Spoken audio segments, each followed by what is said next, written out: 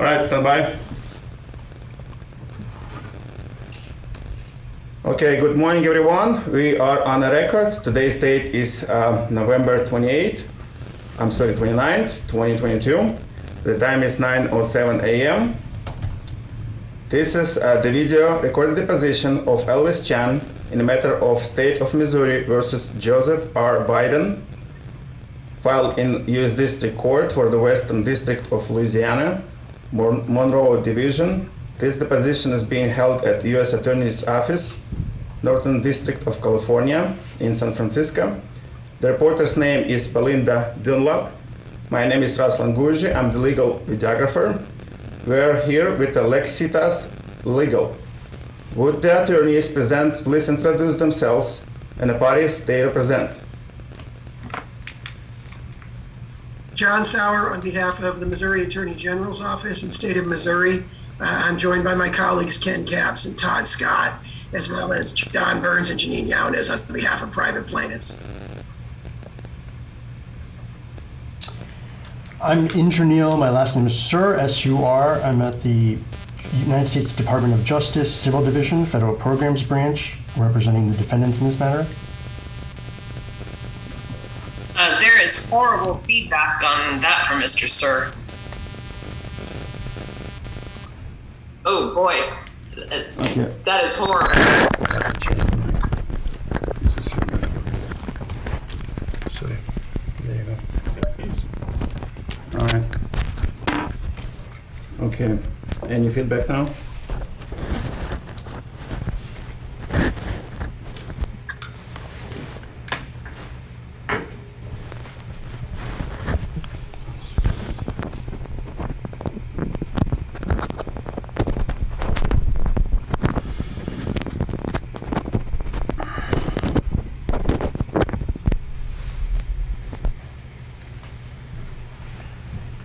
Okay, sorry about this. Exit counsel. I am Indra Neal. My last name is Sur, S-U-R. I'm at the United States Department of Justice, Civil Division, Federal Programs Branch, and we're representing the defendants today. And some of my colleagues are in the room as well. I'm sorry, I'm just announcing myself. I don't know if I'm out of order, though. Berger. Lawrence Berger, I represent Elvis Chan.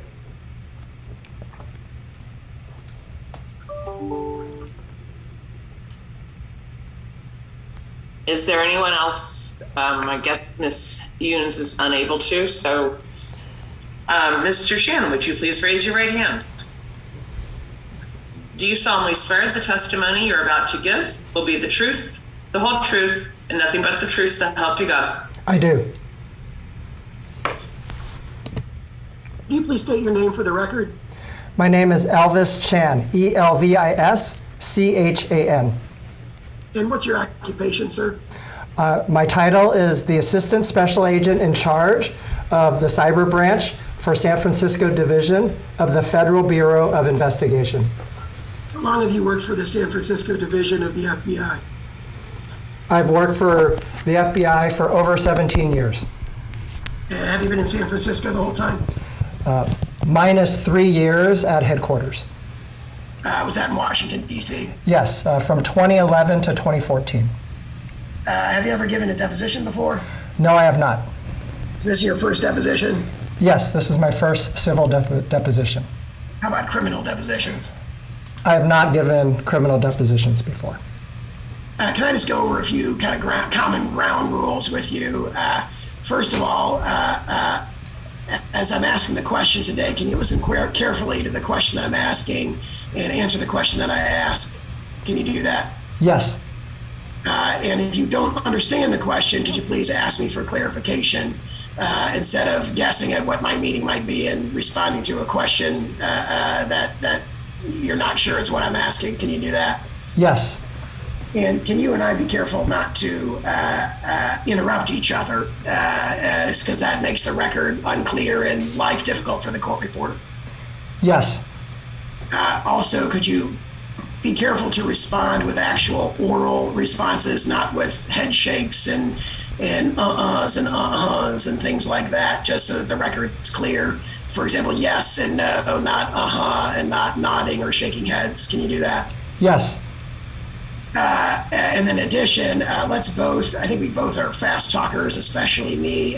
Can we both make an effort to talk slowly enough today so that the court reporter has a chance to take down what we're saying?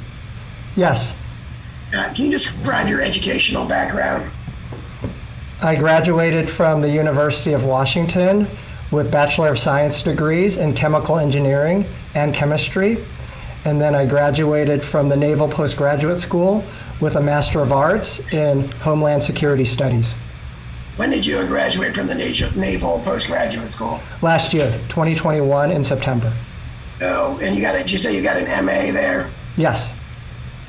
Did you do a thesis in connection with that degree? Yes, I did. What was the title of the thesis? Fighting Bears and Trolls, Russian Disinformation Against the 2020 Elections and the Social Media Companies and U.S. Government Countermeasures. And I'm showing you a document previously marked as Exhibit 1. Is this in fact the copy of that thesis? Yes, that is a copy of that thesis. Okay, and you're listed as the sole author of it there on the first page. That is correct. Okay, and again, as you noted earlier, this is, I think, dated just over a year ago, September of 2021, correct? That is correct. Can you kind of generally characterize what this thesis is about? You know, what's the topic? What are you investigating, researching, or defending? Objection compound. You may answer. Okay, so my thesis, the synopsis of it is I examined Russian malign influence activities, specifically on social media platforms, ahead of and during the 2020 elections. And then I examined the actions taken by 3 social media companies, specifically Google, Meta, which was previously Facebook, and Twitter. And then I also examined the US government's countermeasures against Russian actions. When you say Google, do they operate YouTube? Yes, they do. So your reference to Google would encompass YouTube, investigating these kinds of issues on YouTube as well. That is correct. And if I may add, when I reference Meta or Facebook, I mean all of the Meta associated products, which include Facebook, Instagram, and WhatsApp. Would that include Nextdoor too? It would not include Nextdoor.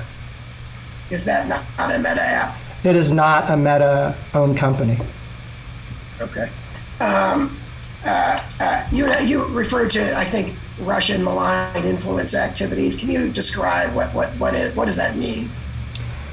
So there are, in my thesis, there are as a description of 2 types of Russian malign influence activities. I'm specifically talking about online activities. The first type of activity is what is known generally as a hack and dump activity. I think the best example I would have of that is the hack of the Democratic National Committee and the DCCC, the Democratic Congressional Campaign Committee, in 2016. Hacking of their servers and then the leaking or dumping of their information on the internet over the course of the 2016 election season. That is one type of Russian malign influence, but I do not focus on that in the thesis. I do reference it. The second type of Russian malign influence that I discuss in the thesis itself is on the social media platforms and on fake news websites that the Russians have created. And is there a connection between those, like the fake news sites, those get boosted up to social media platforms by the Russians? Yeah, from my thesis, I was able to determine that the social media platforms were used to direct viewers from the social media platforms to the fake news sites being controlled by Russian state-sponsored actors. And did those viewers, I take it would include American citizens who are being principally targeted by these activities? Objection vague. I'm not sure, but it would be, I'm not sure of who the viewers would be, but whoever would look at the fake Russian accounts and click on the link or be directed to the website. But I do not know who the specific users are. Does your thesis have evidence that people actually did that? In other words, that people actually clicked through and accessed the Russian fake news sites? Objection compound. So my thesis was based on the report of both the social media companies as well as third parties such as Graphica. So I relied on their analysis of the direct data. Did their analysis indicate that there had been, in fact, that kind of engagement of viewers of the social media accounts to go through to the fake news sites? From both the social media company standpoint, the answer is yes, but in general, I was told that it was a quote unquote low engagement from what they could tell. And then from the third party reports, they did not characterize it as much. They said that they believed that viewers could be directed, but they did not say who the amount were or the percentage of any of those viewers. And did your research indicate a higher level of engagement with the kind of fake social media accounts operated by the Russians than the fake news websites?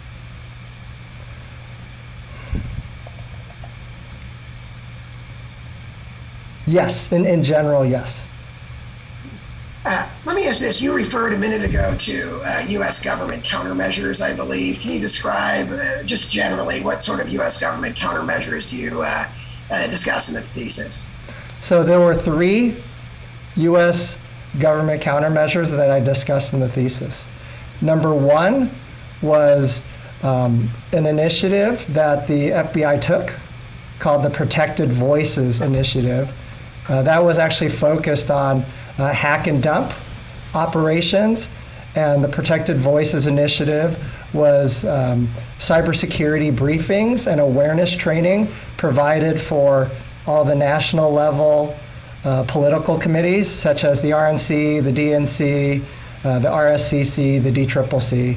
Briefings were provided by our Washington field office, and then briefings were also provided to the vast majority of the presidential candidates for the 2020 election season. I think there were approximately 24 of those presidential candidates that were provided, them and their senior staff were provided cybersecurity briefings. That was one of the measures that was taken. A second measure that was taken was the information sharing with the private sector companies, where we shared both strategic level information as well as tactical information. And then the third measure I think I mentioned in the thesis was that the CISA Act, the formation of the Cybersecurity and Information Security Agency in 2018, and their ability to provide state, county, and local election officials with both grants, federal grants to improve their infrastructure, as well as with cybersecurity training. Okay, that was, you said a lot there, and I just want to ask you a few follow-up questions to kind of unpack it. I think you said the second U.S. government countermeasure was information sharing, is that right? That's correct. I may have the order incorrect. I haven't looked in my thesis since over a year, but yeah. Well, let me ask you this, information sharing, is that information sharing between federal agencies and social media platforms? That is information sharing between the FBI and the, in this thesis, I focus on the 3 social media companies. So specifically, your thesis focuses on information sharing between the FBI and basically Facebook, Google, and Twitter, right? That is correct. Yeah. Is there other information sharing that happens by other federal agencies on issues that relate to this? Objection, lacks foundation, vague. If you know. I am generally aware that other federal agencies want to do private sector engagement, but I am not familiar with the frequency of the information sharing or the type of information sharing. Do you know which other federal agencies do that? Objection, vague, lacks foundation. I am aware specifically that CISA, the Cybersecurity and Infrastructure Security Agency, does information sharing in terms of elections with the social media companies. To the extent you know, what kind of information sharing do they do? All of the information that I have personally witnessed comes through what CISA has called the Industry Working Group. That includes the 3 social media companies I mentioned. And the type of information that they have shared is generally about when the primaries for each state happened, and then to highlight anything that they believe is unique or different from standard or from what is considered normal. For example, like an Iowa caucus is not a normal type of primary.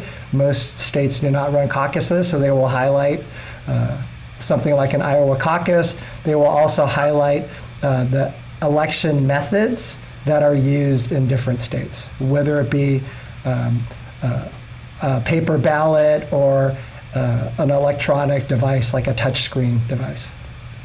And that industry working group, do you personally participate in that? I have participated in several of them. How often do they occur? For the year 2020, I think for the first half of the year, they occurred quarterly. So I think, every 3 months. And then for the last half of the year, I want to say around the June, July timeframe, it moved to monthly. How about in 2022?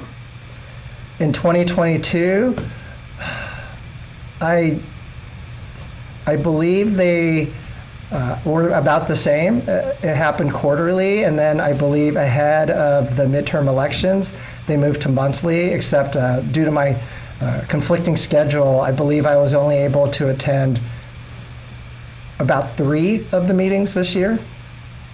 When you say attend, are these all done, by Zoom, or is there a big kind of in-person meeting? I have attended via video conference, and it's not Zoom. It's typically whatever the private sector companies want to use. So I've seen Cisco WebEx or Blue Jeans. Those are the 2 I remember. What companies participate in these meetings? Yeah, several companies participate in these meetings. Which ones do you recall? I do recall. I don't know if that's law enforcement sensitive or not. I don't know if the companies want to be disclosed. Please tell us on the record what companies participate. Meta? Elvis? Yes. Elvis, is it classified or protected? How do you, what's your understanding of the classification of this information? My understanding is that this is sensitive information,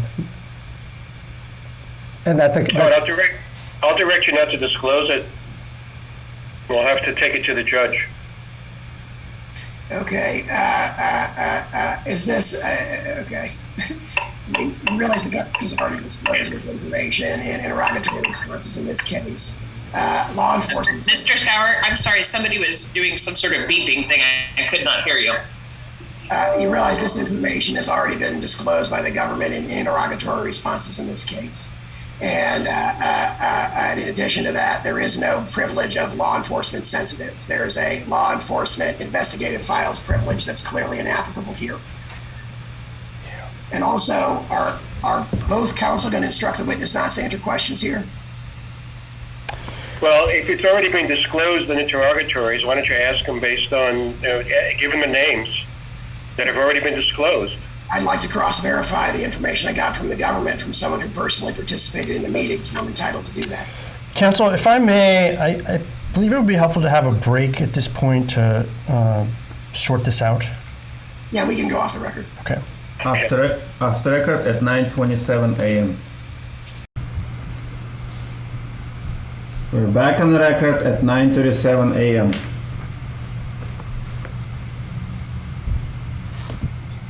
So, counsel, where are we? Are you standing on that objection? I'm going to withdraw the objection. Go ahead. Yeah, thanks. And as a process point, I'm requesting that one attorney object and instruct the witness in this deposition, not two. Now, I have no problem if Mr. Berger wants to flag something for Mr. Sir, but I understand that Mr. Sir is defending the deposition, not Mr. Berger. So if you got an issue, I don't mind if you guys want to talk about it, but I don't want to have multiple witnesses, multiple attorneys objecting and instructing. Can we proceed on that basis from now on? We expect to do so. There may be some exceptional circumstances that warrant a different approach, but that's how we expect to proceed. Yeah, I'm fine taking it up. If things come up that raise an issue, we can raise them. But yeah, anyway, all right. I mean, to be clear, any law enforcement privilege is held by the government, not by Mr. Chan in his personal capacity, and Mr. Sir is the one who's there to represent the government's interests. So, in any event, okay, Mr. Chan, or Agent Chan, who do you recall on the social media platform side participating in these industry working group meetings that you've been testifying about from 2020 and 2022? The companies that I remember attending the meetings are Facebook, Microsoft, Google, Twitter, Yahoo, which may have been known as Verizon Media at the time, Wikimedia Foundation, and Reddit. You remember any others at this time? I think I listed 7. Those were like the regular participants that I can remember. How about on the U.S. government side? What agencies were represented at these meetings? At these meetings, CISA is the host and facilitator for the meeting. They also invite another component of Department of Homeland Security called Intelligence and Analysis, INA, so DHS INA, I know attends. The Office of the Director of National Intelligence, ODNI, attends. And then from the FBI, there is typically a representative from the FBI's Foreign Influence Task Force, which you will hear me abbreviate as FIDF regularly. And then I attend from FBI San Francisco when I am available. And why are you included in particular? The reason that I attend these meetings is because the way the FBI works is FBI field offices are responsible for maintaining the day-to-day relationships with the companies that are headquartered in their area of responsibility, which I may occasionally abbreviate to AOR. And all of the companies that have been listed, with the exception of Microsoft, are all headquartered in FBI San Francisco's territory. Where's Microsoft headquartered? They are headquartered in Redmond, Washington. And then on the CISA side in particular, what individuals participate in these meetings? Typically, there are senior level, what I believe are senior level officials. The two that I specifically remember are Matt Masterson and Brian Scully. Is that Matt Masterson? Yeah, Matthew Masterson and Brian Scully are the two regular attendees, and they're usually one or both of them. Either one of them is usually emceeing the meeting. Brian Scully, do you know him personally? I know him just through work. I only know Mr. Masterson through work as well. When you say you know him through work, did you work together on anything other than these meetings? So we have met, I want to say I've met in person with each of those individuals twice in person, but they're primarily through either the preparatory calls for these meetings that they're hosting or the meetings themselves. So you work with CISA in preparatory calls for these industry working group meetings? Yes. And in that connection, you've met Brian Scully and Matt Masterson, correct? Yes. And Brian Scully is involved in kind of leading or emceeing these meetings, is that right? Objection vague. Or is he the leader of the meeting when it convenes? For the 2020 election cycle, Mr. Masterson was he was primarily the facilitator. Ahead of the 2022 midterm elections, Mr. Scully has been the primary facilitator. Was that because Mr. Masterson left CISA in the intervening time? Yes. Do you know where he works now? Yes. I believe he works at Microsoft now. Do you interact with him now as a representative of a tech company? Objection vague. I have only interacted with him on 2 occasions. One was when he showed up at one of the more recent industry meetings ahead of the 2022 midterm elections. That is when I discovered that he went to Microsoft, and then I asked him to send me his new contact information during the call, and then he sent me an email and provided me with his new contact information.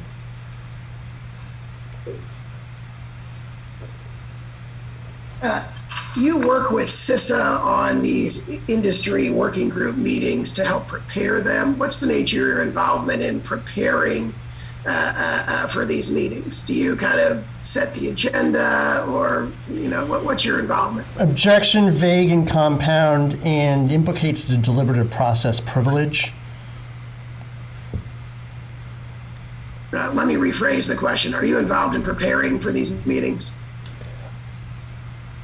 No, I participate in the preparation meetings, but I do not provide any agenda items. You remember anyone else at CISA besides Mr. Scully and Mr. Masterson who participates in these meetings? I don't recollect any other people's names at this time. Were there others who participated, but you just don't remember who they were? Yes, that is correct. Okay.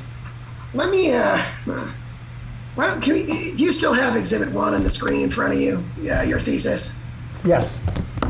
Yeah, so let's turn back to that for a little while. And if you could, I'm going to scroll ahead to your abstract on page 5. Can you see that clearly?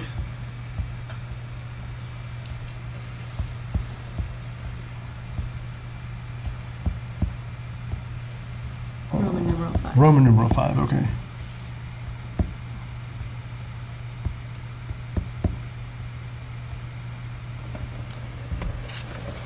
Yes, I see it now. And can you see it also on the screen share as well as on the iPad? I want to make sure you can see the document both places as we go forward today. I can see the bottom half of one paragraph, and then, okay, now I see, I see the bottom paragraph of the Actually, abstract. can I direct your attention to this sentence here in your abstract that I'm highlighting? I guess actually for context, if you can see above, actually, just focus on that sentence.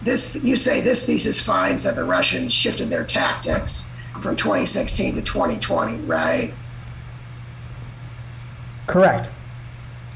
And then you say still the U.S. government and social media companies effectively impeded their influence campaigns primarily through information sharing and account takedowns, respectively, correct? Correct. What do you mean by information sharing here? So information sharing is meant, as I mentioned previously, there are 2 types of information that the U.S. government, specifically the FBI, shares with the social media companies. The first type of information is strategic information, which discusses the tools, tactics, or processes, shortened to be TTPs, used by the Russians. The second type of information shared by the US government is tactical information. And when I mean tactical information, I specifically mean indicators or selectors. Both of those are a term of art within the cybersecurity industry. And indicators or selectors include IP addresses, email accounts, social media accounts, website domain names, and like file hash values. Sorry, say the last thing. What kind of hash values? File, like electronic file hash values. Okay, and so I take it the strategic information is kind of high level advice to the social media platforms about the kinds of campaigns the Russians might be conducting. Is that fair to say? Objection lacks foundation. I would not characterize the information we share as advice. Okay, then in that case, it's sort of is it high-level general information about what FBI understands the Russians are engaging in when it comes to social media influence campaigns? Objection lacks foundation. Yes. And then on the go ahead. Sorry, go ahead. I can provide an example if that would be illustrative. That'd be super helpful. Please do. Ahead of the 2020 elections, through our investigation of the Internet Research Agency, we discovered that they were trying to set up base, as it were, or set up offices in Western Africa. We shared this type of strategic information with the social media companies.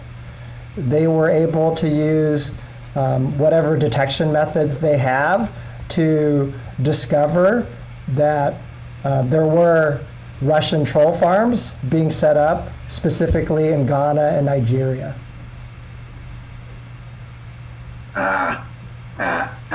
Okay, and you mentioned earlier that tactical, that would be strategic information. That would be strategic. To summarize, an example would be, we believe the Russian troll farm, specifically the Internet Research Agency, is trying to make inroads in Western Africa. Gotcha. And then tactical information would be much more specific. Here are specific, I think you said IP addresses, websites, social media accounts that are actually, FBI has concluded are being operated by the Russians. Is that what tactical information is? That is correct. And so is there information sharing from the FBI to social media platforms providing that kind of specific tactical level information? Yes, there is. And I think the sentence that I've highlighted in your thesis goes on to say immediately information sharing and account takedowns. Does account takedowns refer to the social media platforms kind of taking down those social media accounts when the FBI identifies them as being operated by Russian actors? Objection lacks foundation. So the FBI shares information with the social media companies, no strings attached, so that the social media companies can protect their platforms as they deem appropriate. And from what I have observed and what they have told me, when we have provided them with high confidence of Russian selectors, they have been able to discover fake Russian accounts and take them down. You don't control what they do, correct? I do not control what they do. But you provide them with information that they don't have about the source of certain, you call them selectors or social media accounts, correct? Correct. And when you provide them with that information, they take it and they pull down those accounts, at least sometimes. Fair to say. Objection lacks foundation. If I can clarify, what they do is they take the information that we share, they validate it through their own means, And then if they determine that these are accounts being operated by Russian state-sponsored actors, then they have taken them down. Okay, and that's, I take it, part of the point of your sharing the information with them, right? So that they can assess and evaluate, and then ultimately, if they agree with your conclusion, take them down, correct? Correct. In other words, part of the purpose of the information sharing on the FBI side is to have the inauthentic Russian accounts taken down so that they're not influencing political discourse in the United States, correct? Objection, lacks foundation and calls for speculation. I would characterize it as the FBI provides information to these companies so that they can protect their platforms as they deem appropriate, and they can take whatever actions they deem appropriate without any suggestion or interference from the FBI. But my question is a little different, which is my question is, part of the purpose from the FBI's perspective is to give them the tools to assess and potentially take down accounts that the FBI has deemed to be inauthentic, correct? Objection, lacks foundation, calls for speculation. You may answer. So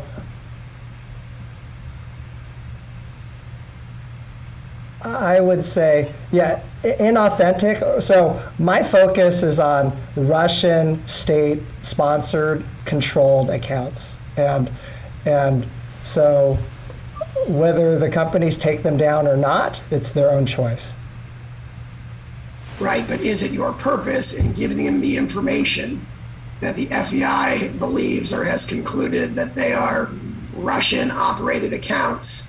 Is it your purpose to equip them to take them down if they end up agreeing with your assessment? Objection, lacks foundation, calls for speculation.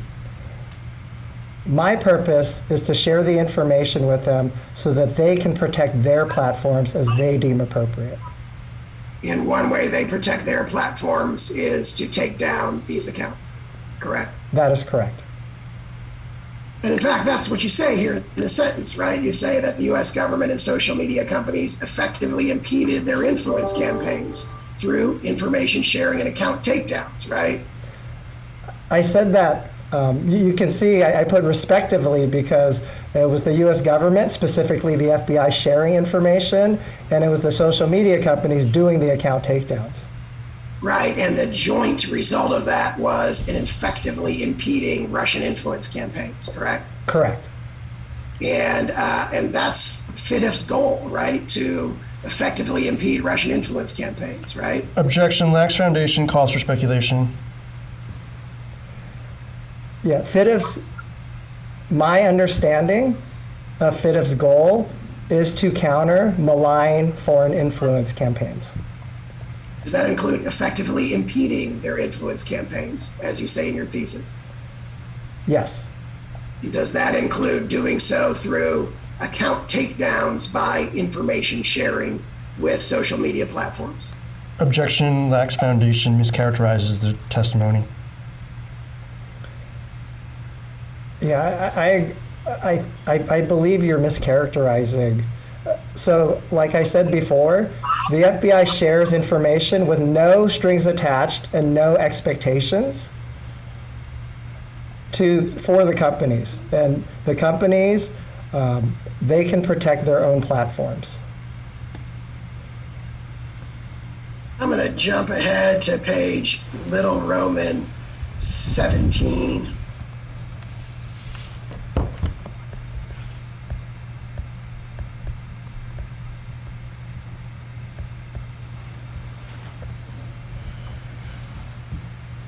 And you see there, Indranil, it's going to be on page 19 of the PDF. You see that? Yep. Yeah, we're on it. Okay, and I believe this is the kind of summary section of your thesis. You talk about, in this paragraph here that begins with the U.S. government's response that I've highlighted, do you see that? Yes. And you say the U.S. government's response to the Russian influence campaign appeared more robust before the 2020 elections than in the 2016 or 2018 elections, correct? Correct. And then in the next sentence, you say the most important actions taken by the U.S. government may have been information sharing with the social media companies to expose Russia's different operations and shut down its accounts, correct? Correct. So the information sharing was done, quote, to expose Russia's different operations and shut down its accounts, right? Correct. And then its refers to Russia, right? So to expose Russia's different operations and shut down Russia's accounts, correct? Correct. I'm going to jump ahead a few pages to page XXII. And Indranil, if you're following on your iPad, that's going to be page 24 of the PDF.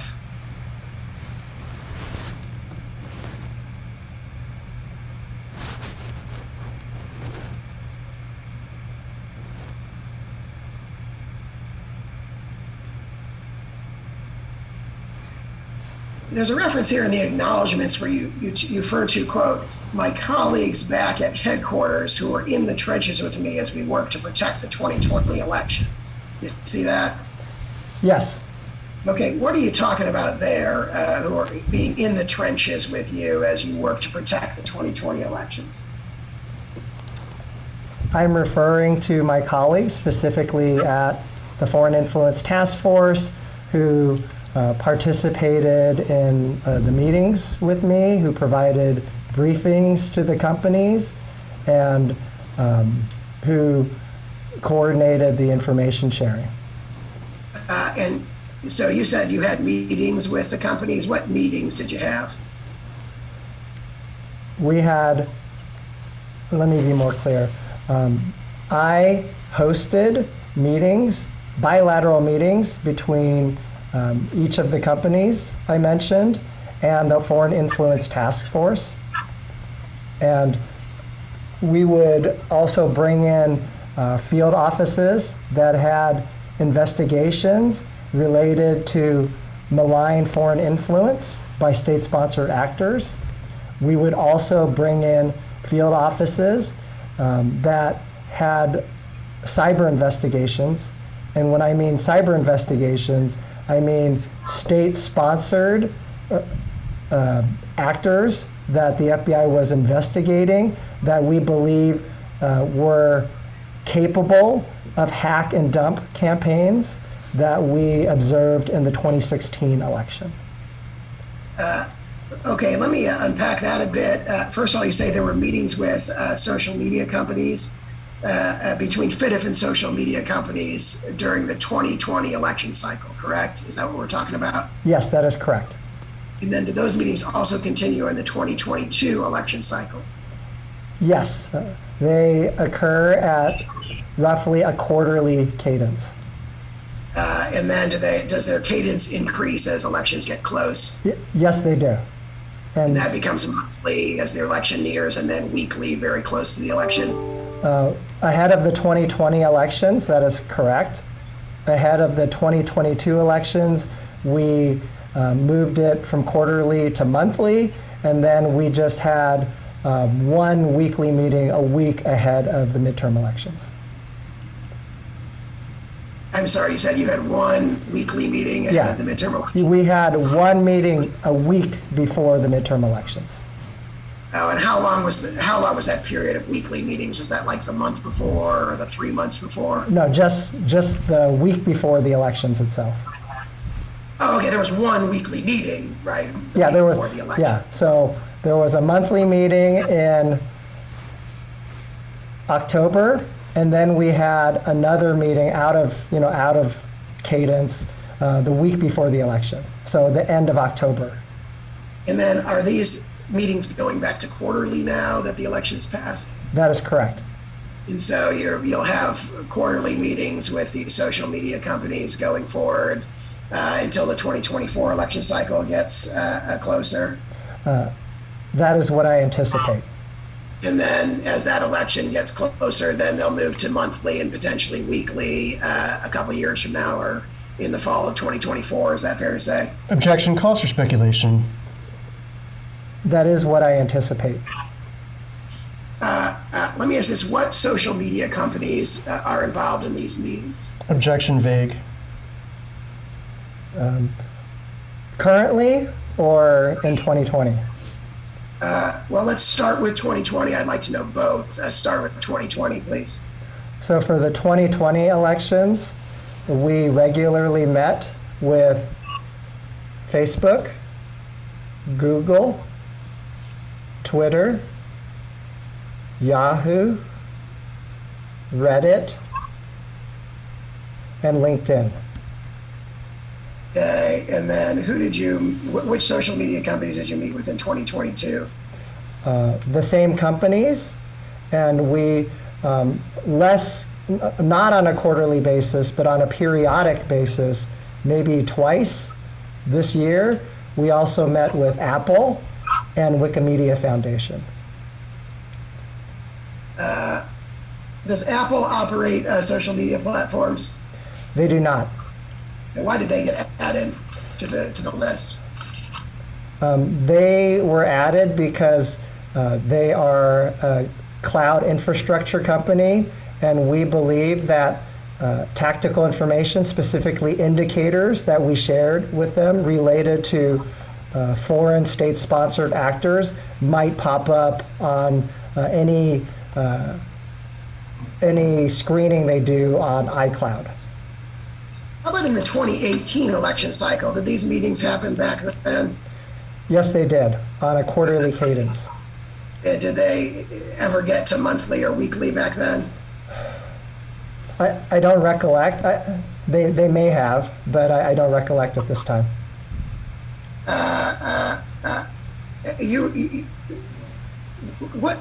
Let me ask this, what kinds of people are you meeting with at these social media platforms? Is this members of the trust and safety teams at these platforms? Objection vague. There are typically two types of people that we meet at these companies. And when I mean types, I mean roles. So as you mentioned, one role of person that we typically meet is a trust and safety or site integrity or cybersecurity, so a security function person or team of people. And then we meet with their attorneys too. So typically there is a security counsel or a trust and safety counsel. And those trust and safety and site integrity teams, they're responsible for defending those platforms from kind of hacking attempts and things like that, right? Objection vague, assumes facts not in evidence. That is my understanding. And then they're also, I take it, in charge of enforcing the terms of service or the content modulation policies at those platforms. Is that right? That is my understanding. Let me ask you this. With respect to Facebook, who do you meet with from the trust and safety team?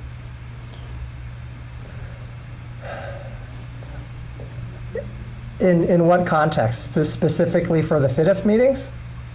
Well, let's start with those, and then I'll ask you about other contexts. Yeah, and these sort of quarterly, monthly, then weekly cadence meetings we've been talking about.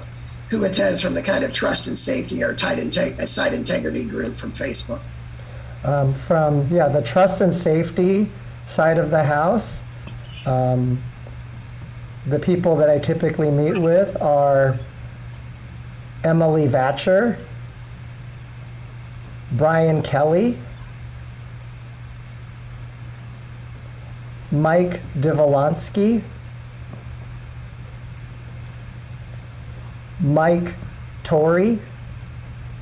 Those are the senior level officials. They're either manager or director level officials, and typically they have investigators or analysts under them, but that's kind of rotating and on an ad hoc basis, on an as needed basis. I don't recollect the names of most of the analysts. And do you interact with Facebook employees in other contexts? Objection vague. Yeah, the majority of my interaction with Facebook is not in the disinformation or malign foreign influence realm. It is actually for things related to my to the cyber branch, which are specifically cyber investigations. How about Twitter? Who do you meet with at Twitter when it relates to disinformation and malign foreign influence operations? The same as with Facebook, I meet with trust and safety / site integrity people, and then I meet with their security councils. And then what human beings at Twitter from the trust and safety / site integrity group do you meet with? The head of site integrity until the day after the midterm elections that I met with was Yoel Roth. And his senior manager is Will Newland, but they have both told me they are no longer with the company. Do you have any new contacts at Twitter now? I was provided their counterpart in the Dublin, Ireland office, and I believe his name is Aaron Roderick. I have only exchanged like 2 emails with him. So, but up until quite recently, your principal trust and safety contacts at Twitter were Yoel Roth and Will Newland. That is correct. They're both senior or management level officials in site integrity or trust and safety. That is my understanding. Anyone else at Twitter that you would participate in meetings that relate to malign foreign influence or disinformation? Yes, on the attorney side, they regularly had several security councils attend, and the senior official at the time of the 2020 elections was Angela Schurer, but she is also no longer with the company. Okay. And then how about Google? Whom do you do you meet with at Google about disinformation and malign foreign influence activities? On the site integrity / trust and safety side, the senior director of that group is Shane Huntley.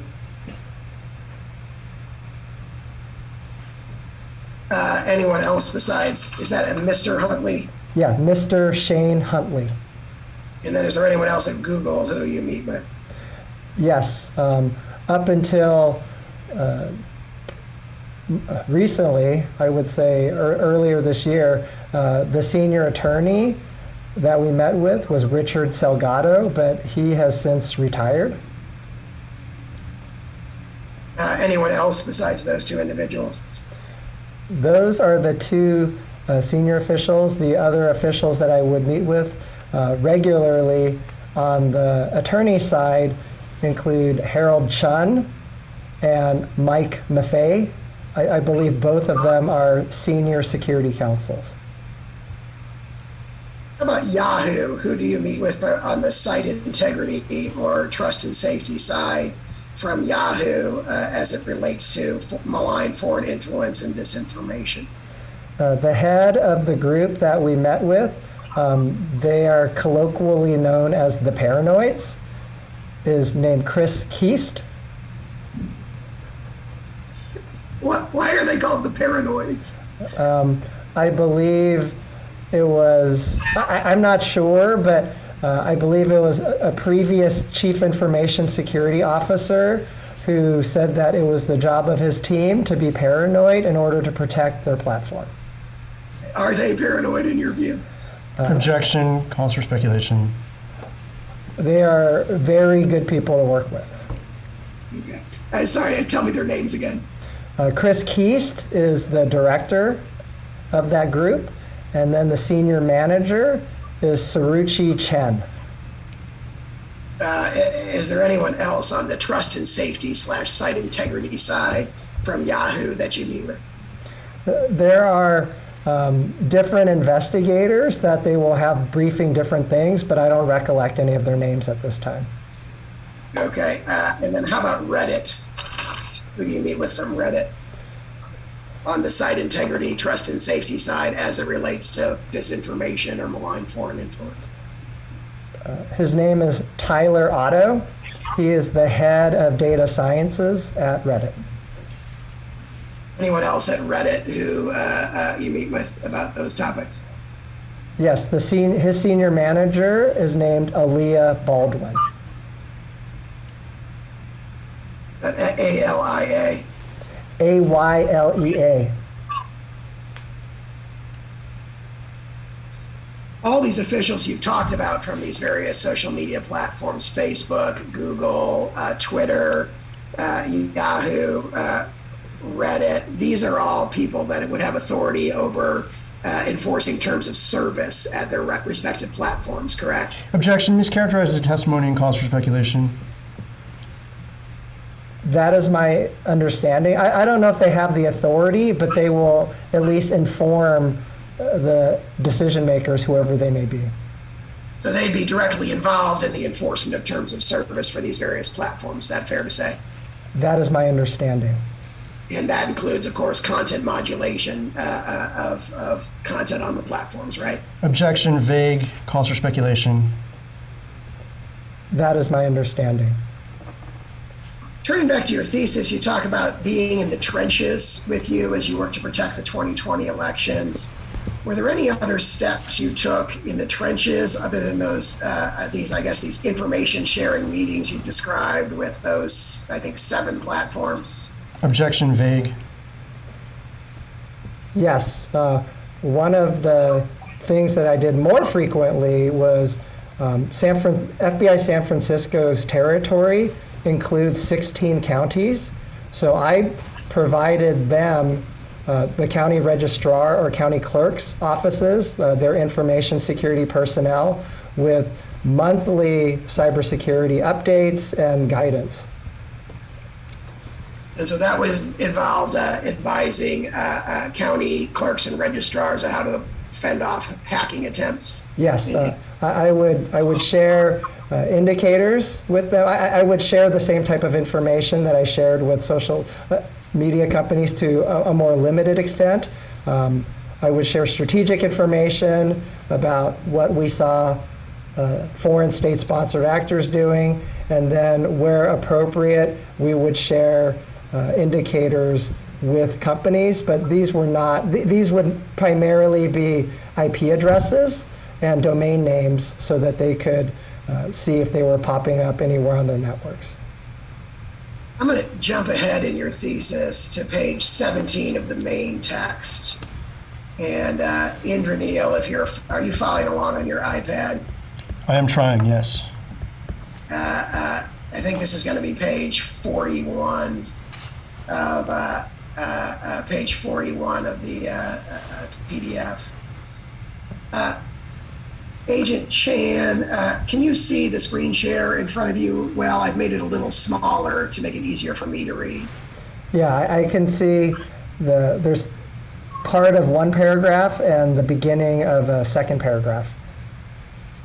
Can you see there's you refer to DiResta there near the top of the page. Do you see what I've highlighted? Correct. Who's DiResta? Renee DiResta is a researcher at the Stanford Internet Observatory. So do you know her personally? I have engaged with her on phone calls. What were the nature of those phone calls? The nature of those phone calls were actually related to threats being directed at her, as well as about Russian disinformation. So threats being directed at her, you mean someone had personally made threats at her, and you were, as an FBI agent, relating to that with her. Is that fair to say? Yeah, that is correct. And the threats would be, the threats were online. Go ahead, sorry, I didn't mean to interrupt you. The threats were of an online nature that were, that she was concerned may be state-sponsored in nature. Oh, okay. And that, what was the second thing that you said you engaged with her on? Just broad conversations about Russian disinformation. Yeah, what did you say to each other about Russian disinformation? I was mostly in listening mode, and I would ask her for her thoughts about what she was seeing from the Internet Observatory. Did you have these conversations in connection with writing your thesis, or was it in connection with your work as an FBI agent in the field? It was connected to my work as an FBI agent in the field. When did you talk to Rene DiResta?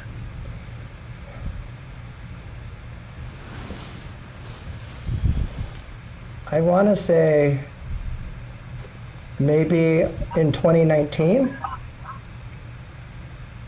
Was that the only time? Yeah, I can only recollect 2 phone calls that I had with her. And those would have been in 2019? Yes. Do you know why you called her? She called me on the first call Why did she call you? She had been given my contact information by the head of the Stanford Internet Observatory, and she was concerned about Russian actors either providing her or giving her online threats or potentially swatting her. Okay. Who's the head of the Stanford Internet Observatory? Alex Stamos. Do you know Mr. Stamos? I do. How do you know him? I know him from his time as the chief security officer for Facebook. Was he one of the Facebook officials that you interacted with in your professional capacity as an FBI agent when he was there? Yeah, when he was there, but he was not, and he left before the 2020 election cycle. Was he involved in any of the meetings you've talked about where malign foreign influence activities were discussed? He was involved in a few, but he left it to the people that I mentioned who reported to him. So when did he leave Facebook? I can't remember, but it was ahead of the 2020 election cycle. So before, you think he would have left before 2020 began or during 2020? I think he left well before 2020. I think he left after the midterms, but I can't remember. You mean the 2018 midterm? I'm sorry, yeah, the 2018 midterm elections. Okay. Have you had any discussions with Mr. Stamos since he left Facebook? Yes, but not about Russian disinformation. Generally, what have they been about? Cybersecurity and trust and safety. What is trust and safety? Trust and safety is protecting platforms from hacking and,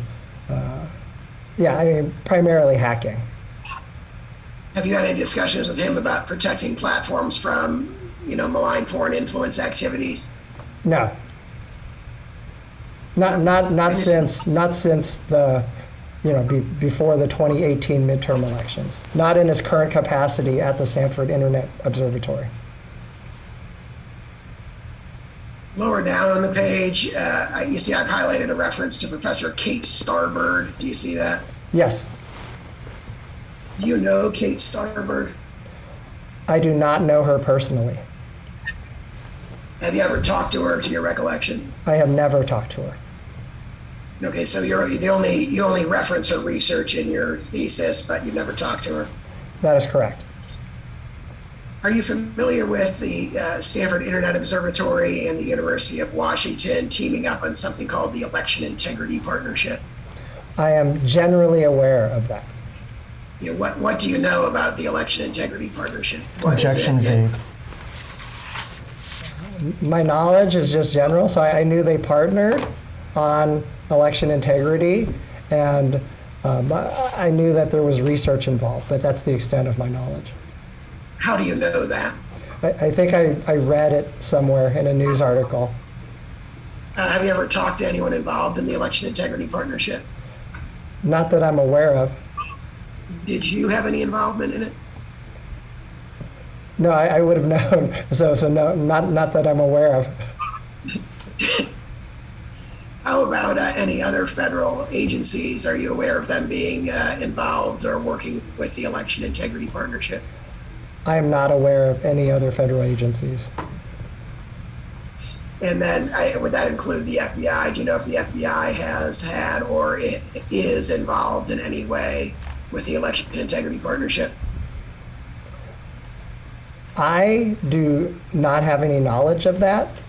However, I know that my colleagues at FBI headquarters regularly meet with researchers much more frequently than I do.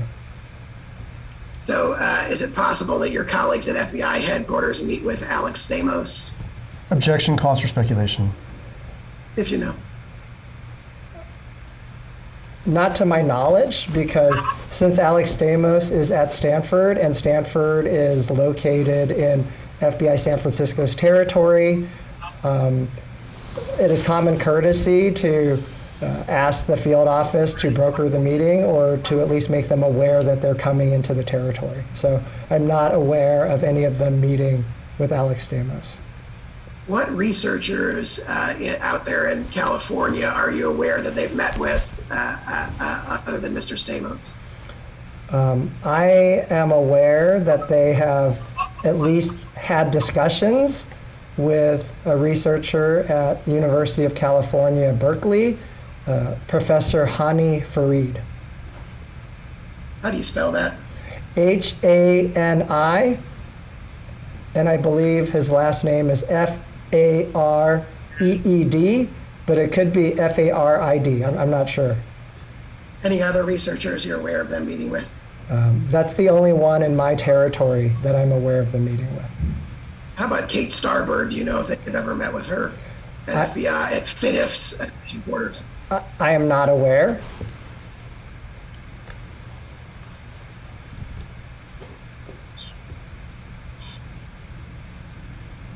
I want to jump ahead in your thesis to page 25.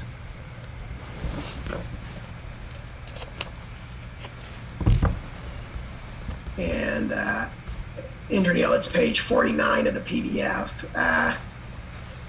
Earlier, Agent Chan, you testified that there's kind of two kinds of Russian influence operations that you discussed in the thesis. I think you referred to hack and dump operations, right? That's correct.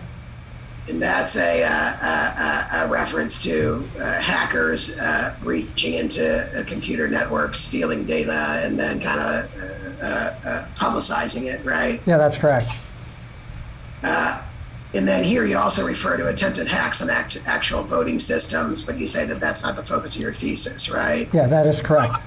And then here, I think in this next paragraph, where you refer to online social media influence campaigns, that's what your thesis actually focuses on and discusses, right? That is correct. At a high level, can you describe what sorts of online social media influence campaigns have been conducted by the Russians? So, broadly speaking, they have, and when I mean they, I mean the Internet Research Agency and other Russian state-sponsored actors have created fake social media accounts, and they have either generated disinformation themselves, or they have amplified existing content from current users of the social media platforms. So they generate their own disinformation. What does that entail? So they make their own content. Okay, so can you give us a specific example of what that might look like? They will make their own Facebook postings. They will copy other people's Facebook postings, and they will. I mean, when I say content, they try to find what are the hot button or current issues in the news around the time frame they're looking at, and then they will try to either generate content themselves related to that, or they will amplify existing content. Okay, so they might say, hey, suppose there's a hot button issue, and they'll create some inflammatory Facebook post and push that out into social media. That's one thing they do. Yes. And then I take it the goal there is they're trying to get ordinary, real people on social media, including Americans, to kind of interact with or engage with that content, right? Objection vague calls for speculation.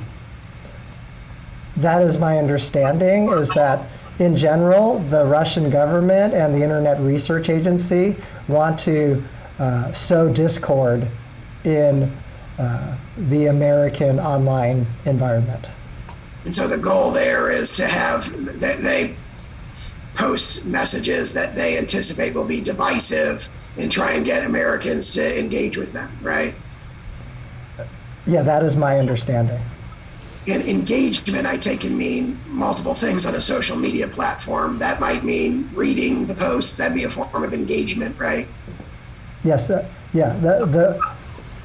So the companies, I use the company's definition, and when they say engagement, they mean different things as well. Like you said, viewing is one of the types of engagement, and they will let us know, hey, Elvis, you shared this IP address with us. We found these accounts, and they had low-level engagement. And when I ask, what is low-level engagement, they will typically characterize it as, oh, there was, a dozen views. Okay. Whereas a high-level engagement might be 1 million views, right? Yes. Or 100,000 views might be a high-level engagement, fair to say. Yeah, that's fair. And then, liking or disliking a post is another kind of engagement. Is that fair to say? For the Facebook and Instagram platform specifically. Yeah, and then doesn't Twitter have a kind of function that you can kind of express approval or disapproval in that way? Yeah, I believe so. What's that? Do you know what that's called? I can't remember the name for it. But it's the equivalent of liking something on Facebook. You can, like a tweet, essentially. Is that fair to say? Objection, vague. I would assess them as being similar. Yeah, and then there's and then obviously reposting it is another form of engagement, right? That is correct. And also there's reposting it with commentary as well, right? That is correct. I take it these are all forms of engagement that these social media influence campaigns that you're referring to in the thesis are kind of designed, at least they're trying to get people to do that, regular, kind of real users, not bots. The Russians are trying to get people to engage on their divisive content, right? Objection calls for speculation. Yeah, so it is my opinion that, based on what I know, that is what the Russians are attempting to do. And I take it from your thesis that they met with mixed success in these efforts, right? In some of their efforts, they were highly effective in getting high levels of those kinds of engagement, whereas others, it would kind of fizzled. Is that fair to say? Yes, I would say it was hit and miss. And I think in your thesis, you talk about how in 2016 they had high levels of success, right? Because there were essentially no countermeasures taken by social media platforms. That is correct. And I think you cite examples of situations where there are Russian-originated content with hundreds of thousands, or I think you talk about millions of Americans interacting with it, liking it, disliking it, reposting it, and all that. Is that fair to say? Objection, compound. That is for the 2016 election cycle.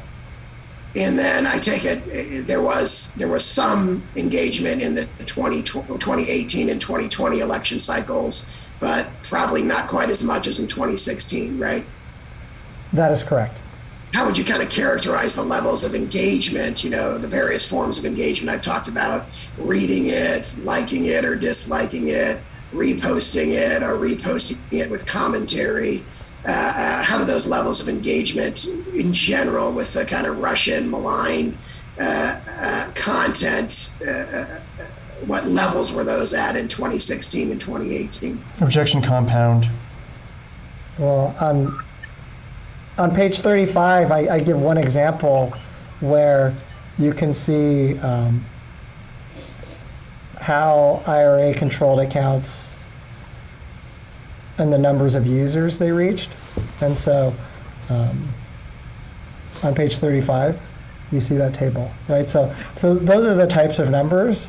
And then After that, when we compare it to 2020, it's less. So Okay. those are the numbers that were, provided. I think these, I footnoted, but it's from the special counsel's report.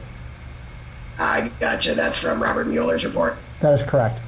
And that indicates that there were really a very high level of number of users reached. For Facebook, 126 million users reached by 2016 Russian messages, fair to say. Yes. And I take it, some subset of those people are reading it, or at least clicking on it to read it. Is that fair to say? Yeah, so the number of users reached, my interpretation is that is views. Gotcha. Views, yeah. And then some of them, we just don't know how many, but some of them would have liked it or disliked it, fair to say. Yeah, I have no idea how many would have liked it or disliked it. And then some may have reposted it, right? They may have, but I don't know. And then that Twitter figure shows, what is it, about 1.4 million Twitter users were reached by these activities in 2016. Yes, that is correct.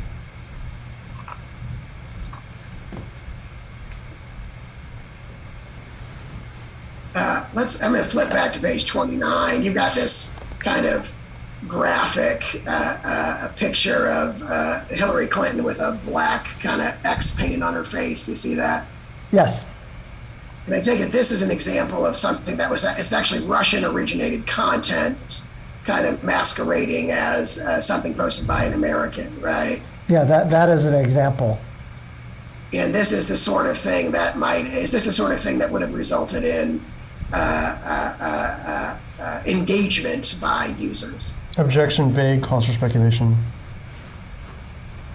Well, from this one, there appeared to be 763 reactions. You know what reactions means? Is that liking and disliking, or is that something else? I'm not familiar. So that might mean liking or disliking, but it might also mean reposting. Yeah, I don't know. So at least 763 people for this example did something more than just reading it, right, or viewing it. Objection, calls for speculation. Yeah, I don't know what a reaction means. It could just mean viewing it, but it could mean taking some further action. And then next to that, 76 people commented on this, right? Yes. And then those comments are people presumably saying something, whether they agree or disagree or just want to say something about this kind of political ad, fair to say? Objection, calls for speculation. Yeah, I don't know what the nature of the comments are, but your characterization is probable.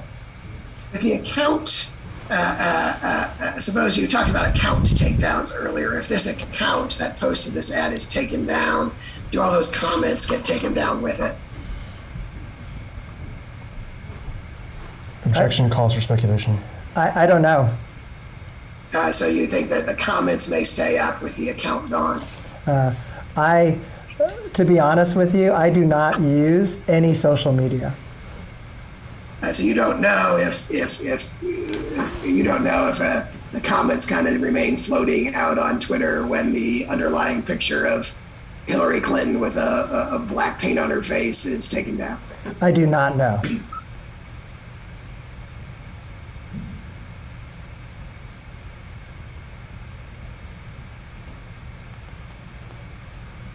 Turn to the next page of your thesis,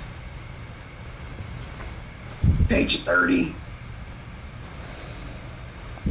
Here in this subsection A, you talk about the IRA social media activities, right? Correct. Okay, and the IRA is the Internet Research Agency, right? In this context, correct. Yeah. Not in the Ireland separatist context.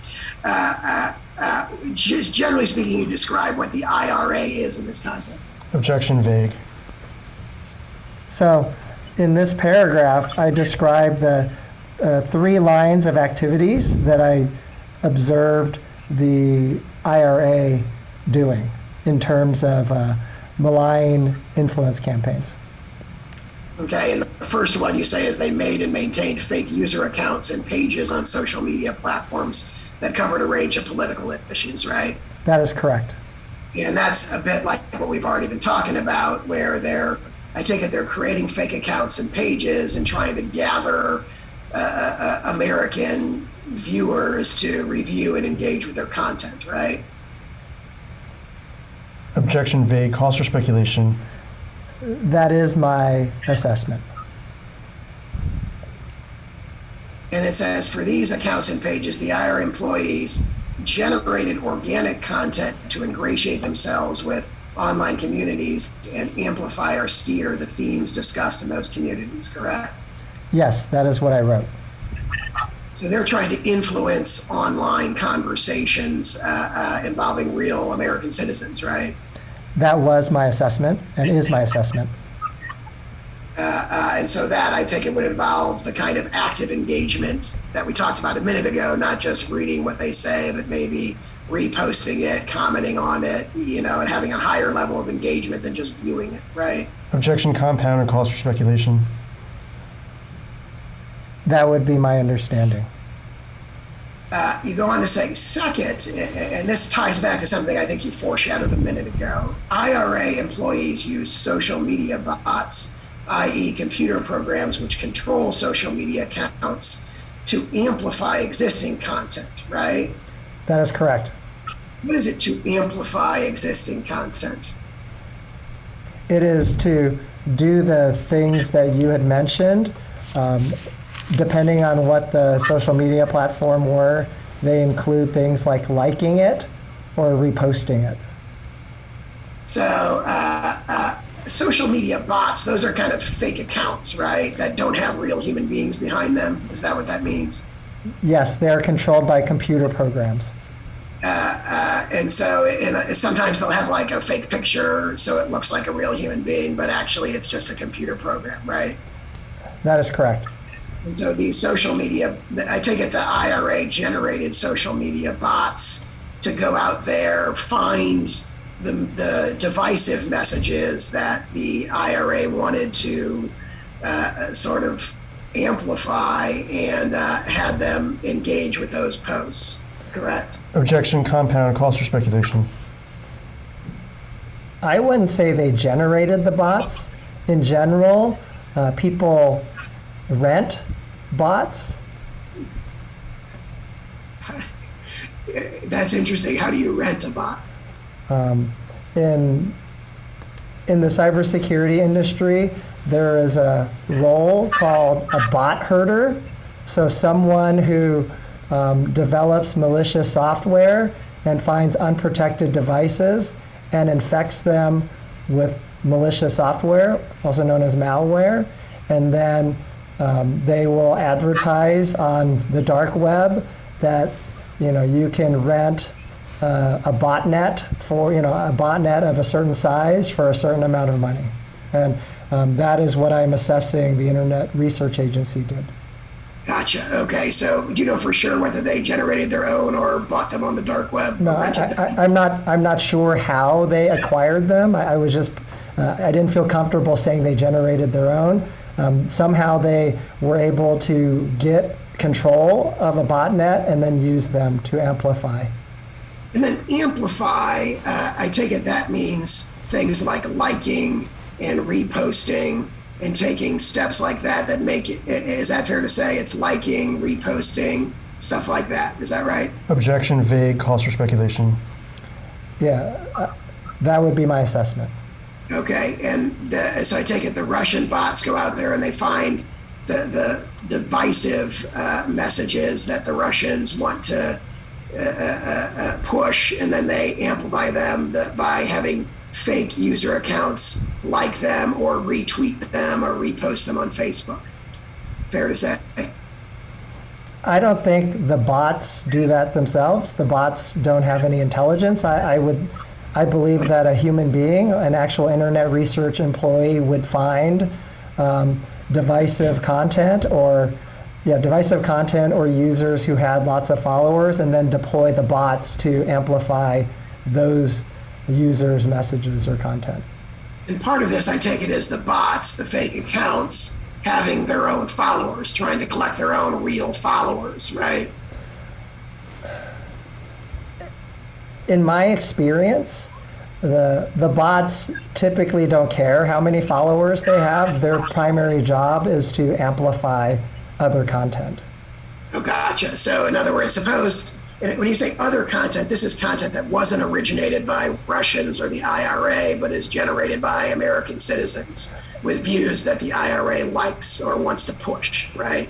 Objection vague, calls for speculation, assumes facts not on evidence. By other content, I mean content not generated by the bots. Because That's what you mean. bots will generate their own content, but it's usually nonsense talk or just like random images, but that's what I meant by other. Right, and then and I think that's what you referred to in the previous sentence as organic content, right? Yeah, organic content, I mean that it is actually generated by Internet Research Agency employees. Oh, okay. So existing content in this sentence that I've highlighted is different than organic content. Existing content is stuff that's already out there on the social media platforms. That is correct. That'd be stuff that can be posted by other users or come from any other source, but it's just stuff that they like and they want to push those messages, right? Objection vague, compound. Yes, I mean not generated by the Internet Research Agency. That is what I mean by other content. If a bot that's operated by the Internet Research Agency were to repost like an American citizen's tweet or Facebook page, and then that bot account were taken down or shut off, would that reposting or amplification of that message then go away? Objection compound and hypothetical. If you know. I don't know. So if, suppose there's John Smith, who's a American citizen who posts a aggressive pro-Second Amendment message, and the Russian bot identifies that as something to amplify and retweets it. And then the Russian bot account is shut down. There's an account takedown. Does that retweeting of John Smith's pro-Second Amendment message go away from Twitter if there's no account there anymore to retweet it? Objection hypothetical, calls for speculation, assumes facts not on evidence. If you know. Yeah, I don't know. I don't know what happens to the retweet.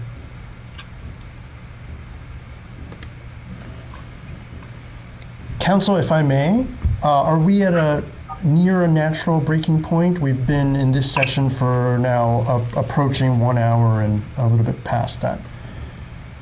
Might we take a break if? Yeah, now is as good a time as any. Okay, thank you. Off the record. Okay. Off the record at 10:45 a.m.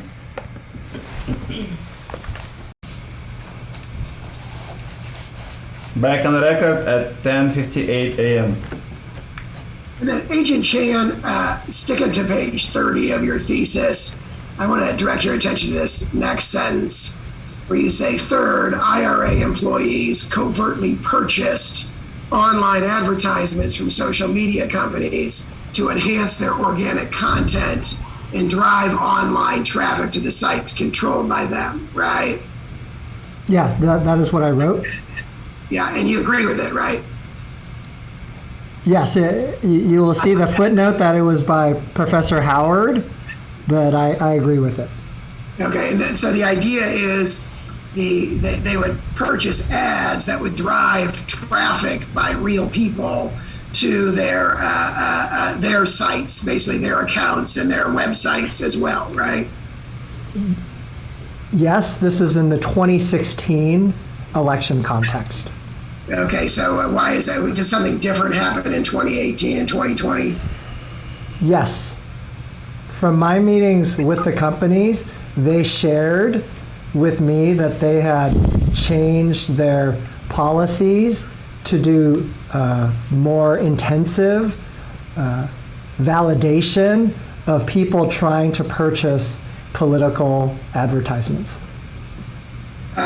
and so it was harder for them to buy ads, basically, in the later election cycles.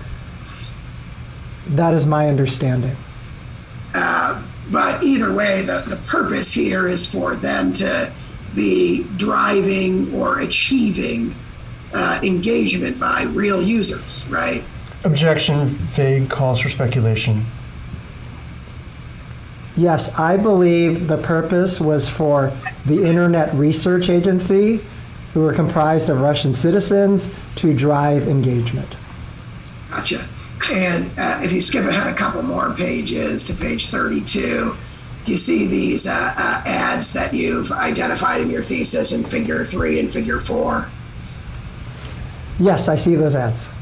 And then these are, I take it, you talk about how they have like left-wing content that's actually designed to depress voter turnout among minority communities, right? This was what the research that I reviewed said. Yeah, and you look at figure 3. Well, let me ask you this. You talk about the research you reviewed. You also are personally involved in this, quote, in the trenches, right? Objection, vague, misstates the record. Can you clarify that question? Let me ask this. Is the research, you said this is what your research indicated. Is the research in your thesis consistent with your experience as an FBI agent who deals with disinformation and malign foreign influence campaigns? So the research, to include this reporting from the House Permanent Select Committee on Intelligence, as well as what was conveyed to me by the social media companies, was this content. I would otherwise not know, because I mentioned to you, I do not go on any social media platforms myself.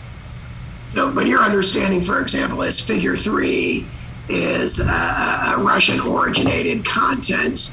Your understanding of that is based on information obtained from the social media platforms or from other federal government officials, correct?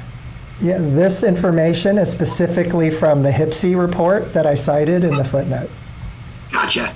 And just looking at this, for example, in figure 3 on the right, there's a Black Matters ad, correct? Yeah, figure 3, Facebook political ads targeting black voters. And that one indicates that 223,799 people had liked it, right, on Facebook? Yes, that is what the image on the right says. And so that'd be a high level engagement based on what you said earlier, right? I would not consider 223 views as being high. So is it 223,799?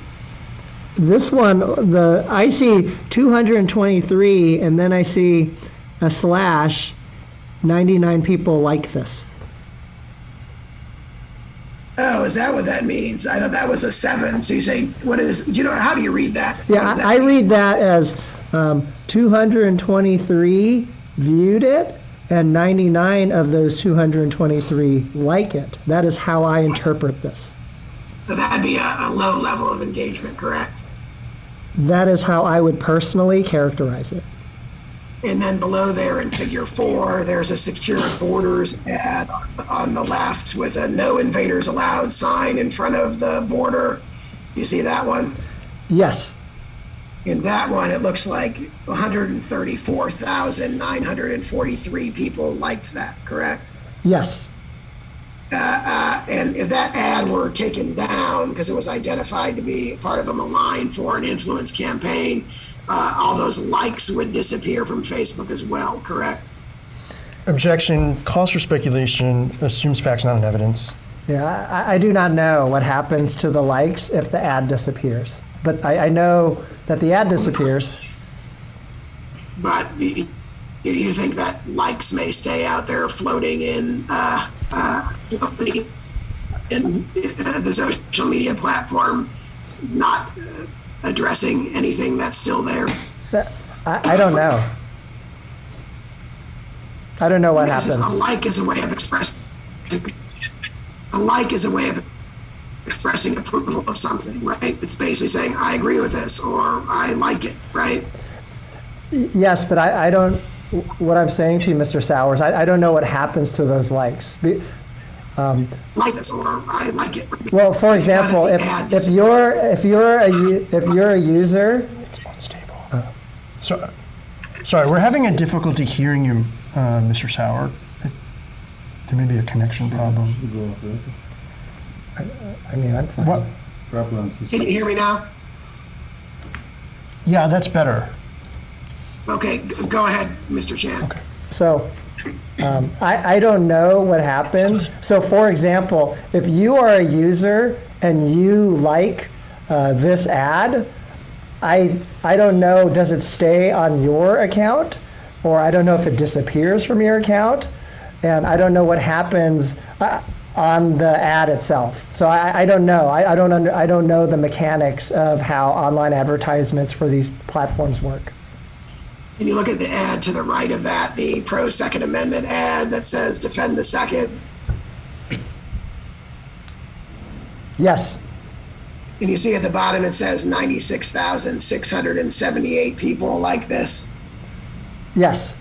Would that be a high level of engagement? I would characterize that as high.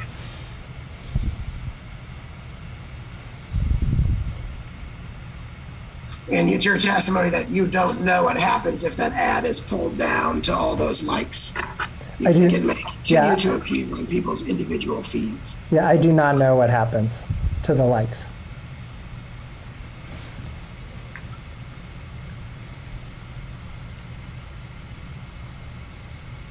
Jumping ahead a couple pages, I think this is the page that you referred to earlier. You talked about how there was a very high level of engagement by the IRA in 2016, right? Yes, where it says the sheer magnitude of the IRA social media campaign, that sentence? Correct? Yeah. Yes, that is what I wrote. To clarify for the record, this is on page 34 of the thesis? Yeah, that would be page 58 of the PDF. Reneel, do you see where we are? Yes. Yes. It's the bottom paragraph there. The sheer magnitude of the IRA's social media campaign targeting the United States was unparalleled in the digital age. Right, Mr. Chan? That was my characterization of it. And the research indicated that the IRA had uploaded 1,000 videos on YouTube. Do you know what the level of engagement for those videos was? I don't. You can see from the citation that I'm citing research done by Renee DiResta and her team. Gotcha. And that research indicates that the IRA had, quote, reached a significant number of American users, 59% on Facebook, 19% on Instagram, and 2% on Twitter, right? That is what Renee DiResta and her team found. So 59%, and this isn't just sort of bots. She found that specifically as to American users, in other words, real social media platform human beings, real people using social media platforms in America, right? That is what I recollect. And this is in the context of the 2016 elections. Correct, and that's 59% of Americans on Facebook were reached in some way, had some level of engagement with IRA originated content. Fair to say. That is her calculation. And you cite it as a reputable source in your thesis, right? Yes, I do. And do you know how much of that is, obviously we talked earlier how there's different kinds of engagement, like reading, liking, reposting with commentary, commenting. Do you know how much of that is that reaching of American users breaks down into those various categories? I do not. I was not able to find that level of detail. Okay, next page, you referred to table 1 before on page 35 that points out that 126 million American Facebook users were reached in some way by content, right? Yes. Yeah, I was able to extract that from the report. Right below that, you refer again to the second line of effort where they amplified real user accounts whose identities, behavior, and content align with their strategic goals, right? So yes, you can see I cited the Mueller report, the special counsel's report. And then you go on to cite a Clemson University study indicating that over 100,000 real people had their postings amplified by IRA-controlled social media bots, right? Yes, that is correct.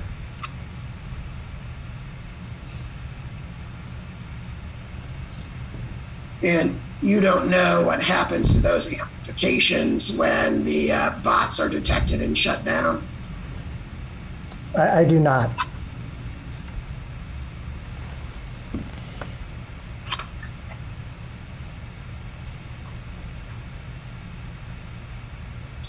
I think in the thesis you talk generally about how there was virtually no reaction by the social media platforms in the 2016 election cycle to this Russian activity. Is that right?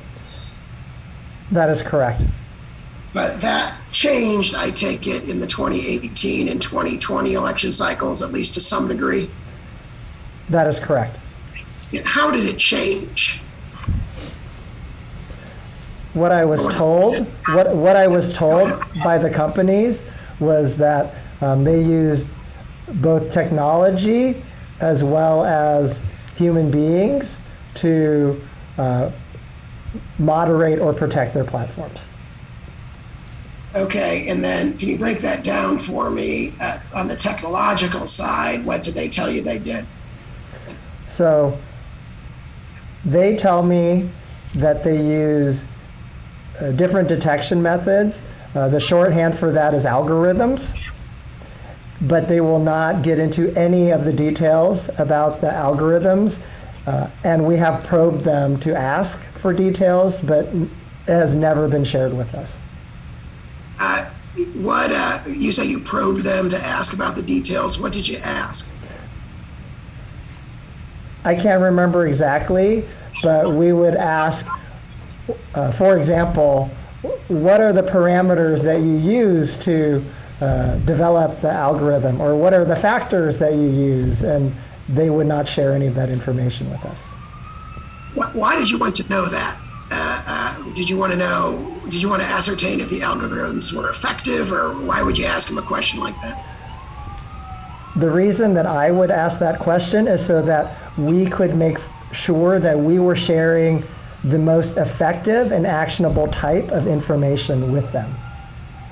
Explain that to me. If you know how their algorithm operates, how does that help you share actionable information? So for example, if a platform doesn't need a telephone number for an account, then providing them with Russian telephone numbers would not be useful.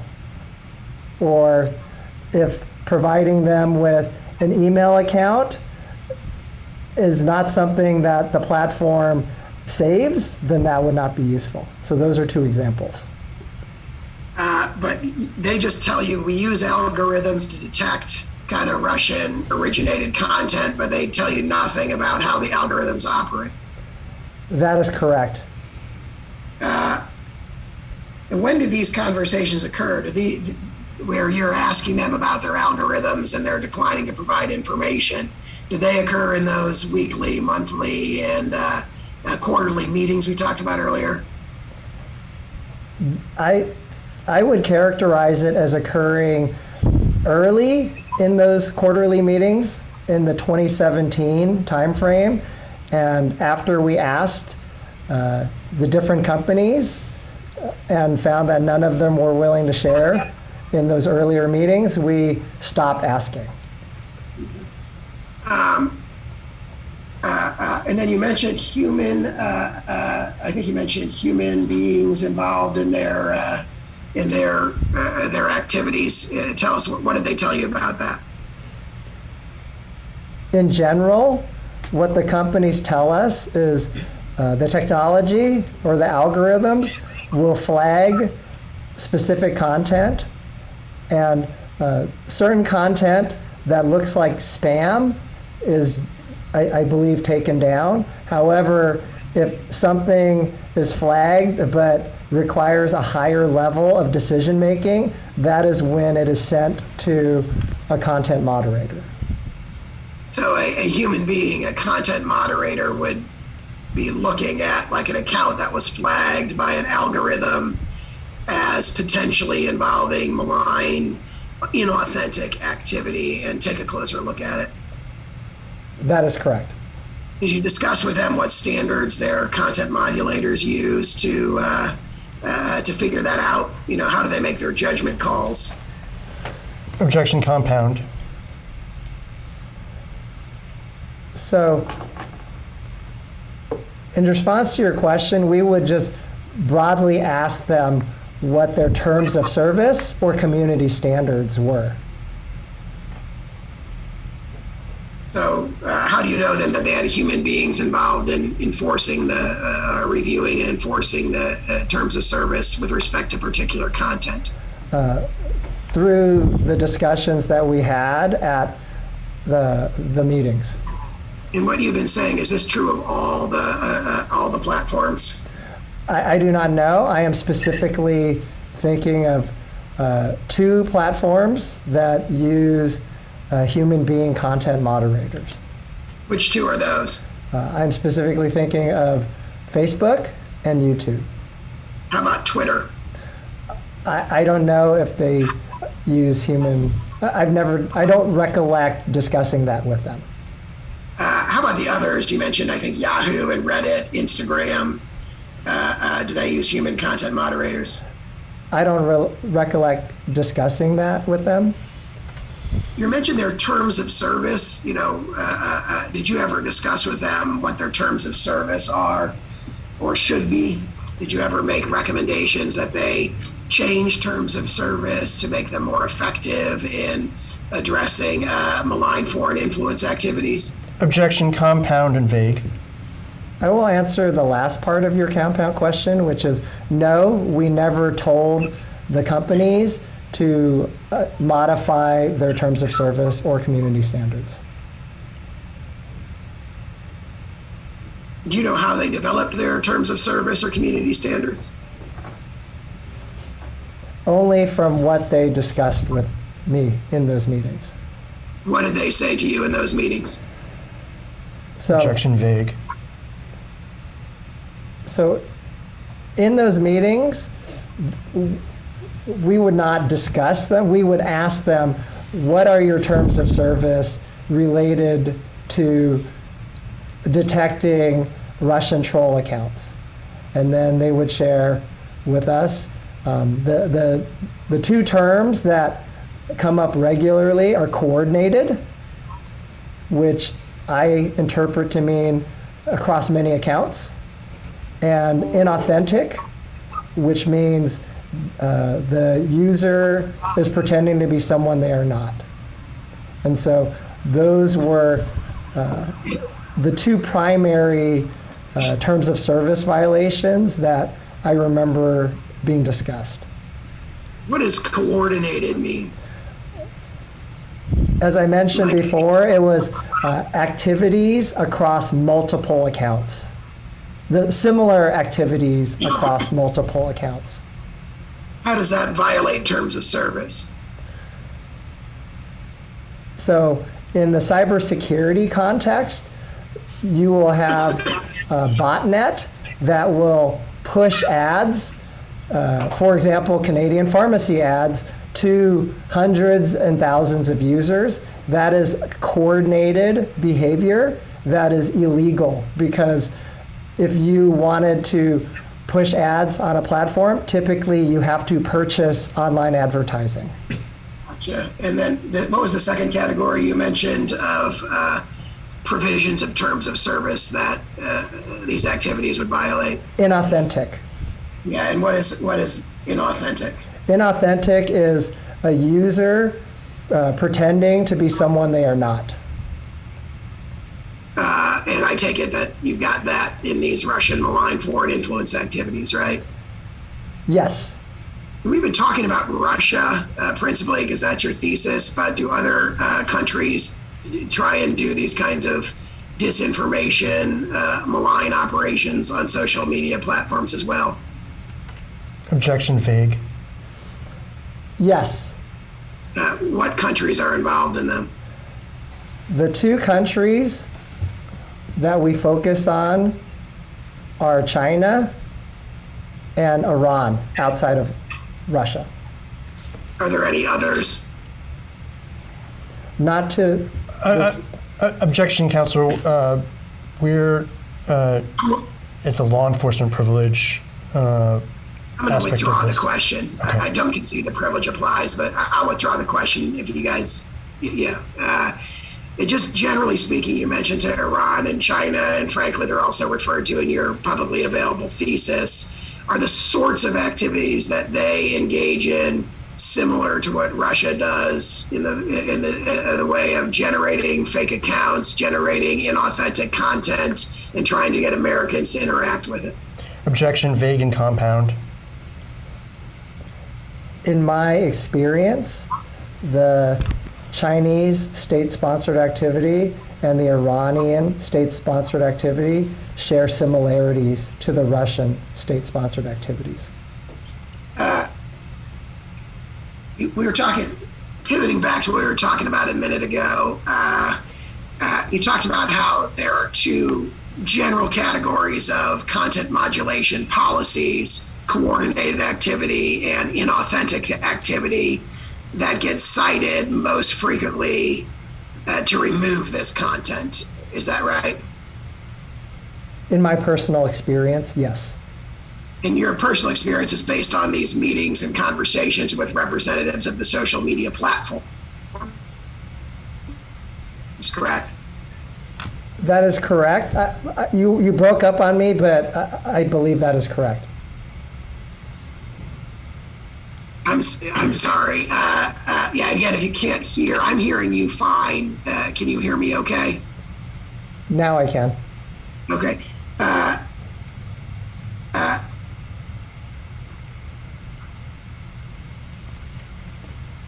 Let me ask you this. Do they, when you have these information exchanges, you provide the social media platforms with tactical information, which includes, identifying specific accounts and or not users, but specific accounts and URLs that you've concluded are Russian originated, right? Could you repeat the question? You've been breaking up on me. Should we go off the record? Off the record at 11:22 a.m. Agent Chan. One second, sorry, stand by. We're back on the record at 11:27 a.m. Agent Chan, circling back to where we were a moment ago, I wanted to ask you, when you have these information sharing sessions with various social media platforms, you testified earlier that you give them tactical information, right? Yes. Yeah, and tactical information includes identifying specific social media accounts, URLs, and things of that nature, right? Yes. Yeah, how often has that happened? I know in your thesis you refer to 4 publicly available instances where there was that kind of information sharing. How often does it happen that the FBI will give a list of specific tactical information for the social media platforms to consider? I'm going to object on the basis of the law enforcement privilege, and you can answer without, insofar as you can, without disclosing any particular investigation. Yeah, I don't want to know any particular URL, but just generally, how often does that happen? I would say in general, it happens between, 1 to 5 times per month from different investigations. Okay, and then how many oh, gotcha, okay. And then how many, and does this actually occur at these meetings we've talked about, or are there separate communications where you pick up the phone and call the site integrity people and tell them, here are some bad URLs? So, Objection mischaracterizes the record, compound. If you know. From my understanding of your question, we will typically share information either right before or after one of our quarterly meetings. That is pretty standard. Otherwise, we will just share information from different investigations as deemed appropriate by the field offices running the investigations and FBI headquarters. So, so it'd be both. I take it there'd be in every quarterly meeting you might identify, or you do identify tactical information about foreign originated URLs and user accounts, correct? I don't know if it happens at every single quarterly meeting, but I would say most of them. And then, apart from the quarterly meetings, I think you said 1 to 5 times a month there'd be a communication of that nature through another channel, right? Correct. What I would typically do is send an email to the recipients at the companies and inform them that I would be using a secure file transfer application within the FBI that is called Teleporter. And then the reason I would send them a heads up email is because the Teleporter email with a link looks like spam. So I don't want them to think it's spam. Okay. And that Teleporter email, if they open it, contains tactical information for them to consider, right? The Teleporter email contains a link for them to securely download the files from the FBI. And the files contain tactical information that identifies malign foreign originated URLs and social media accounts and things like that, right? Yeah, different types of indicators. When you say different types of indicators, I think you said earlier refers to those specific URLs and social media accounts, right? Yeah, those are 2 of them, but they also apply to IP addresses, email accounts. You had just mentioned 2 of the types of indicators, but I wanted to reiterate that there are a broad range of indicators that we share. Does that Teleporter communication explain and provide an explanation of the FBI's basis for thinking that those are bad accounts or bad indicators? In general, it will typically provide a very short summary, maybe a sentence or 2, that will say, we assess that these accounts are being controlled by the Internet Research Agency, and then provide a list of accounts. Or we assess this IP address is being used exclusively by the Internet Research Agency from this time period to that time period. That is a typical type of information sharing. Typically, how many accounts or URLs or other indicators would be identified in a communication like this? It varies from one account or one selector to many, like a whole spreadsheet full of them. Can you estimate, for example, in 2022, can you estimate how many specific indicators have been flagged for social media companies? I can't really estimate that number. I can estimate that during 2020, I shared information with the companies between 1 to 5 or 1 to 6 times per month. And there could be anywhere from 1 to a very large number, a whole spreadsheet full of indicators that you'd be flagging, fair to say? That is fair. And when I say large, maybe hundreds, but not thousands. I don't ever recollect anything in the thousands, but maybe hundreds. And that happened 1 to 5 times a month in 2020, correct? Yes. How about in 2022? Did it also happen that frequently?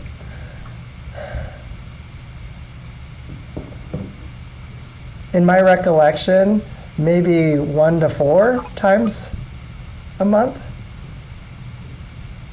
And then there would be a similar range of the number of indicators flagged in each incident. I would say for the 2022 cycle that we would not have in the hundreds. At the most, it would be in the tens, in the dozens. And do you send these out to all the social media platforms? I think you mentioned 7 or 8 that you regularly meet with. Do they all get these teleporter communications flagging bad indicators for them? I would. Objection, mischaracterizes the record, vague. I would say in general that the companies I mentioned to you before would receive these. However, there would be some occasions that it would be company-specific information that we would not share across all the companies that I've previously mentioned. So sometimes it would relate to all of them. Sometimes it might be just a Facebook issue or a Twitter issue or something like that. Fair to say? I would say most of the time we would share with that list of companies, and few of the times we would share with just one company or 2 companies. Okay. Do you ask them to kind of report back to you on whether they take any action on those? Objection, vague. The typical language we would use is we would appreciate any information you're able to share back with us about this information, and if you were to take any actions based on this information. And do they typically comply with that request? Objection, vague. I would say sometimes. I would say at every quarterly meeting, we try to follow up to ask if information we shared has been relevant if we have not received a response yet. However, the companies either say they don't have anything additional to share, or they did not find anything based on the information we shared. So sometimes they'll report back and say, hey, thanks for providing this information. We've taken down some of the accounts or something like that. That happens sometimes, you say? That is correct. And when it happens, I will document it. And the reason for that is because that helps us fine tune the information that we're sharing. And then I take it sometimes they don't tell you what they did with it, right? That is correct. But then I take it at every quarterly or monthly meeting, you usually follow up and ask them, hey, did you take any actions on these reports we made, right? We try to at every quarterly meeting. And I take it they don't always answer that question, fair to say? They'll always respond, but they'll say, sorry, we don't have anything to share. Okay. Do you know why they're reluctant to tell you whether they took things down or not? Objection, vague, calls for speculation, mischaracterizes the record.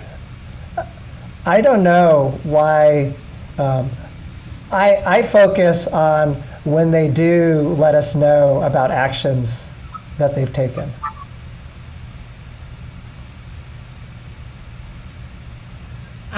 When you say you focus on that, what do you do with that information? I document it, and then I relay it back to the field office or the squad where that information came from.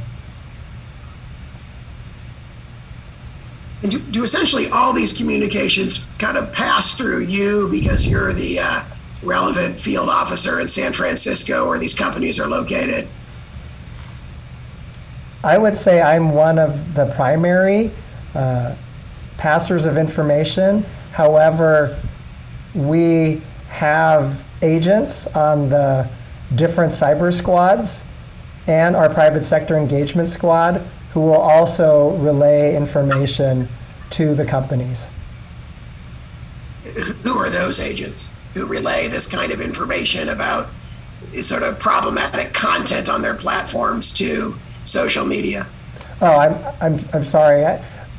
The type of information that is relayed by the cyber squad. I apologize for interrupting. Your internet is really bad again. I didn't catch the beginning of what you were saying. That is to you, Mr. Chan. Can you hear me now? Yes. Okay, I will proceed. Could you repeat the question? Yes. Question, who are those agents who relay this kind of information about sort of problematic content on their platforms to social media? So the question is, who are these agents who do that? I would say for that sort of information, it's not specifically about, quote, problematic content. It is specifically about cyber investigations, which are different from malign influence investigations. Let me rephrase the question, focusing on disinformation and malign foreign influence operations. Are there any other FBI officials besides yourself who are involved in communicating those kinds of concerns to social media platforms outside the context of the quarterly meetings you've talked about? Yes. I have squad supervisors who are GS-14 level employees who share information to the companies as well. I'm sorry to interrupt. The videographer is suggesting that we go off the record for technical reasons. Okay. Off the record at 11:40. Back on the record at 11:43 a.m. Mr. Chan, I think you were saying you have two GS-14 officials who also communicate with social media platforms about disinformation, correct? That is correct. Are those people who report to you in the San Francisco office? They report to me directly. Other than those individuals, are there any other FBI officials who, to your knowledge, communicate with social media platforms about disinformation? Yes, the agents on those two supervisor squads. And I'm sorry, what are the two supervisor squads? Are they located in San Francisco? Yes, they are. They are located in the San Francisco field office. Are those agents that also report to you as the ASAC? That is correct. They report to the supervisors who report directly to me. And those supervisors are the GS-14s that you just talked about, right? That is correct. How about outside the San Francisco field office? Are you aware of, well, just a second, how many agents are we talking about there in total who engage in these communications with social media platforms about disinformation from the San Francisco field office? I would say the two supervisors that I already mentioned and 4 agents on one squad and 1 agent on another squad. What kinds of communications do they have? Do they just send the teleporter links, or do they get on the phone and talk to social media platforms? What's the nature of their communication? So both of the things that you said. So they will give them a heads up if they need to relay information through teleporter. And both of those squads have active investigations where they share unclassified strategic level information with the companies. So they would share both strategic and tactical information. That is correct. And then would they be involved in following up to find out if the tactical information was acted on? Yes, they would. So and that might apply to you, the 2 GS-14s and the 6 field agents on the 2 squads you referred to. Yes, that is correct. Okay, then how about outside the San Francisco field office? Are you aware of any other agents who, are you aware of any other FBI officials who communicate with social media platforms about disinformation? So I am only aware of the FBI officials or employees who we invite to provide briefings at the quarterly meetings. And that includes people from the FIDF in Washington, D.C. That is correct. Does Laura Deanlow, she's the head of the FIDF, right? Currently, she is the section chief and head of the FIDF. And does she come to all of those meetings? I would say in the 2020 election cycle, she had not been promoted yet, and she was the unit chief for the China unit, and I would say she attended most of those quarterly meetings. Since she has been promoted to be the head of the FIDF, she has not attended as frequently. I believe she's only attended one set of meetings this year. What level of people do attend? You know, what sorts of people attend those meetings? So Laura Demlow would be the highest ranking FBI official to attend. She is the SES level. I would be the second highest level attendee as a GS-15. And then everyone else would be below my grade, ranging from GS-14s to perhaps GS-10 agents. How long do these meetings last typically? We like to keep a tight agenda, and so it will typically last 1 hour. And about how many people would attend on the FBI side? Or do attend on the FBI side?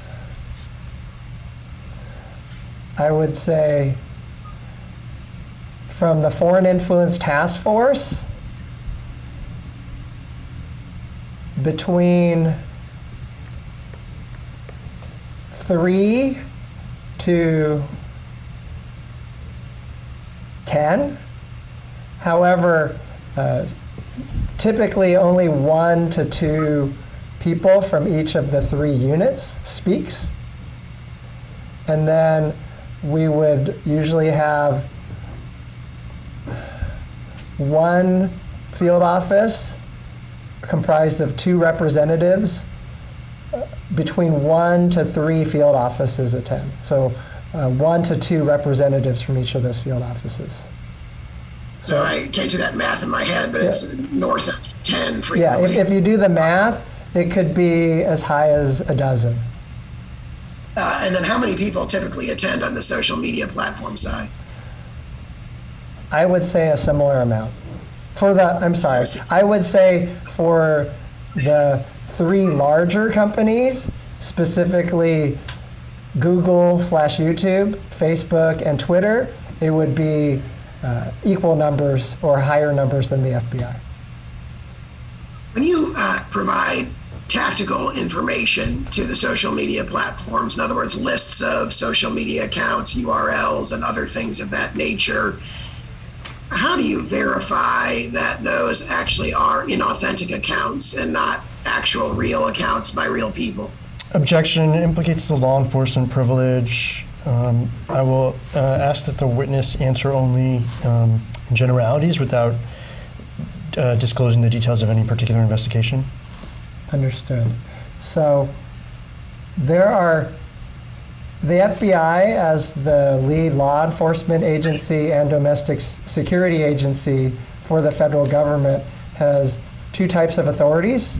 One, which you're very familiar with, Title 18 criminal authorities, and all of that entails subpoena, search warrants, 2703D orders is one way that we acquire information for our investigations. On the national security side, we have Title 50 authorities, and then the authorities from the Foreign Intelligence Surveillance Act, from the Patriot Act, from Executive Order 12333, that allows us to gather national security intelligence. And so broadly, we are able to use both types of techniques to gather the intelligence that we need to, and then there is in the case of the national security side, there is a declassification process that has to take place before we are allowed to share information with the social media companies. Let me ask you this. You had cited an example earlier where, for example, a teleporter message was sent with a spreadsheet with hundreds of accounts back in 2020. You remember talking about that? Yes. How sure are you that every single one of those counts is actually an inauthentic kind of Russian originated account as opposed to, actually a real account of somebody who's got a Facebook or Twitter or YouTube account? Objection, compound. Within the U.S. intelligence community, as you're familiar, there are different levels of confidence in terms of the information that we are reviewing in a product, and we only share information that we have high confidence is attributed to a foreign state actor. Is high confidence always correct or usually correct in your experience? In my experience, it has always been correct for the selectors that we have provided. I do not remember an instance where we have provided selectors where any of the social media companies have said, Elvis, this is actually U.S. person information. So you're not aware of ever getting feedback from them where they said you guys accidentally identified real users? That is correct. Do they always tell you, let me ask you this, how many of the ones that you flagged do they take down? I couldn't even estimate that number. How about as a percentage? I couldn't even estimate. And let me tell you, part of the reason is because we may share, for example, one account with them, but then they may find 10 connected accounts and take all of them down. And they don't always tell us when, how many accounts were taken down. Sometimes they will tell us. Sometimes they will tell us, thank you, Elvis, we were able to detect this information and took all of the accounts down. And when we ask for the specifics, they don't necessarily tell us all the time.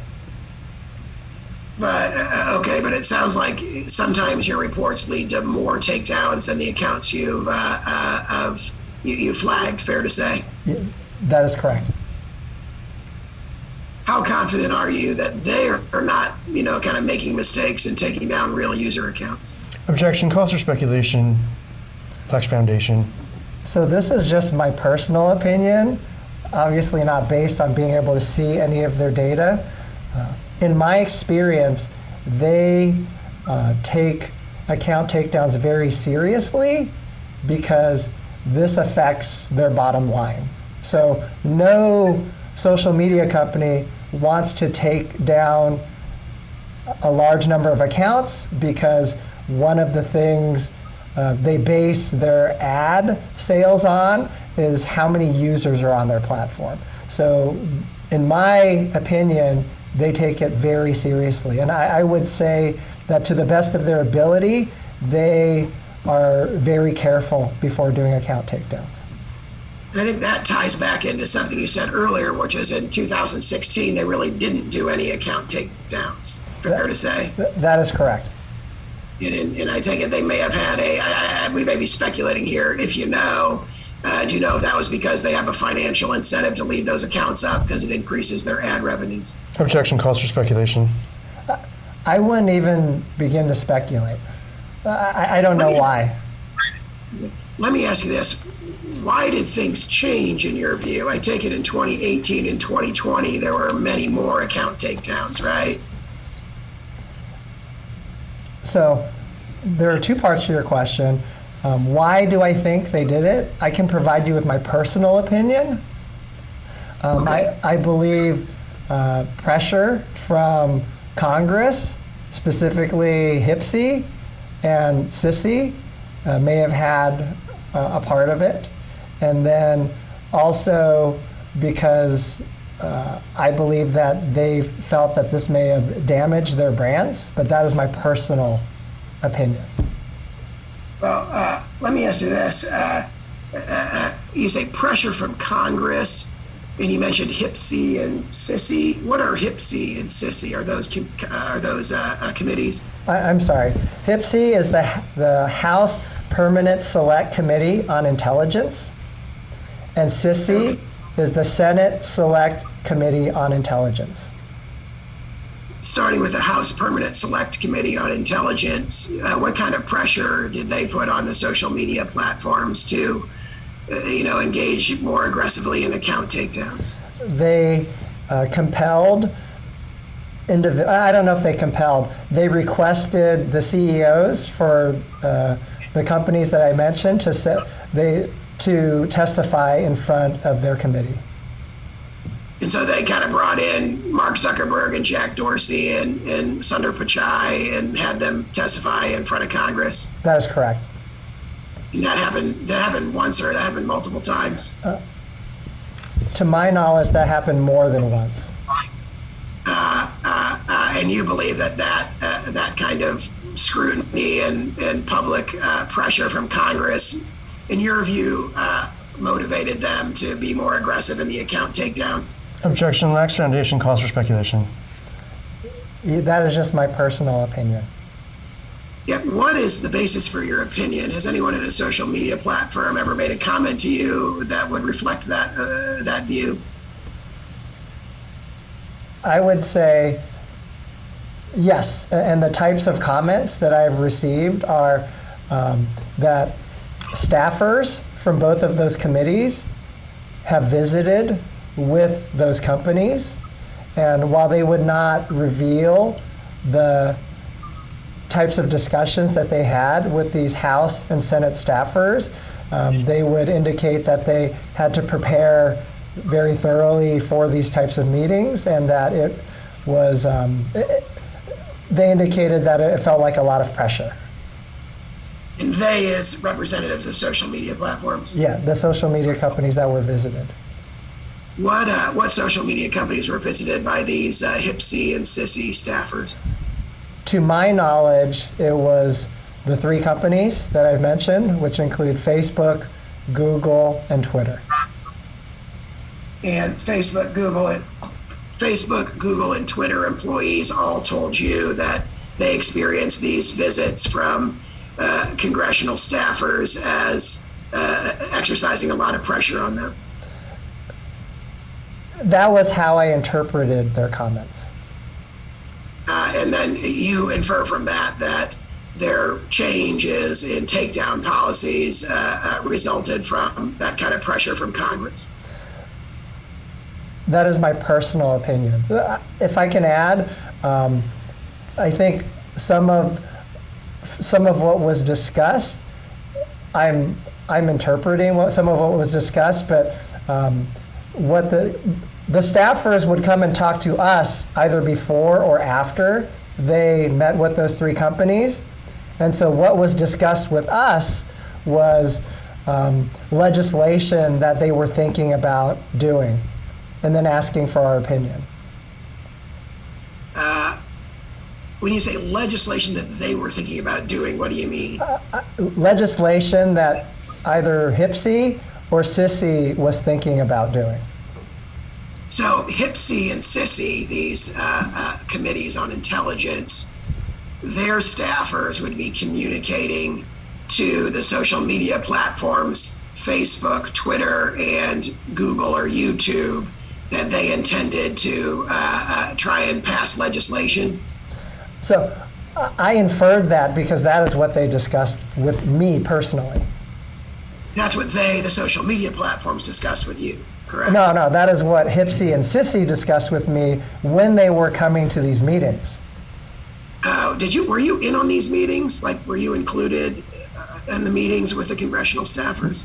So I and FBI San Francisco personnel would meet with the congressional staffers, typically before they met or after they met with the social media companies. And the reason for that is because they wanted an FBI opinion about what they had heard from the social media companies. I got you. What did they, first of all, when did these meetings occur?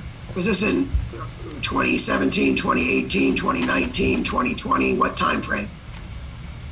I can't recollect, but they felt like an annual occurrence after 2017.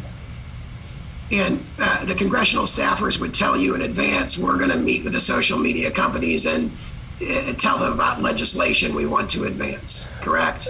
No. What they would say, sorry. what they would say is they would tell us, we plan to meet with these 3 companies. And what have you been doing with these 3 companies? And then we would share like the cases or that we would be working on. We would be in a classified setting, so we would be able to speak more freely about the types of investigations that were the most prominent or the most active on our side, that they were either their platforms were impacted in some way. That would be the nature of our discussion with the staffers. But I would not meet with the staffers and the social media companies. The staffers had separate meetings with each of the companies. Okay, and then after those meetings, the staffers would come to you and ask your opinion about potential legislation? That is correct. What sort of legislation? I'm going to object. The deliberative process privilege extends not just to the executive branch, but also to executive Congress communications within the government. So if you can answer at a level of generality that avoids disclosing the particularities of any deliberations. If you cannot, then instruct you not to answer. Okay. I cannot discuss it in general terms. Well, let me ask you this, just generally, did the legislation relate to Section 230 of the Communications Decency Act? I'm going to stand by the same objection on the grounds of deliberative process privilege. Yeah. The deliberative process privilege does not apply, quote, when there is any reason to believe that government misconduct has occurred. The judge, by ordering this deposition, has already concluded there's potential First Amendment violations in this case that need to be explored, so the privilege does not apply. We're at the pleading stage on the First Amendment violations, and the judge has not ruled on any particular privilege question. So I will continue to assert and ask that the witness not answer the question on the grounds of the deliberative process privilege. Let me ask you this. The social media platforms talk to you. People from the social media platforms talk to you as well, right?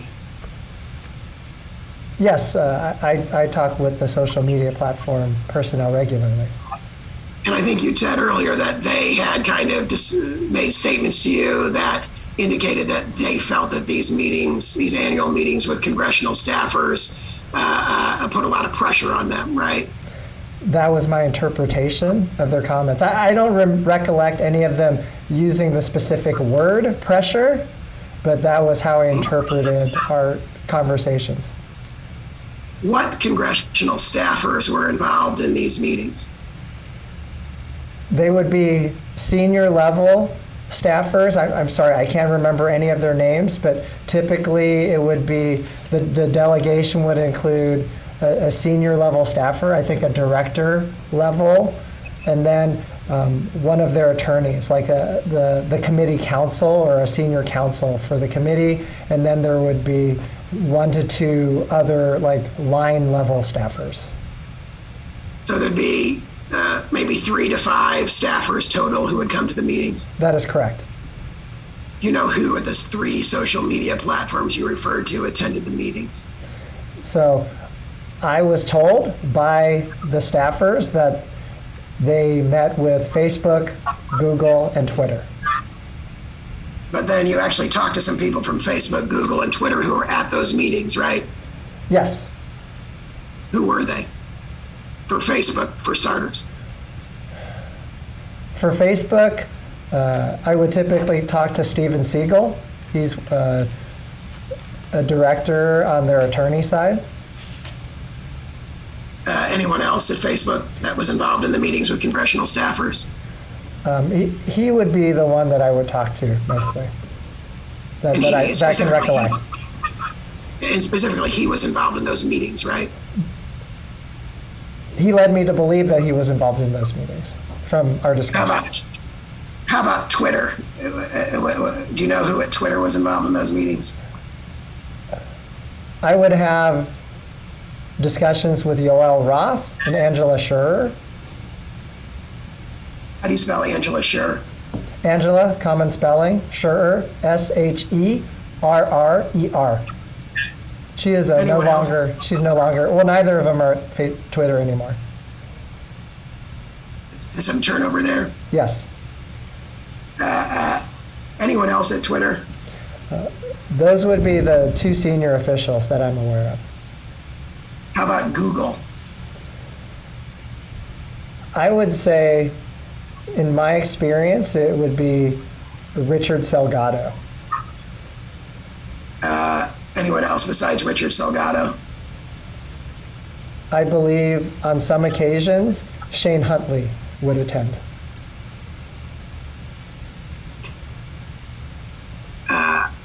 Anyone else at Google?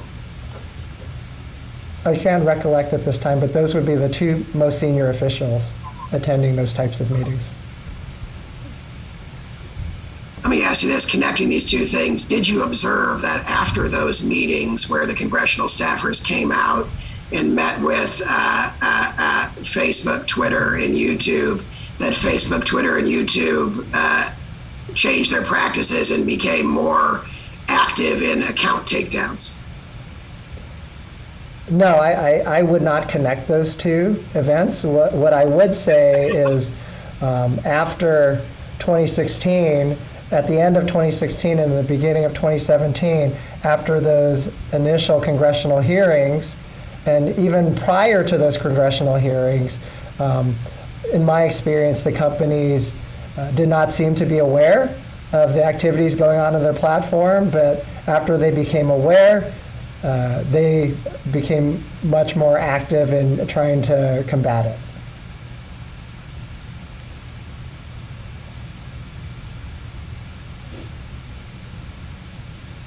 I'm going to pull up your thesis again, and hopefully it won't cause audio problems.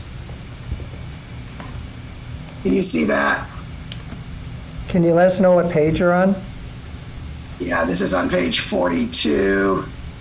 See down there, that's page 42, and then that would be page 66 of the PDF. Okay, I can see one whole paragraph and parts of two paragraphs. Can you see here at the top of the page where you refer to the Internet Research Agency's influence campaign in 2016? Yes. And then you say that the companies allow the IRA free rein to achieve the relevant elements of the Kartopolov framework in 2016, right? Yeah, that is how I characterize that. And that's a reference to, free rein, them engaging in no account takedown activity at all, but letting the Russian inauthentic content be freely disseminated on their platforms, right? That is correct. And then you go on to say, however, later on, intense pressure from U.S. lawmakers and the media would eventually force the social media companies to examine what had taken place on their platforms and strive to ensure it did not happen in the future, right? Yeah, I wrote that, and you can see that the footnote says I'm referencing the HIPC report on Russian active measures. So you're actually referencing HIPC, the congressional committee that sent these staffers out to have these meetings that we just talked about, right? That is correct. You still agree with that statement, that intense pressure from U.S. lawmakers and the media forced the social media companies to examine what had taken place and strive to ensure it did not happen in the future? Yes, I wrote that statement, and I agree with it. And that's consistent both with the footnote at 185 that cites the congressional reports, as well as what you said earlier about, calling the tech CEOs in to testify in front of Congress and these meetings out here in San Francisco, right? Yes, that is my personal opinion.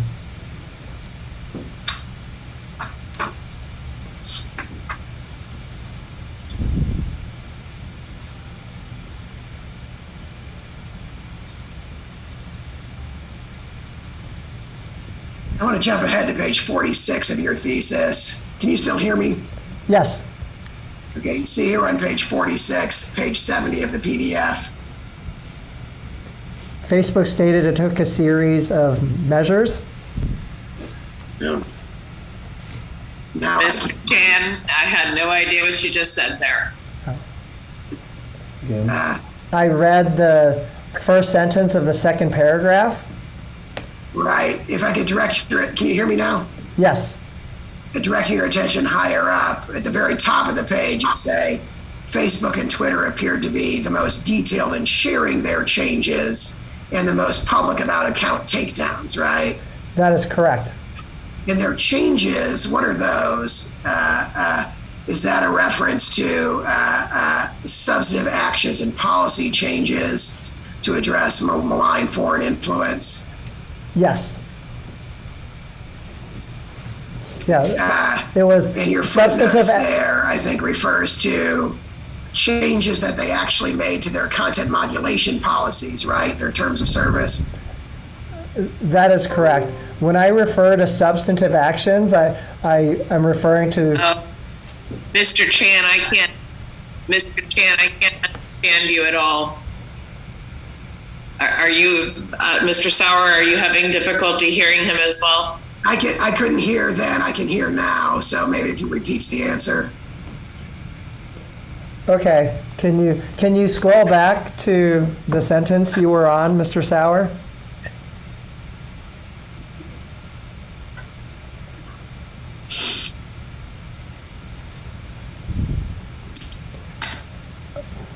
Oh, I wanted to clarify that the substantive actions refers to like the technology detection methods, right? That is one of the substantive actions. And then, as you mentioned, yeah, the policy changes specifically to their terms of service or community standards.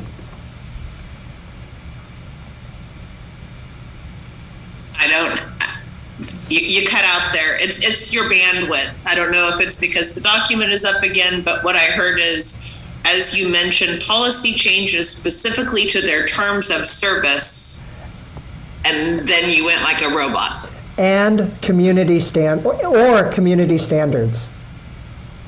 Gotcha. So the policy changes are changes, the substantive changes are they're using algorithms to detect inauthentic content, right?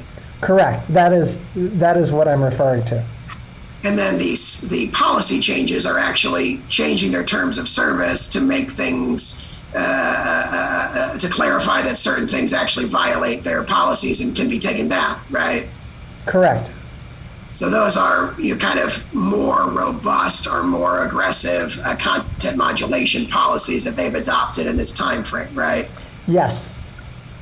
And you go on to say in the next page, Facebook and Twitter appeared to be the most detailed in sharing their changes and the most public about account takedowns, right? That is correct. And the changes they shared that they had both include the policy changes, the changes to their terms of service, right? Yes, they were very public in blog posts about terms of service changes they made, and they were very public in announcing or providing transparency reports, I think is their term for it, where they would... I apologize, Mr. Chan, you were actually frozen there. I have this part of your answer. Answer, yes, they were very public in blog posts about terms of service changes. And providing reports of account takedowns of foreign malign influence. So in addition to notifying the FBI that they had taken stuff down, they would provide a public report saying, hey, we took down all the a certain number of accounts in the last quarter. Is that what they would do? Yes. Yeah. Okay.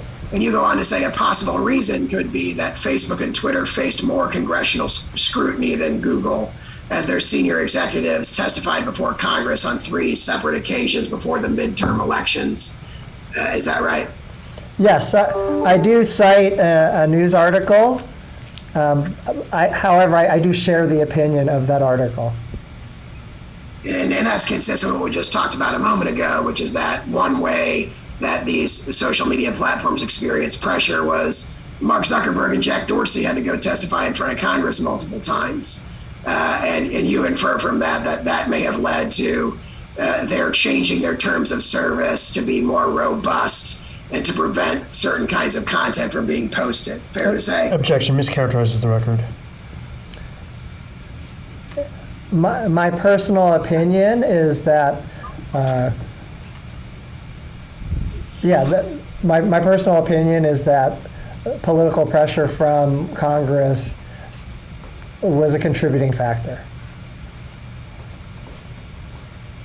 And on the next page, page 47, you talk about there were a significant number of takedowns, right? In 2018, Twitter announced the takedown of 3,613 IRA-associated accounts. Yeah, I see that at the bottom of the first paragraph on that page. Do you have any way of knowing if all of those were actually IRA-associated or if some of them might have been authentic accounts? So, I only know what Twitter has told us.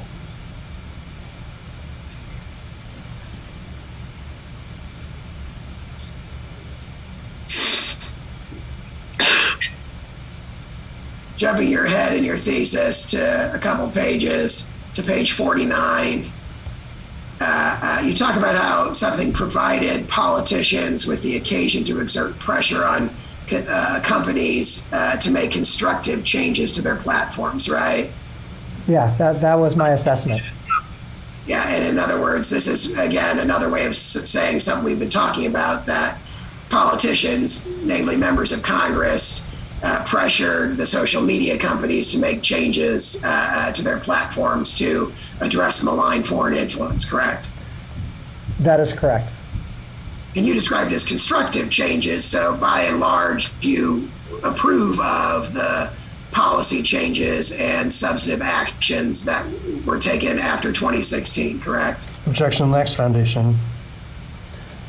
The reason I said it was constructive was that it appeared the social media companies were able to detect and counter foreign malign influence operations on their platforms, which I believe was constructive. And do you think it's constructive that they are better equipped to engage in account takedowns? That is correct, as compared to 2016 and prior.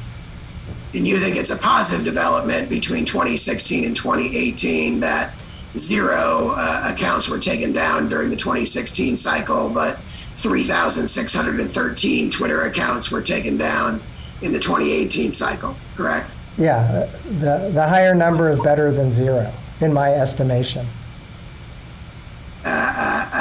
Because by and large, you believe that malign foreign influence accounts should be taken down from Twitter, Facebook, YouTube, and so forth. Yes, that is my belief. In the next paragraph of the thesis, you talk about the Global Engagement Center. What exactly is that? So, as I mentioned, legislation established the Global Engagement Center within the State Department. And based on my understanding and review of reporting about the GEC, they were primarily focused originally on countering foreign terrorist organizations' propaganda. And then did their mission change to address malign foreign influence? Yeah, I would say it has now, in my experience, it is now including malign foreign influence as well. When you say your experience, do you interact with the Global Engagement Center in your professional role? Yes, ahead of the 2020 elections, I engaged with the regional representative. He was based here in San Francisco. Who was that? His name was Sam Stewart. Was that Samarudin K. Stewart? Yeah, that's his full name. What were your interactions with him?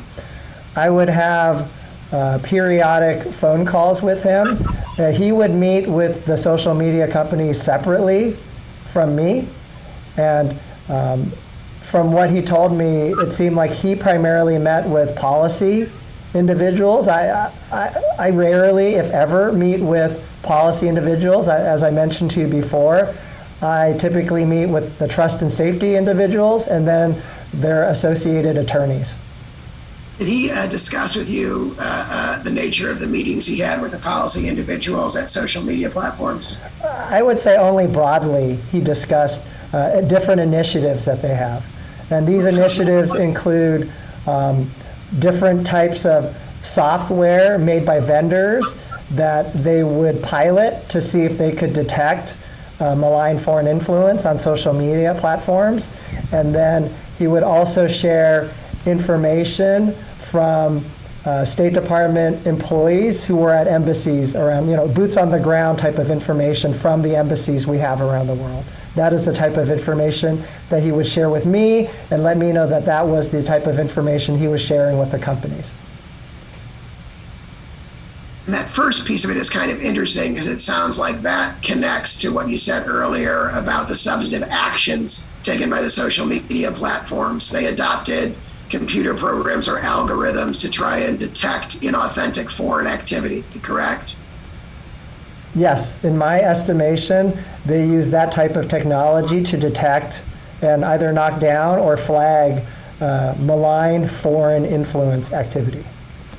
It sounds like Mr. Stewart was, based on your description, kind of offering them access to the sorts of tools they might be able to use to detect it, correct? Objection, cause for speculation, mischaracterizes the record. So I don't know what outside vendors any of the social media companies use. I do know that the Sam Stewart from the Global Engagement Center, he would provide webinars to me from these different types of vendors, and then the vendors would just come and share results that they had. When you say results, are these vendors who prepare computer programs to detect, inauthentic activity on social media platforms? That is my understanding. And I take it you participated in some of his presentations? I would say I went to 2 of those webinars just to see what they were like. However, based on my viewing of those 2 webinars, I did not think it was useful from a law enforcement standpoint. Would it be more useful? In other words, the more useful audience would have been the social media platforms who might use such programs. Objection, vague. I believe that is why Sam Stewart would share that type of information.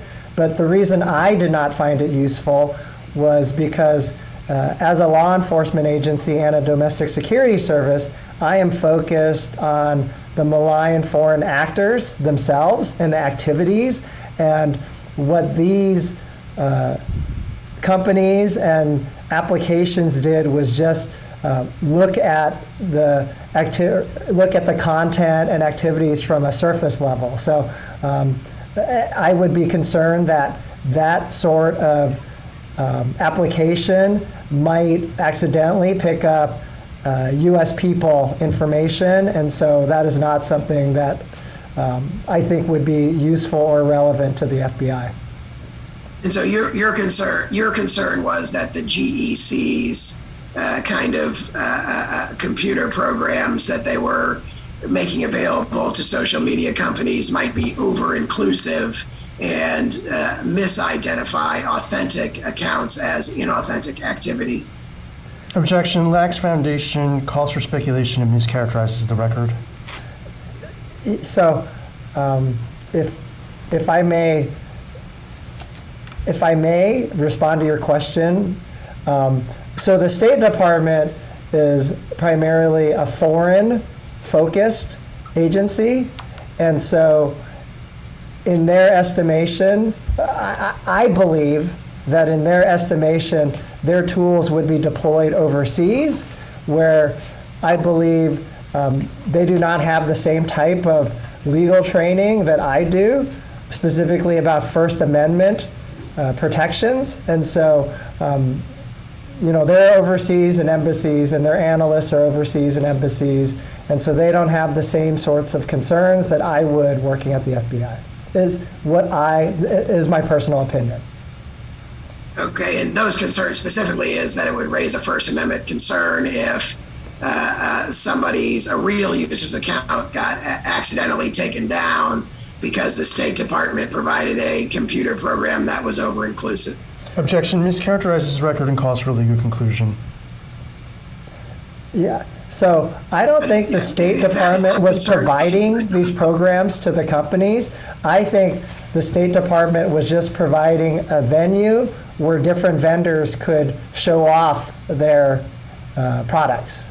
I don't think they endorsed or did not endorse these products, but they provided, and it wasn't just for the social media companies. They would invite all sorts of audiences to include researchers, employees from State Department counterparts, so typically Ministry of Foreign Affairs. They would provide, these were open to the general public, but I believe the audience that they were going for were State Department equivalent personnel, social media companies, and researchers. That's just based on what I wanted to go off the record. Off the record at 12:27. Ready? One sec. We're back on the record at 1:20 p.m. Agent Chan, I just want to direct your attention back to your thesis, Exhibit 1, for a few more questions. And let me know if you have difficulty hearing me. Here, I'm on page 61 of your thesis, which is page 85 of the PDF. And here you discuss the case of Peace Data, which was a website, right? Yes, that is correct. What exactly was Peace Data? Was that a Russian-originated website? Yes. 2012 election cycle? Yes, for the 2020 election cycle, that was a website created by the Internet Research Agency. And it was intended to sow kind of disinformation and discord among kind of left-leaning voters in the United States, right? Yes. And then here in this sentence that I'm highlighting, you say third, Reuters broke a story about the IRA posing as Peace Data staff to hire unwitting freelance journalists, including Americans, to write articles for the site, right? That is correct, and I cite the article. Right, and then you go on to say that the Carnegie Endowment determined that at least 20 freelance journalists, which includes Americans, had been duped into writing articles for the Peace Data outlet, right? That is correct. Those articles were posted on that website, right? That is correct. And then that website, I take it, got taken down as a result of the revelation that it was a Russian-originated site, right? I do not believe it was taken down. I believe it was just discredited. I haven't checked it, but it was up for a while. And this is one of those sites that you described as achieving fairly low engagement early in the deposition. Yeah, is that right? That is correct. And was the FBI involved in the investigation of the Peace Data? Objection, vague. So the FBI shared information with the companies that it believed the Internet Research Agency was standing up two websites. One was Peace Data, and the other was called NAEBC, which is an abbreviation for Newsroom for American and European-Based Citizens. So they were supposed to be complementary news websites, but we did tip the social media companies to both of those sites. Did the social media companies, to your knowledge, act on that information and take actions to restrict social media postings about those involving those sites?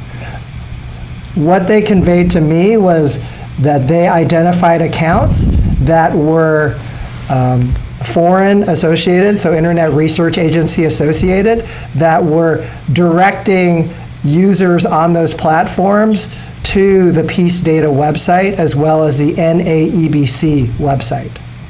And so they identified, did they take action against those accounts? I believe they did. Okay, so this is a situation where in the 2020 election cycle, the tactics have evolved and the Russians have now created a website hired Americans to write for the website and post articles on it, and then are using fake accounts to direct ordinary users to the content on that website. Is that right? Objection. Assumes facts, not on evidence. Yeah, so you have summarized one of the shifts that I noticed in my thesis. Gotcha. And the FBI was the organization that flagged this for social media companies as the Peace Data site as a Russian originated site, correct? Yes, that is my recollection. Okay. So, and then you talked about the NABEC site, right? That's NAEBC, right? Correct. And that was a more right-wing site that the Russians originated. Correct. And then just turning 2 pages ahead in your thesis to page 63, you have a sentence here about the NABEC site that begins, lastly, Graphica determined that the IRA used various social media accounts to engage with real users and convinced them to post on the NABEC site, which met with some success, correct? Yes, I wrote that, and I was citing the Graphica team report. And so it's your understanding that the NABEC site also included content drafted and written by real users that had posted on that site. Yes, based on the Graphica report. So it's a bit like the Peace Data site where they'd hired freelance journalists, including Americans, to post on the site. Here they've induced social media users to post their own thoughts on that site, right? That is correct, but we do not know the nationality of the users because it wasn't mentioned in the source that I used. And you don't know today whether those were Americans or foreigners who were posting on that NABEC site, right? I do not. The NABEC site was designed by the Russians for Americans to read, right? Or Americans and Europeans, is that right? That is my assessment. And in fact, the NABEC stands for Newsroom for American and European-based citizens, right? That is correct. And higher on this page, you describe these people who have posted on the site as unwitting co-optees. Do you see that? I do see that. And so you have a situation where there's a kind of, intermingling or blending of the inauthentic Russian content with essentially authentic user-generated content, right? Objection. Vague or ambiguous. Yeah, so I characterize those individuals as unwitting co-optees. And did the FBI flag the NABEC site to social media platforms as a kind of Russian-originated source as well, right? That is correct. Did you also flag social media accounts that were engaged in directing people to those sites, both Peace Data and NABEC, to the social media platforms? Objection. Vague or ambiguous. No, not to my recollection. From my recollection, we provided those two websites to include the URLs, and then the companies were able to discover Russian-controlled accounts that were used to try to redirect users to those websites. And the social media companies told you that they had found them, and did they say they'd taken action against those accounts? Yes, they said that they had taken down those accounts. Jumping ahead to page 70 of your thesis, which is page 94 of the PDF. In table 5 here, you've got a summary of Facebook takedowns for 2020, right? Yes. And you have a grand total of 825 accounts taken down from Facebook and Instagram pages or platforms, right? That is correct. And so I think part of your thesis points out that Facebook was much, much more active in the 2020 election cycle in removing malign foreign influence accounts than it had been in 2016, right? That is my assessment. And in your thesis, you only cite the 4 publicly cited in media reports instances where the FBI had flagged stuff to Facebook and other social media platforms, right? Yeah, that is correct, because that was, I was writing the thesis for me personally, and I was not representing, if you look at the caveat on the first place, I was representing my personal views and not necessarily the views of the FBI regarding the thesis. But in your capacity as an FBI agent, you're aware of a lot more than 4 instances where the FBI had flagged accounts, right? You are correct. You are correct. In fact, I think you said it was 1 to 5 instances per month in 2018 election cycle, 1 to 5 instances per month in the 2020 cycle, and 1 to 4 instances per month in the 2022 cycle, correct? That is correct. And the reason for that is because that information is not publicly available, so I could not use it in my thesis. Understood. And then of these 825 accounts from Facebook, do you have any idea, ballpark, how many of those were the result of takedowns? How many of those takedowns were the result of information provided by the FBI? Unfortunately, I do not. I would love to have that statistic, but I do not have that. No, you kind of asked them for that, and they haven't told you, right? Yeah, that is correct. Gotcha, okay. But it's some subset of those, because you've been told on multiple occasions that they've acted on information you provided, right? That is my assumption. Next page, you talk about in 2019, Twitter announced 2 takedowns of 422 accounts, which made 929,000 tweets, right? That's correct. If you look at the figure on that page, it looks like the topics relate to the 2018 midterms, MAGA, release the memo, and other subjects. Is that right? That is correct. Release the memo is some trend that's designed to appeal to conservative voters, right? Honestly, I can't remember. In any event, do you know how many of these 422 accounts and 929,000 tweets that were removed were the result of FBI information? I do not. But it's some subset of those, but they haven't given you the precise numbers. Is that fair to say? That would be my assumption. And then the next page, again, there's a reference to in Twitter announcing 4 sets of takedowns with 1,233 accounts as well. Same question. I take it that some of those are due to the FBI, but you don't know how many. Objection calls for speculation. I would assume that some subset of that amount was due to information we provided, but I do not know the exact number. And at some level, you know that some are, because Twitter's told you for at least some occasions, yes, we acted on your information and took down problematic accounts, right? That is correct.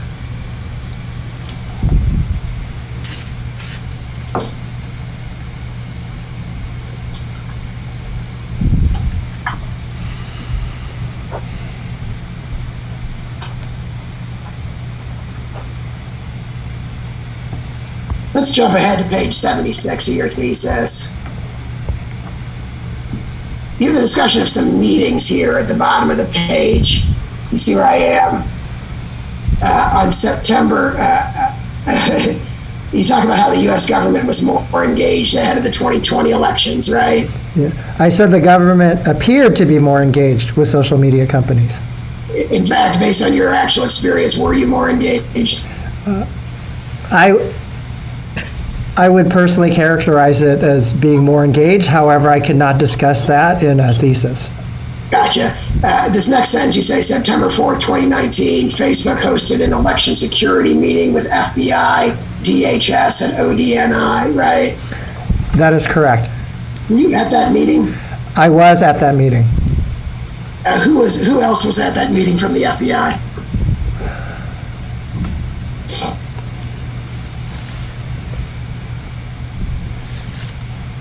I specifically remember 2 attorneys being at that meeting, but they're both GS-14 attorneys from the FBI. You don't have to. Don't tell me their names. Yeah. Anyone else from the FBI? No, I believe Yeah, I was the only non-FBI. I'm trying to remember if any FIDF employees came. Actually,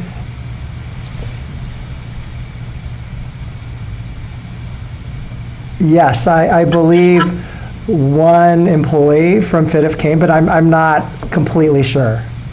You know who it was? Yeah, he is another GS-15. It would be the unit chief for the Russia unit. How about from DHS? Were those CISA individuals? I definitely remember Matt Masterson being there, but I do not remember if Brian Scully was there. Oh, I also remember the director of CISA, Mr. Krebs, was there as well. So Krebs, Masterson, and possibly Scully were at that meeting. Krebs and Masterson for sure, and I can't remember if Scully was there. Okay, what was discussed at this meeting? It was just an overall meeting to discuss election security, and I think, in my opinion, Facebook held the meeting because they wanted all of the relevant federal government components in the same room to share what the federal government agencies intended to do to ensure the safety of the 2020 elections. Okay, and you go on to the next page to say that the other companies attending the meeting included Google, Microsoft, and Twitter, right? Yeah, and you can see from the footnote, those were the only companies who were mentioned in the article. Were there other companies there since you attended the meeting? Yes, there were other companies there. Which ones? I specifically remember Yahoo was there. Any others?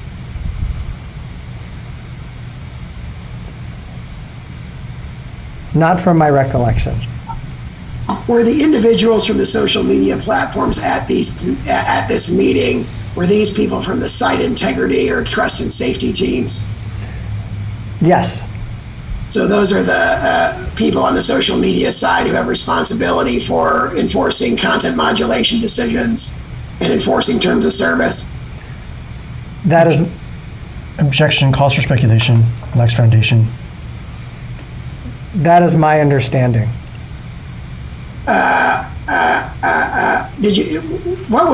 Was content modulation discussed at all? Or was disinformation discussed at this meeting? Objection vague or ambiguous. From my recollection, the social media companies were focused on discussing disinformation, and the FBI was really focused on the actors who were involved, specifically the Internet Research Agency. So this was an information where disinformation was discussed and removing disinformation from platforms. So the social media companies discussed that. We, the FBI, did not discuss that. What did CISA discuss at this meeting? Mr. Krebs or Mr. Masterson or Mr. Scully, if he was there? From my recollection, CISA just discussed what their role was and is in securing election infrastructure and supporting election officials. Did they talk about disinformation? I do not remember them talking about disinformation. How about ODNI? Did they talk about removing disinformation? No, they did not. ODNI, from my recollection, provided an unclassified overview of 3 specific nation states that they were concerned might try to conduct malign influence campaigns against the US elections in 2020. These include Russia, China, and Iran. You go on to say in August 2020, The New York Times broke a story revealing that the private sector companies working with the U.S. government had expanded to include the Wikimedia Foundation, Verizon Media, Reddit, Pinterest, and LinkedIn, correct? That is correct. So let me ask you this. Were there other meetings other than this one on September 4th, 2019 with these other companies? I don't remember another, outside of the CISA hosted industry group meetings, I don't remember another meeting that had all of the companies together. Okay, and so the CISA hosted meetings, that's I think we talked about the very beginning of the deposition, the industry, what does CISA call it, the industry what meeting? I can't remember, but yes, those were the meetings I was referring to.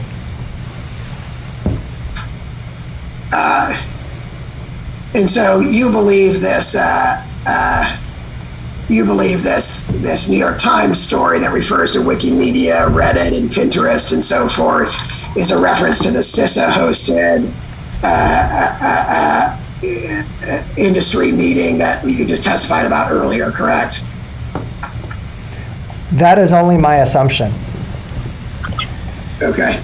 And those meetings you attended some, but not all of them, I think you said. Yes, that is correct. Was disinformation discussed at those meetings, the CISA-led industry meetings that included all these social media platforms?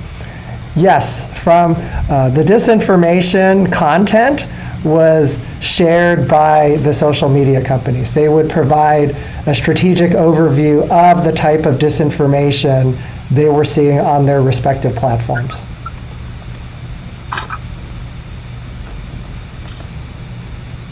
And then what did the government say at those meetings? Objection, vague or ambiguous. As I mentioned before, CISA primarily discussed actual election logistics to include, the dates of state primaries, the methods for which ballots were cast. The FBI, we just provided strategic unclassified overviews of the activities that we saw the Internet Research Agency doing. And ODNI, to my recollection, did not provide any substantive overviews at most of the meetings, except for to provide general assessments about nation-state level threats. I'm going to jump ahead to page 94 of your thesis.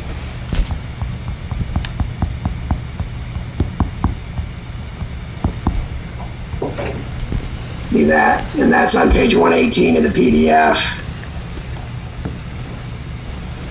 So we're Part B, Part B, recommendations. Right above. Okay. I think we're still at Part A.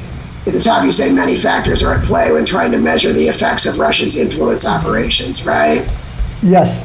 And then you say first-order effects include real users interacting with inauthentic content, right? Yes. And so interacting with inauthentic content, that includes reading it, liking it, commenting on it, potentially reposting it and reposting it with commentary, correct? Yes. And those are all first-order effects of Russia's influence operations, right? That is how I defined first-order effects. Gotcha. And Russian bot amplification of divisive organic content is what you list next, right? Yeah, I also define that as a first-order effect. And so you define, and that refers to the Russian bots basically being used to amplify, that is, like or repost or retweet content that other users have already posted, right? That is correct. And then a third first-order effect to identify is IRA-controlled accounts communicating directly with real users, right? That is correct.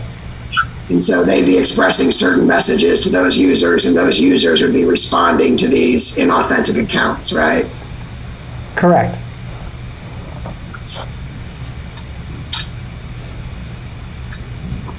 Jumping ahead to page 99,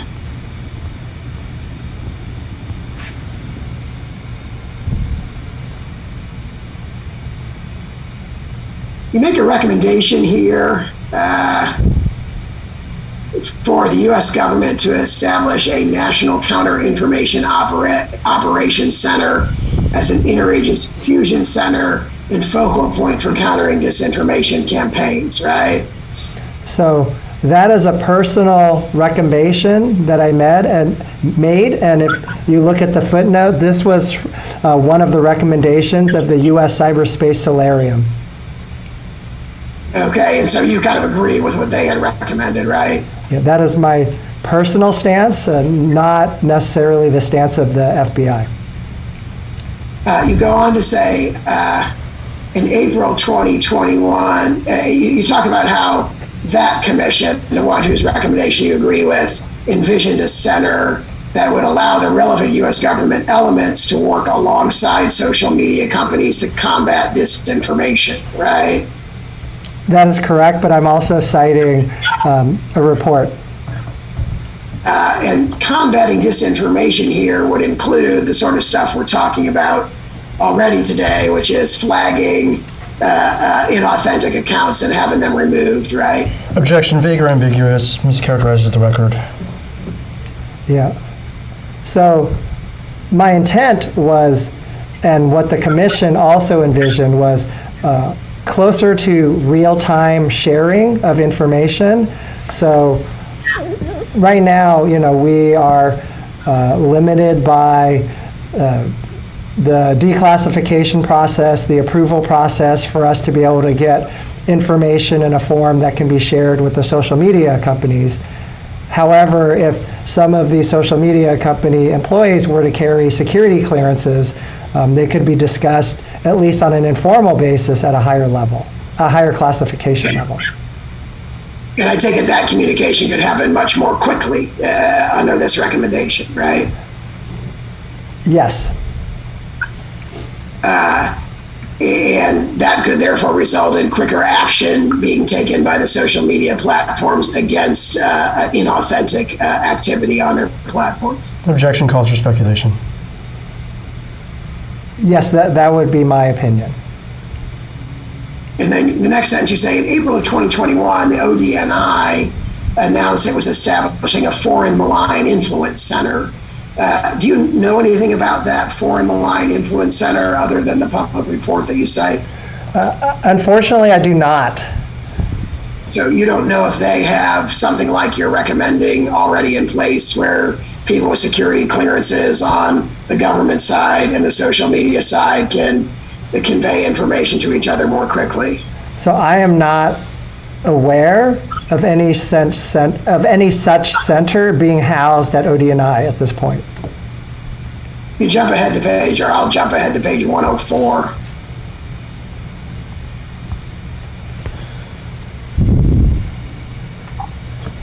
Here, just towards the end, you commented that although the focus of this thesis was Russian disinformation campaigns, domestic disinformation operations also featured prominently ahead of the 2020 elections, correct? Can you tell me what you highlighted again? Oh, sorry, here I am. Although the focus of this thesis was Russian disinformation campaigns, domestic disinformation operations also featured prominently ahead of the 2020 elections. Yes, I wrote that, and I was citing a report from the Atlantic Council. Did you have any involvement in looking for domestic disinformation campaigns in the 2020 election cycle? Objection, vague, mischaracterizes the record. In the context of the FIDF meetings, no. Or how about in any other context? During FBI San Francisco's 2020 election command post, which I believe was held from the Friday before the election through election night, that Tuesday at midnight, information would be provided by other field offices and FBI headquarters about disinformation, specifically about the time, place, or manner of elections in various states. these were passed to FBI San Francisco's command post, of which I mentioned to you before, I was the daytime shift commander. And we would relay this information to the social media platforms where these accounts were detected.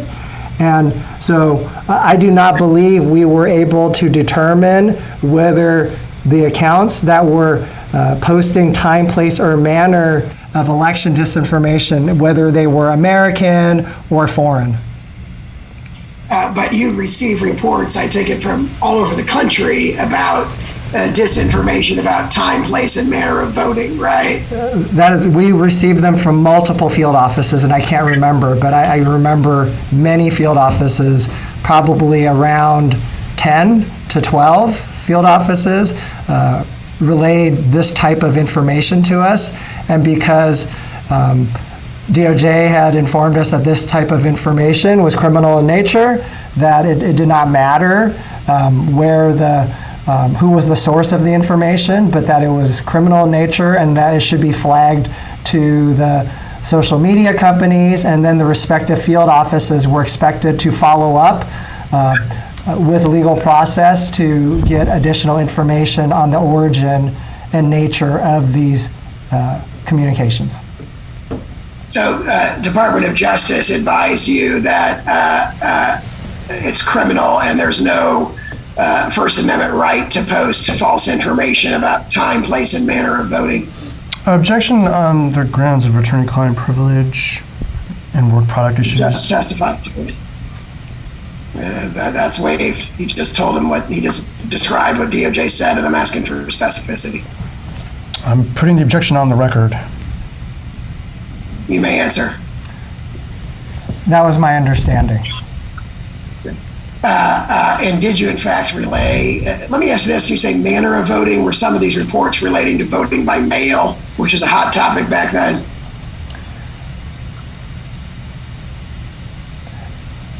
From my recollection, some of them did include voting by mail, and specifically what I can remember is erroneous information about when mail-in ballots could be postmarked, because it's different in different jurisdictions. And so I would be relying on the local field office to know what were the election laws in their territory and to only flag information for us. Actually, let me provide additional context. DOJ public integrity attorneys were at the FBI's election command post at headquarters, and so I believe that all of those were reviewed before they got sent to FBI San Francisco. And so those reports had come to FBI San Francisco, where you were the day commander at this command post, and then FBI San Francisco would relay them to the various social media platforms where the problematic posts had been made, right? That is correct. And then the point there was to alert the social media platforms and see if they could be taken down, right? It was to alert the social media companies to see if they violated their terms of service. And if they did, that they would be taken down? If they did, they would follow their own policies, which may include taking down accounts. Yeah, in fact, or how about taking down posts as opposed to the entire account? I think it depends on how they interpreted it and what the content was and what the account was. Do you know what the? Do you know whether some of those posts that you relayed to them were acted on by their content modulators? Objection vague or ambiguous. So from my recollection, we would receive some responses from the social media companies. I remember in some cases, they would relay that they had taken down the post. In other cases, they would say that this did not violate their terms of service. What sort of posts were flagged by you that they concluded did not violate their terms of service? I can't remember off the top of my head. I mean, I take it they would all have a policy against just posting about the wrong time that the polls open, right? Or the wrong date to mail your ballot. That would be my estimation, but I do remember, but I can't remember the specifics of why, but I do remember them saying that certain information we shared with them did not result in any actions on their part. But I can't remember the details of those. They were not frequent, but I do remember that they occurred. So in most cases, when you flag something, it was taken down. In most cases, let me rephrase that. In some cases, when we shared information, they would provide a response to us that they had taken them down. Not. Gotcha. In some cases, they didn't. Go ahead. Yeah, I would not say it was an 100% success rate. If I had to characterize it, I would say it was like a 50% success rate. But that's just from my recollection. And the success rate would be the number of times it got taken down based on the number of instances you reported. The success rate would be that some action had been taken because it was a terms of service violation. Gotcha. Did this command post, this kind of activity of relaying these reports of election-related disinformation, did that occur through this election command post in 2022 as well as 2020? Yes. So to restate, the election command post for 2020, from my recollection, occurred from the Friday before the election through Tuesday at midnight. And then for the midterm elections, we only stood up the command post, I believe, from 8 a.m. to 10 p.m. of election day. So why was it operating longer in 2020? Based on our experience in the 2018 midterms, where there was a very low volume of information that needed to be coordinated, we assessed that we could do with an actual command post on Tuesday, with people on call on Monday and on Wednesday, who, if needed to, could report and activate a command post. This is specifically for FBI San Francisco. And this command post was chosen to be, I mean, it addresses nationwide election-related disinformation, right? So every field office, every FBI field office was mandated by FBI headquarters to stand up a command post at least on election day. And FBI San Francisco was responsible for relaying any time, place, or manner disinformation or malign foreign influence information to the social media companies, as well as accepting any referrals from the social media companies. So FBI San Francisco had the special job of referring concerns to social media companies. Objection, vague or ambiguous. Yes, and the reason for that is because the majority of these social media companies are headquartered in FBI San Francisco's territory.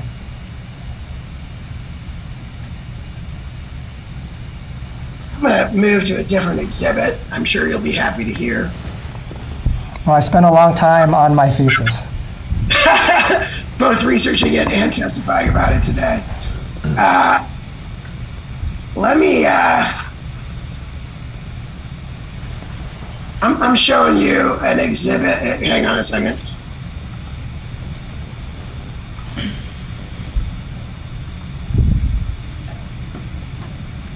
I'm showing you, can you see this exhibit?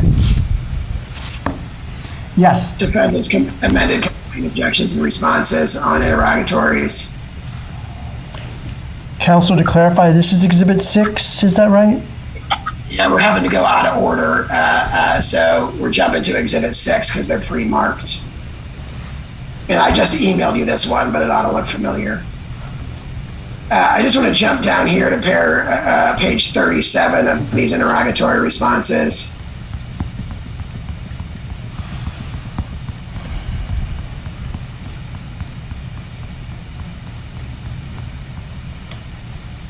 Down here at the bottom of the page under DHS, see this paragraph that begins with a bullet point. I see the sentence that starts, a recurring meeting usually entitled USG-industry meeting. Yes. Yeah, that paragraph states a recurring meeting usually entitled USG industry meeting, which has generally had a monthly cadence and is between government agencies and private industry. You see that description? Yes. The CISA organized meeting that we've talked about multiple times already, is that usually entitled USG-industry meeting? Yeah, based on my recollection, yes. Okay, so that this interrogatory response appears to be referring to meetings that we've already talked about today. That is correct. The CISA facilitated meetings. It says government participants in this meeting have included CISA's Election Security and Resilience Team, DHS's Office of Intelligence and Analysis, the FEI's Foreign Influence Task Force, and so forth, right? Objection lacks foundation.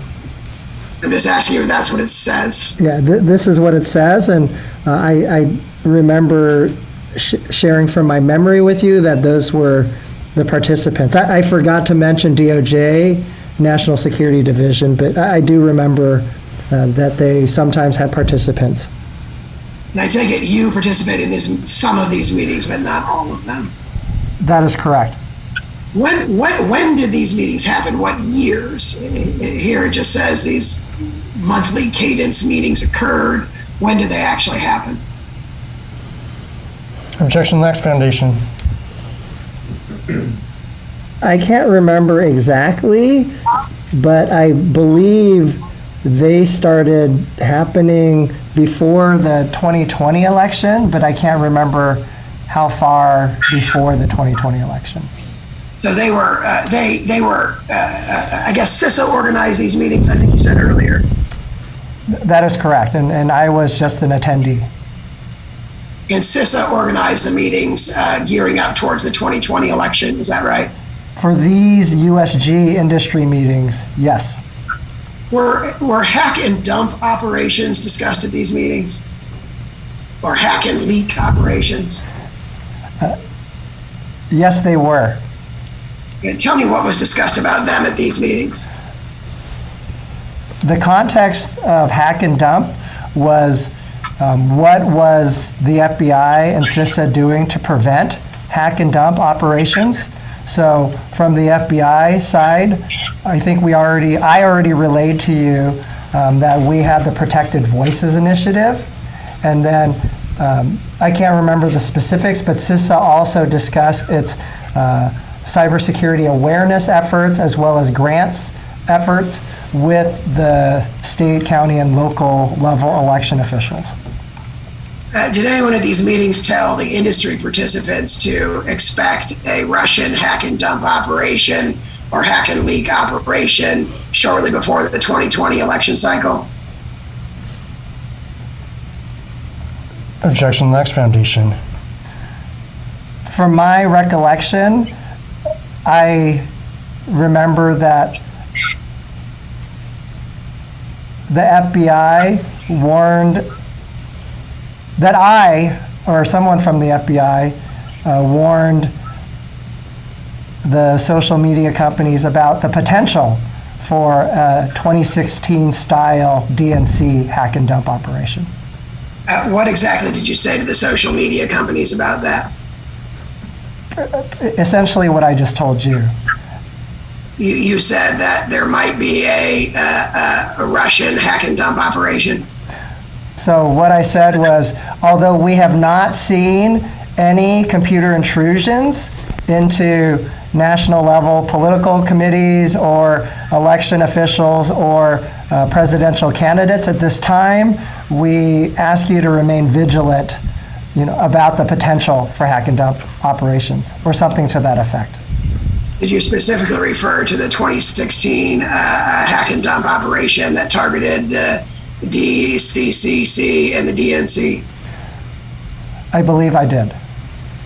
Did you provide any basis to the social media platforms for thinking that such an operation might be coming? My basis was that it had happened once and it could happen again. Did you have any other specific information other than that it had happened 4 years earlier? Objection insofar as the answer calls for law enforcement privileged information. You can answer if you can without divulging the law enforcement privilege as to any particular investigation. Okay, through our investigations, we did not see any similar computer intrusions to what had happened in 2016. So although from our standpoint, we had not seen anything, we specifically I, in an abundance of caution, warned the companies in case they saw something that we did not. So, did you ask the companies if they had seen any attempts at intrusions or unauthorized access? This is something that I regularly ask the companies in the course of our meetings. Did you ask them in these meetings?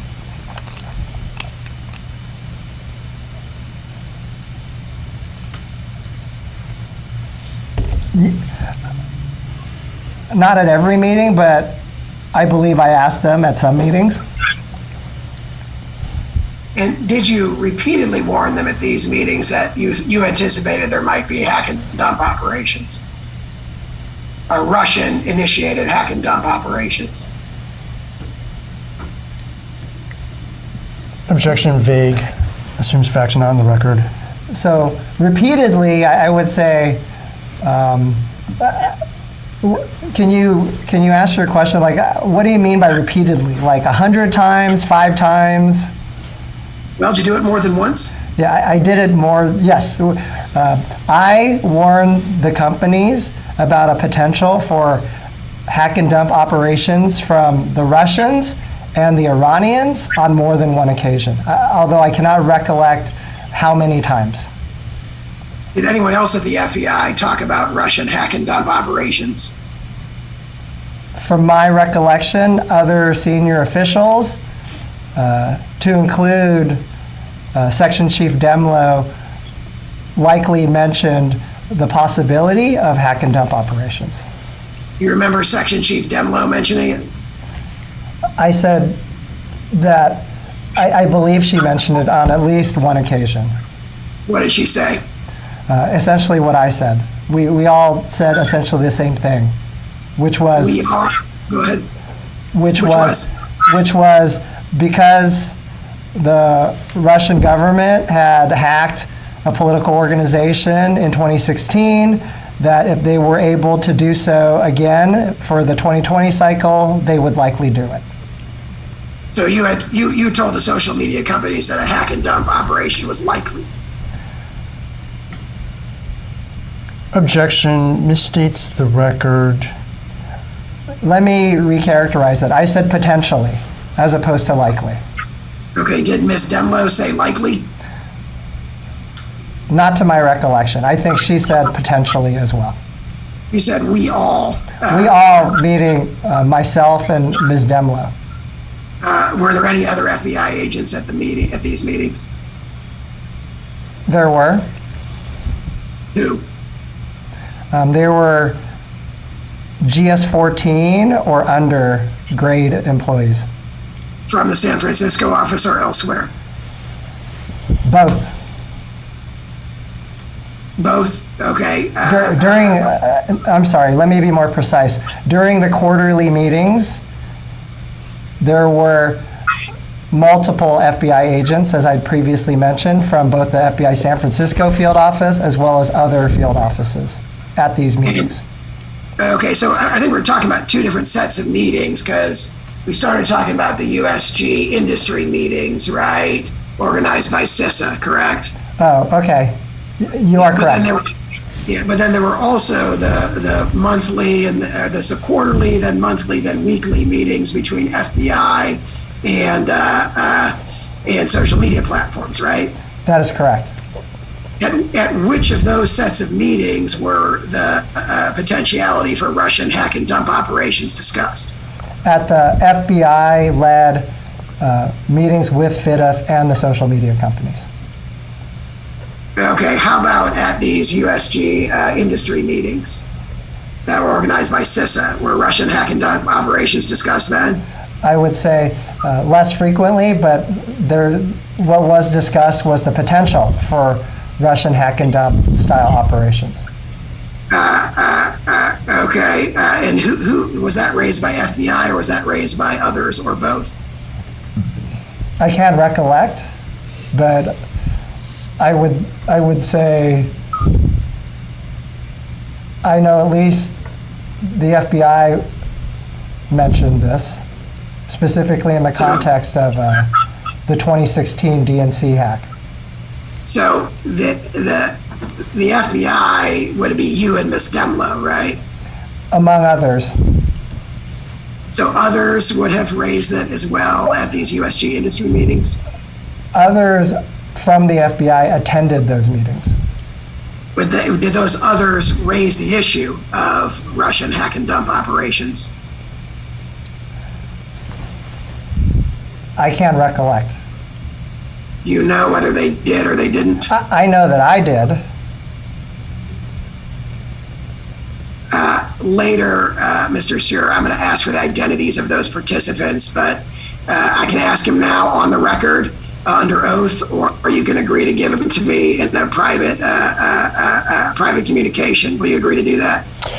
Just to be clear, you're looking for names that are below the SES level? Yes, I want the identities of every FBI official who was at the USG industry meetings referred to in this interrogatory response in 2020. I'd have to discuss with the clients, obviously. All right, then I'm asking them now on the record, who was there? Name the FBI officials who were there, regardless of their levels. Well, I'm sorry. When you say regardless of the level, can we provide you a part of the name on the record and part of the name off the record? I mean, if you're willing to give me the information, which you did not just agree to, I don't have to ask him on the record. We need the information. You don't want it on the record. Will you agree to give it to me? You said I have to discuss with my clients. I can't reconvene this deposition. I need the information. You can agree to give it to me. I'm going to ask him now. It is not subject to a protective order. You Okay. ask for one, you did not get it. If I may, counsel, a break would be appropriate. So I can. I'm sorry?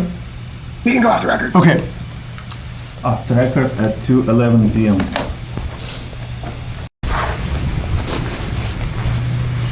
Back on the record at 2:34 p.m.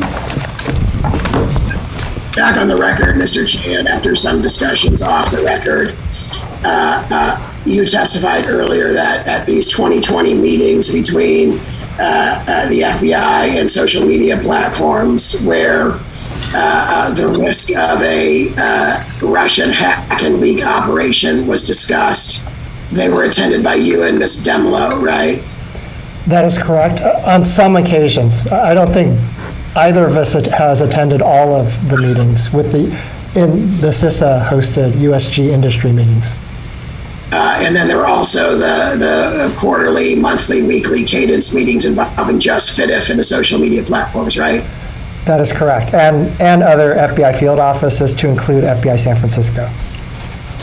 And the risk of hack and leak operations were raised at both sets of meetings, both the CISA organized USG industry meetings and the FIDIF organized direct meetings between the FBI and social media platforms, right? Yes. Okay, as to the first sets of meetings, the CISA organized USG industry meetings, other FBI officials besides you and Ms. Demlow attended when Russian hack and leak operations were discussed, right? That is correct. Who? So from my recollection, and I don't know who attended which meetings, but I remember being in meetings with the following people. Brady Olson, William Cohn, Judy Chalk, and Luke Giannini. Can you say the last name again? Giannini, Spell, please. I am not sure, but I believe it is Giannini. And then the second name was William Cohen. Is that Cohen? Cone, Cone, Like the shape. like an ice cream. Any other FBI officials at that set of meetings where Russian hack and leak operations were discussed with social media platforms in 2020? Those are the only people I can remember.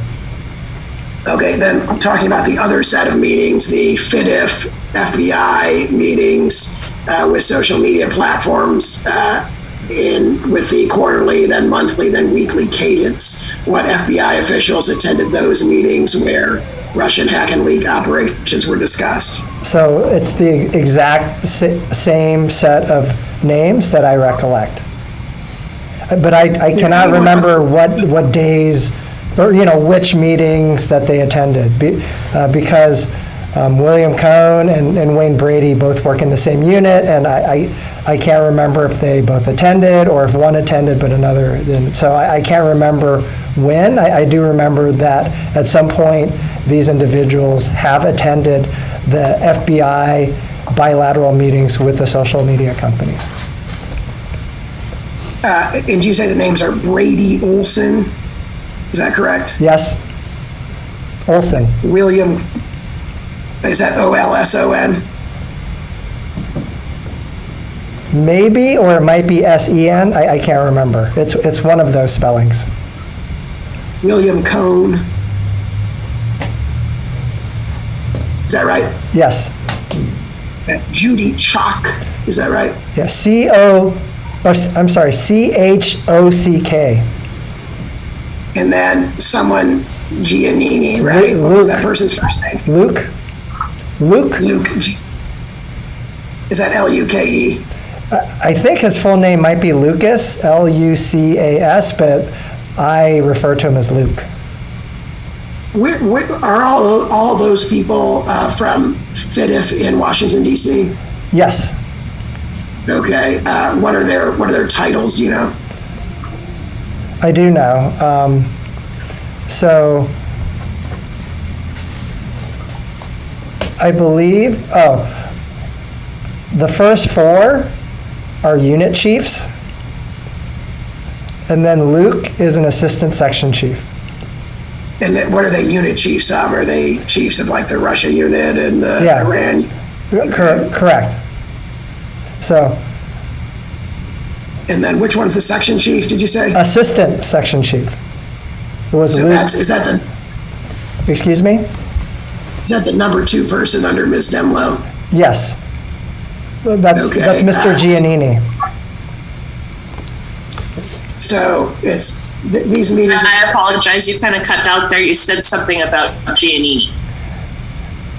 Yes, Mr. Luke Giannini is the assistant section chief at the Foreign Influence Task Force.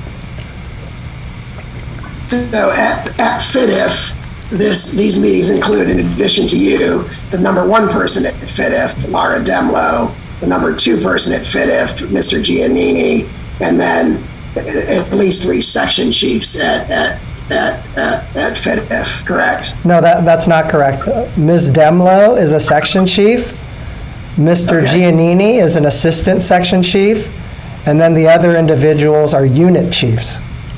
Gotcha. Did anyone other than you or Ms. Demlow discuss the possibility or prospect of Russian hack and leak operations at these meetings from the FBI? I can't recollect if others said it, but I know that is something that I would say regularly. You said that regularly in these meetings? Yes, not every meeting, but some meetings. And does that apply both to the USG industry meetings that had many participants? I would say for the bilateral FIDIF meetings, I would have said that because those would have been one of the types of malign influence campaigns that I would have been focused on. For the DHS USG meetings, I was more of an attendee and not as active a speaking participant. Did anyone else at those meetings, the USG industry meetings organized by CISA, address the risk or prospect of Russian hack and leak operations? I believe they did, but I can't remember who would have said it. Did anyone would it have been anyone in the FBI? It may have been. Which one of these people is the head of the Russia unit? Mr. Olson, and then after him, Mr. Cohn. Did Mr. Olson or Mr. Cohn ever address the risk of a Russian hack and leak operation? I don't recollect. How about Ms. Demlow? I don't specifically recollect, but I believe that is something that she would have mentioned. You think she raised it at some point in these meetings? Yes. What did she say about it, to your recollection? It would have been that the FBI is concerned about the potential for hack and leak or hack and dump operations from foreign state-sponsored actors, something to that effect. Did you discuss within FIDIF that risk before you raised it with the social media platforms? Objection. An internal deliberation of that sort would be subject to deliberative process privilege, attorney-client privilege, and other privileges. Did anyone at any time discuss it, with that prospect with you, or did you raise it on your own? Same objection you can answer insofar as it doesn't involve internal discussions within FIDIF or discussions with counsel. I would say in general, the FBI had internal meetings or discussions, or at the very least emails, coordination before the CISA hosted meetings. And so there'd be internal discussion within the FBI before the CISA hosted meetings? Yes, about what agenda items would be discussed during the meeting. In the course of those discussions, did anyone suggest to you that you should raise the risk of a Russian hack and leak operation? Objection, as I said before, calls for internal deliberations, which would be covered by the deliberative process privilege, by the attorney-client privilege, and other privileges, including law enforcement. Yeah, I will reiterate, in general, we would have internal discussions about what would be discussed in the CISA hosted meeting. More specifically, did anyone suggest that, let me ask you this, you raised it at these meetings, right? I know that I have raised it at the meetings. Did you do that on your own accord, or did anyone else suggest to you that it should be raised? Objection, as before, it's covered by multiple privileges, and I'm going to instruct the witness not to answer on grounds of deliberative process privilege, attorney-client privilege, and law enforcement privilege, among others.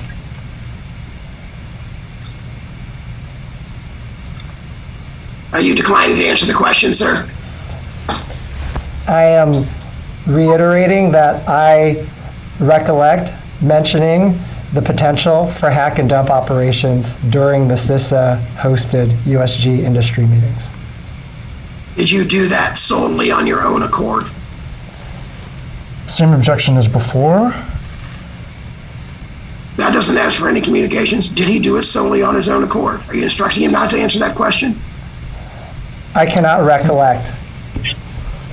Okay, I think we're gonna make a record on this. Okay, I'm asking you, did anyone within the FBI discuss or suggest with you that you should raise the prospect of Russian hack and leak operations with social media platforms in 2020? I do not recollect. In the context of the USG industry CISA held meetings, I do not recollect. How about in the context of the bilateral FIDIF social media platform meetings? In that context, did anyone suggest it to you? So in that context, depending on what was being briefed, without getting into the specific investigations, certain, as I mentioned previously, certain nation-state actors, the FBI deemed as potentially being capable of conducting hack and leak operations. So at the beginning of the meetings, I would preface and say something to the effect of, we are going to provide you a briefing on this group, because they have the potential to conduct hack and leak operations like the Russians did in 2016.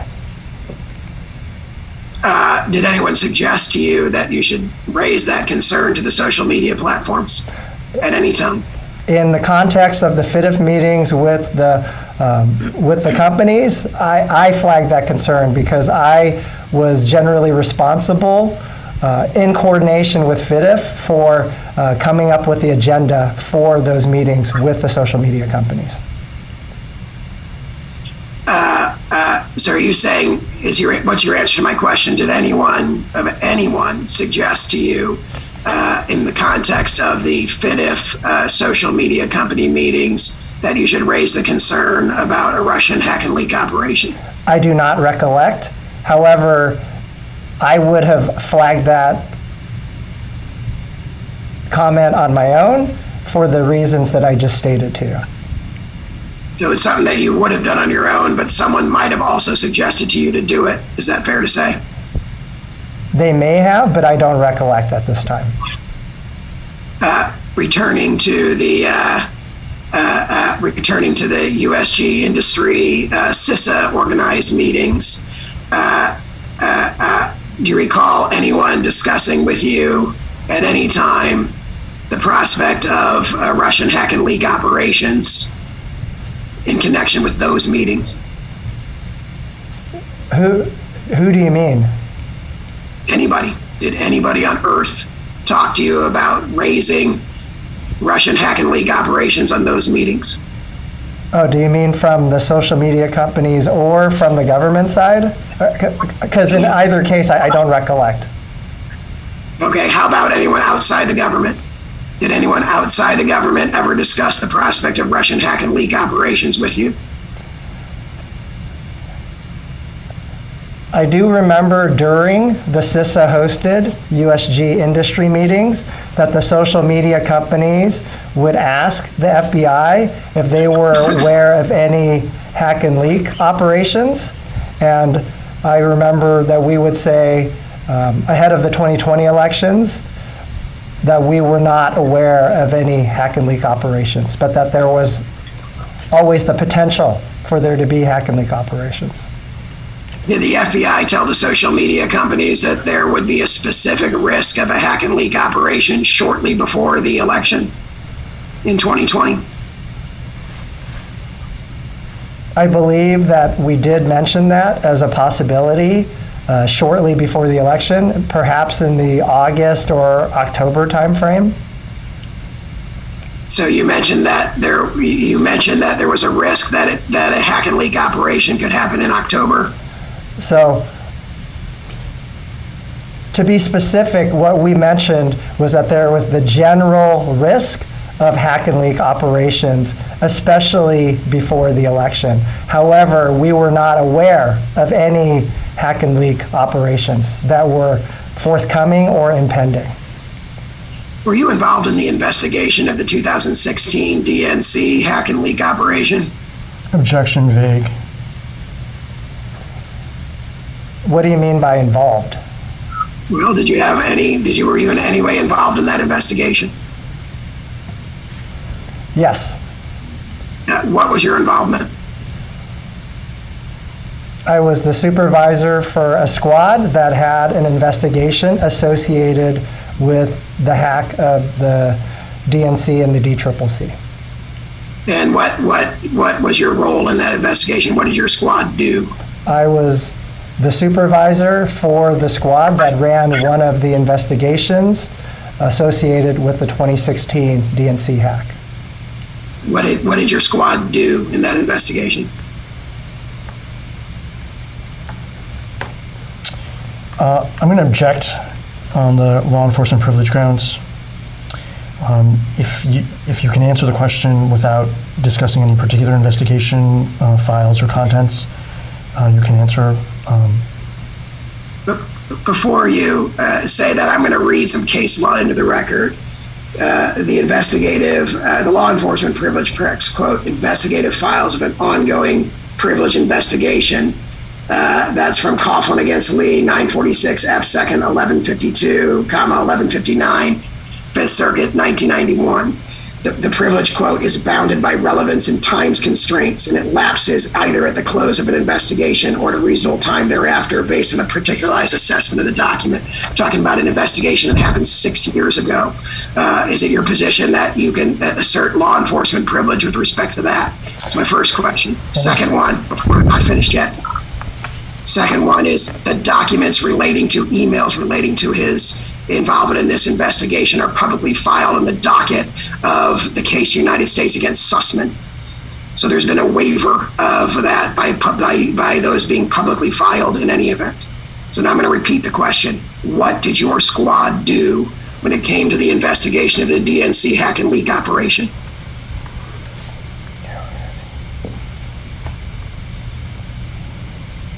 Can I confer with my counsel before I answer this question? I want an answer to the question.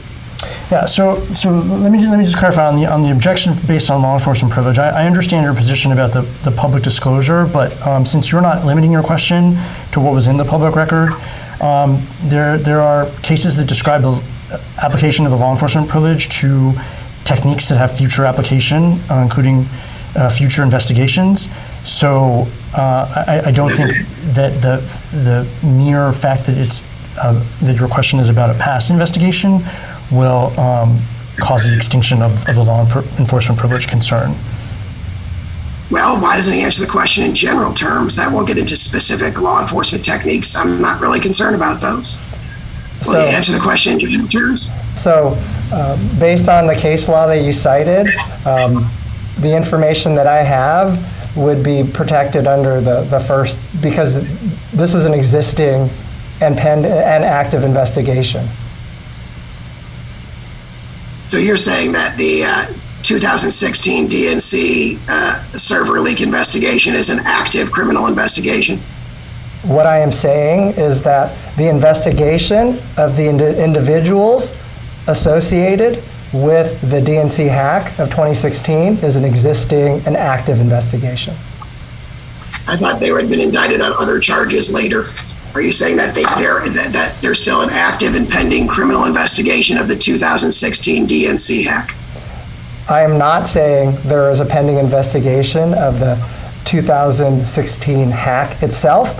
However, there is active investigations on the individuals involved with the 2016 hack. That case has not been adjudicated. The individuals are indicted. They have not been arrested. They have not been going through the judicial process. This is an active investigation. I'm showing you a collective exhibit that we pre-marked Exhibit 23. Do you see this document? Yes. Okay, these are the emails, some of your emails that are publicly filed in the case United States against Sussman. Do you recognize them? I'm sorry, may I ask, counsel, have you sent this to us? I'm emailing it to you right now. Obviously, we're getting a little out of order here.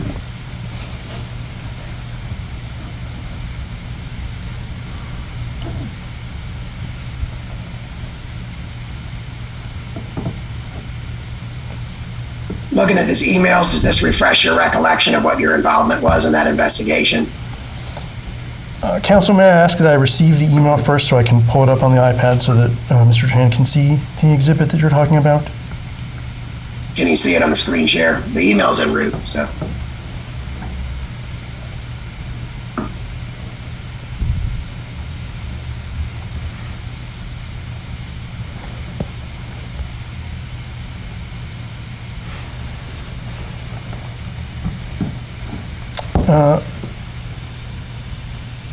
Okay, we have this PDF. May I ask which page you're on?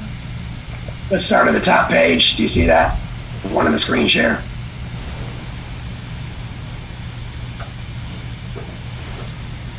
Uh, 8:32 a.m. October 4th, yes. Yes, I see this email. And you're being copied on emails lower down from Michael Sussman and Perkins Coie. Is that fair to say? Yes, I have been CC'd. The email is to another DOJ official. And then you forwarded that along to two FBI officials, Patricia Rich and Delynn Hamill. You see that? That is correct. Okay. Do you know why Mr. Sussman was emailing or copying you on an email about sharing information on a rolling basis? Because I was involved with, I oversaw the squad that was responsible for one of the investigations of the 2016 hack of the DNC, and Mr. Sussman was their legal representative. Which squad did you oversee? I oversaw the Russian cyber squad at FBI San Francisco. And the Russian cyber squad was it involved in trying to analyze the DNC server to see how it had been hacked? Yes, that is correct. And you oversaw that effort? Yes, I managed the squad responsible for one of the investigations of the DNC hack. What did that squad investigate the server? We did a triage investigation of the server and then sent it back to headquarters to do a more complete investigation of the server. What's a triage investigation? Triage in the cybersecurity context is to try to extract indicators. As I mentioned before, indicators could be email accounts, IP addresses, other types of electronic indicia that we could serve legal process in order to move our investigation forward. Did you find any indicia of that when you investigated the server? I believe we did, but I can't recollect the specific selectors that we discovered. Subsequent to the 2016 investigation, did you have further communications with anyone involved in that investigation about the possibility of a recurrence in 2020? Can you repeat that question? Subsequent to the 2016 investigation of the hack of the DNC server, did you have any communications with anyone involved in that investigation about the possibility that a hack and leak operation could occur before the 2020 election? Objection vague. I will also object on the grounds of law enforcement privilege. You can answer to the extent it doesn't implicate any particular investigation. Yeah, so I do not remember discussing the potential for a 2020 election with any of the FBI personnel because they had moved on to different roles. How about people outside the FBI?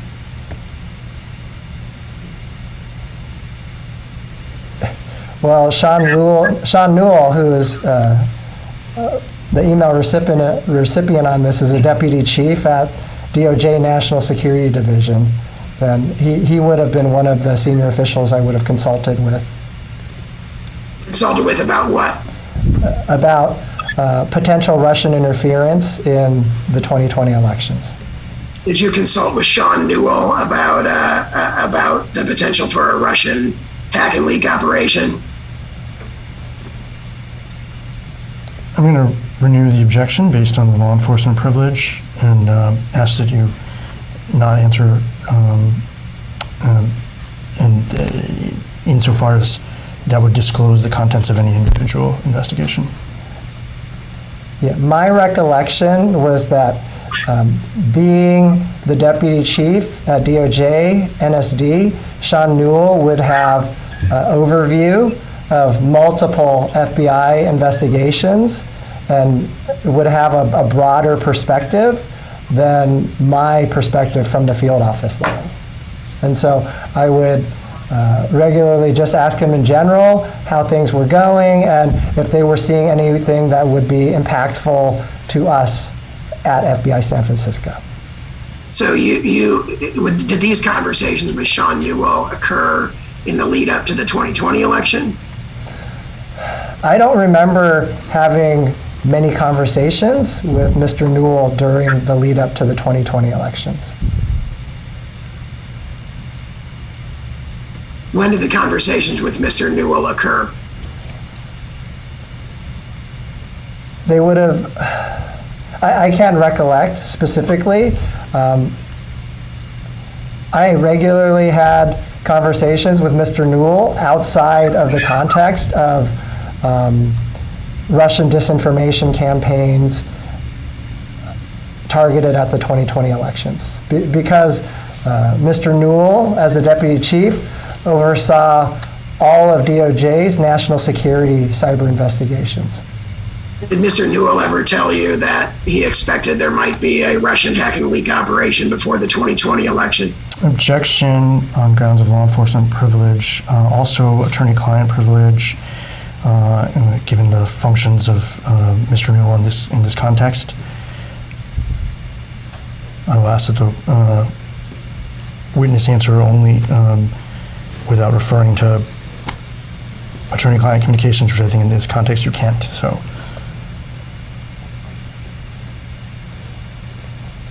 What I can broadly say is that we discussed national security, cyber investigations in general, sometimes about Russian matters, sometimes about other nation-state threats. Let me ask the question more specifically. Prior to the 2020 election cycle, did anyone suggest to you that there would be, or that there might be, a Russian hack and leak operation prior to the 2020 election? So I'm going to object on the grounds of law enforcement privilege and attorney-client privilege, among other privileges. You can answer insofar as it doesn't disclose the contents of any particular investigation. So pause there. Okay. I want an answer, and I want to know whether you're withholding information in response to your client's instruction. He keeps instructing you conditionally, and then you keep providing vague responses. I want to know, are you in fact withholding information from me in response to my question as a result of that instruction? Did anyone discuss that with you? Yes or no? That does not get into the content of any communications. Just want to know, did anyone discuss with you the prospect of a Russian hack and leak operation before the 2020 election? So no, I do not recollect. And the reason for that is I don't recollect any specific person discussing that with me. However, based on both my experience as well as my knowledge of active investigations, I would have believed, and as my own assessment, I believe that there was the potential for hack and leak operations ahead of the 2020 elections. I believe that there was the potential for hack and leak operations ahead of the 2022 elections, and I believe that there is the potential for Russian hack and leak operations ahead of the 2024 elections. And in particular, you relayed that belief to the social media platforms on multiple occasions in 2 sets of meetings in 2020, correct? That is correct. And that includes the USG industry meetings organized by CISA, correct? Yes, I believe so. And it includes the FIDIF organized meetings with the individual social media platforms, correct? Yes. Did the social media platforms respond to that, your communications, and indicate they were taking any steps with respect to Russian hack and leak operations? Objection, vague. So in general, I believe that the companies were actively looking for hack and leak operations. And I don't know the types of technology that they use, but I believe they tried to use detection methods that would find whenever hacked materials were put or uploaded onto their platforms. Did they ever tell you that they were taking any action with respect to any content posted on social media because of a concern about a hack and leak operation? So, from my recollection, I can't remember which social media companies, but some social media companies adjusted or updated their terms of service or their community standards to say that they would not post any hacked materials.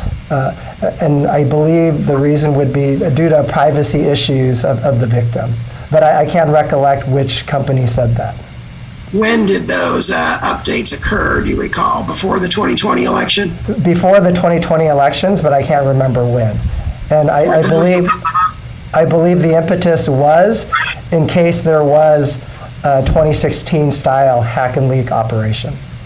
So, and was that a concern that you raised to them specifically, that there might be a recurrence of a 2016 style hack and leak operation? So I have raised that concern, but I believe independently they had similar concerns. And in the same time frame you were raising that concern, some of them updated their terms of service to prohibit the posting of hacked materials. I believe so. Did you ever discuss updating their terms of service with them or suggest it to them? I never suggested it to them. The only context we would bring up terms of service is that we wanted to know if they had changed their terms of service or modified it, and we wanted to know what they had changed. And did they advise you that they had changed it to reflect the ability to pull down content that results from hack operations? Yes. And that occurred at some time after you had been raising these concerns with them? Yeah, sometime after 2016, but before 2020. So unfortunately, I can't remember when they would have updated it, but I do remember learning about their terms of service updates. During 2020, do you recall anyone at the FBI discussing with you the prospect of a hack and leak operation? I believe that we internally discussed the potential for hack and leak operations, and so I regularly was in communication with Cyber Division of the FBI, as well as with the Foreign Influence Task Force, to see if they had heard of anything that I had not heard of. So I would say the people that I engaged with, everyone was vigilant, but no one, I believe that in general, people at the FBI were concerned about the potential for hack and leak operations, but that we had not seen any investigations that led in that direction or that would lead us in that direction. Who are the people at the Cyber Security Division that you referred to?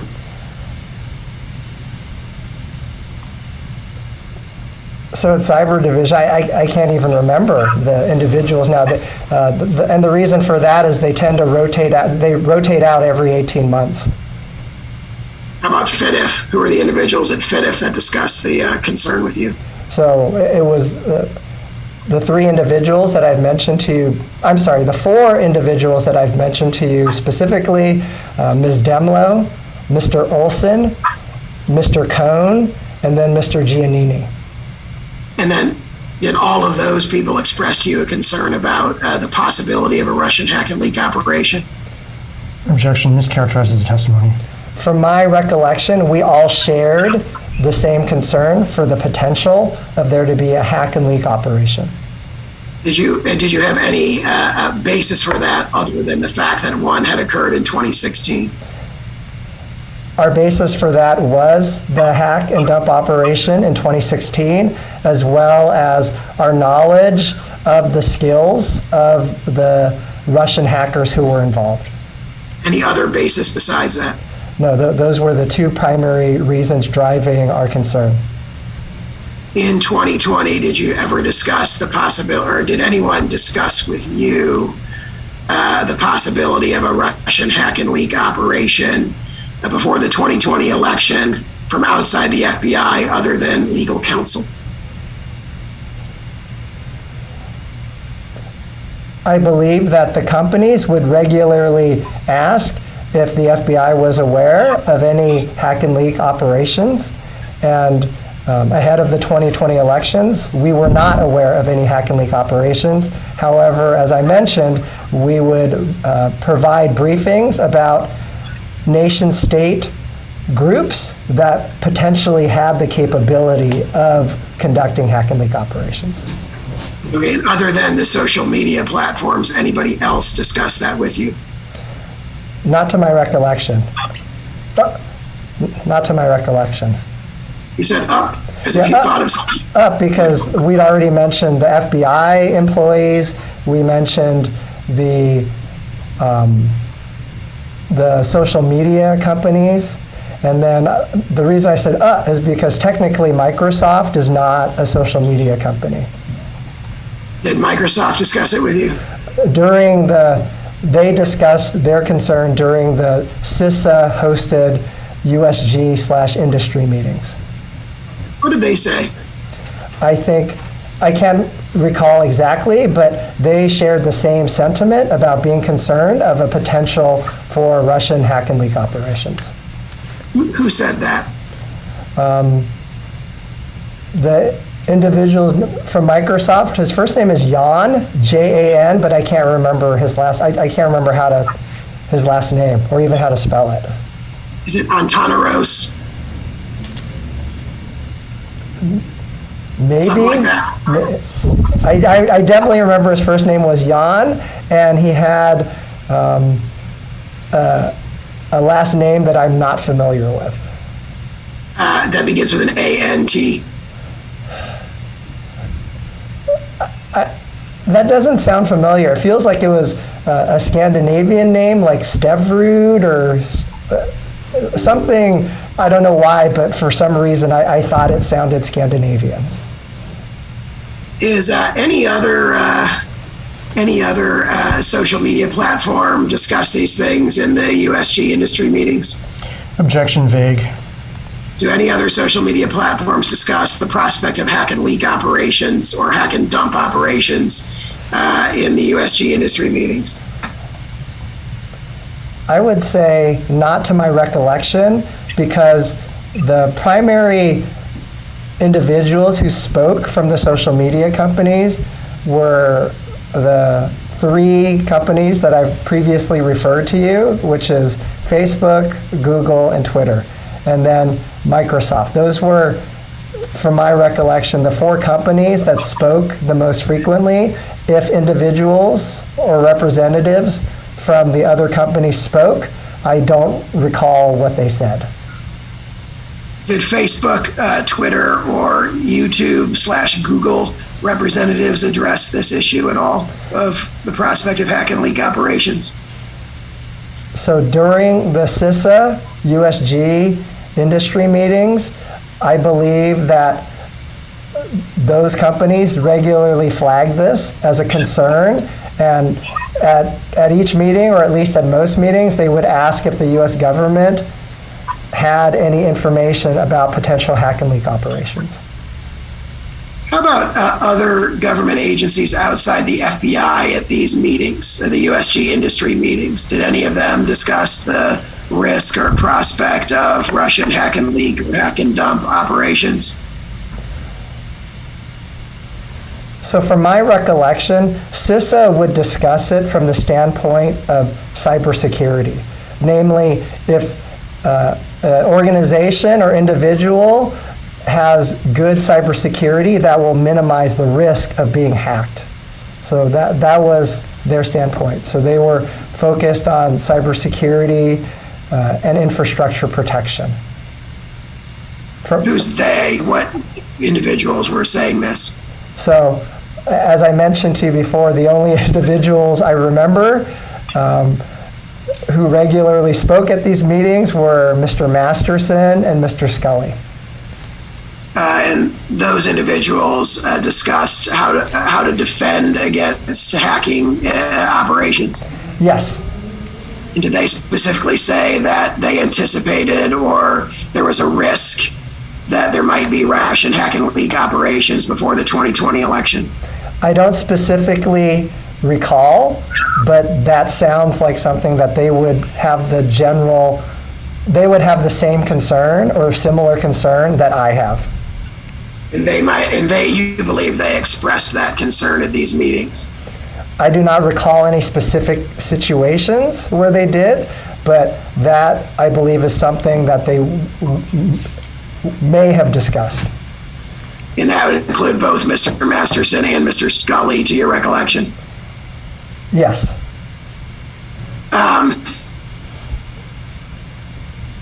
Were you aware in 2020 that the FBI had Hunter Biden's laptop in its possession? Objection lacks foundation, calls for speculation. Did you know it at the time? I was only aware when news media outlets posted it or published it. Was Hunter Biden referred to in these meetings in any way? Hunter Biden was not, in my recollection, Hunter Biden was not referred to in any of the CISA USG industry meetings. How about in the FITF social media company meetings? From my recollection, at one meeting with Facebook, after the regular agenda had been completed, one of the Facebook analysts asked if the FBI had any information they could share about the Hunter Biden investigation. And to that, I recall Ms. Demlow saying that the FBI had no comment. Would that have been before or after the big news story broke on October 14th of 2020? Objection, Lax Foundation. I'm not certain, but I believe that it would have had to have been after the news story broke because I don't know if it was publicly known then.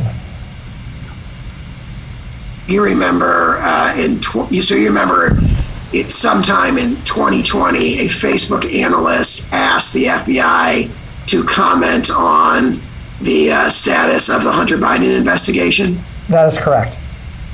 And you believe that this occurred after there'd been, a New York Post article about the contents of the laptop that you referred to. I think you referred to earlier, you finding out about it that way, right? Yeah, I only found out through news media. I have no internal knowledge of that investigation. And yeah, I believe that it was brought up after the news story had broke.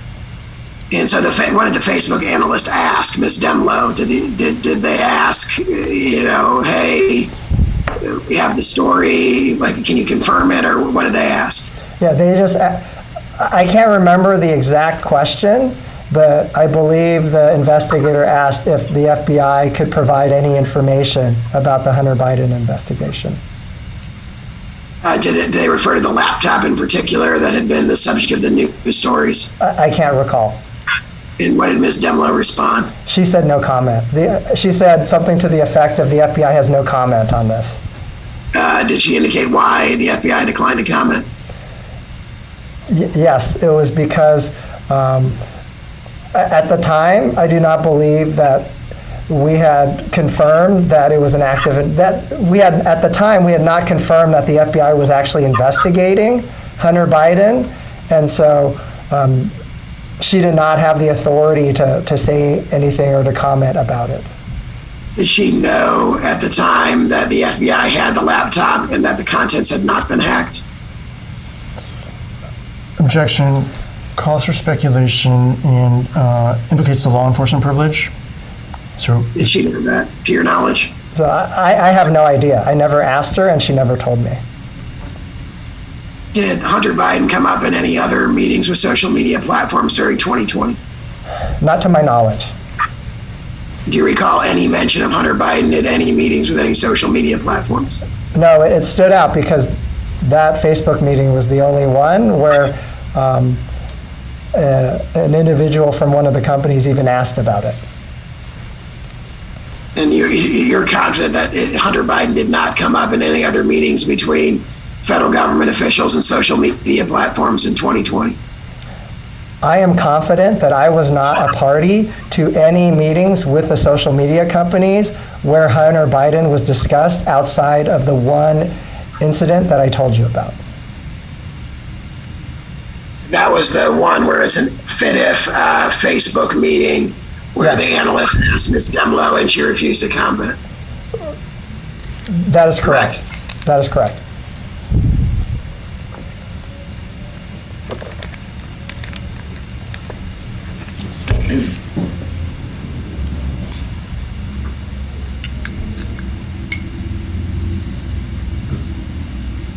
I'm going to show you a new exhibit, Exhibit 8.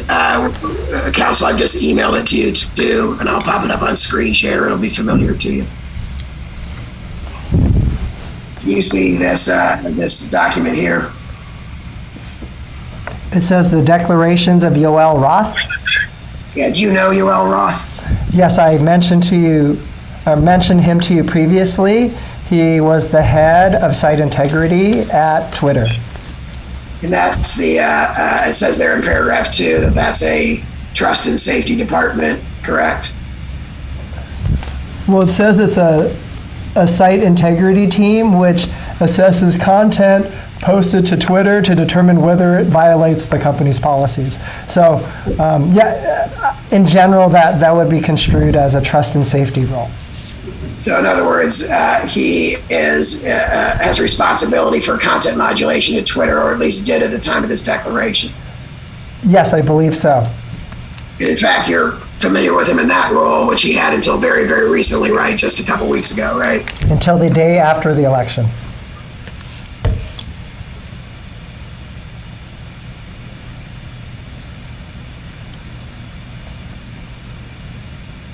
I'm going to direct your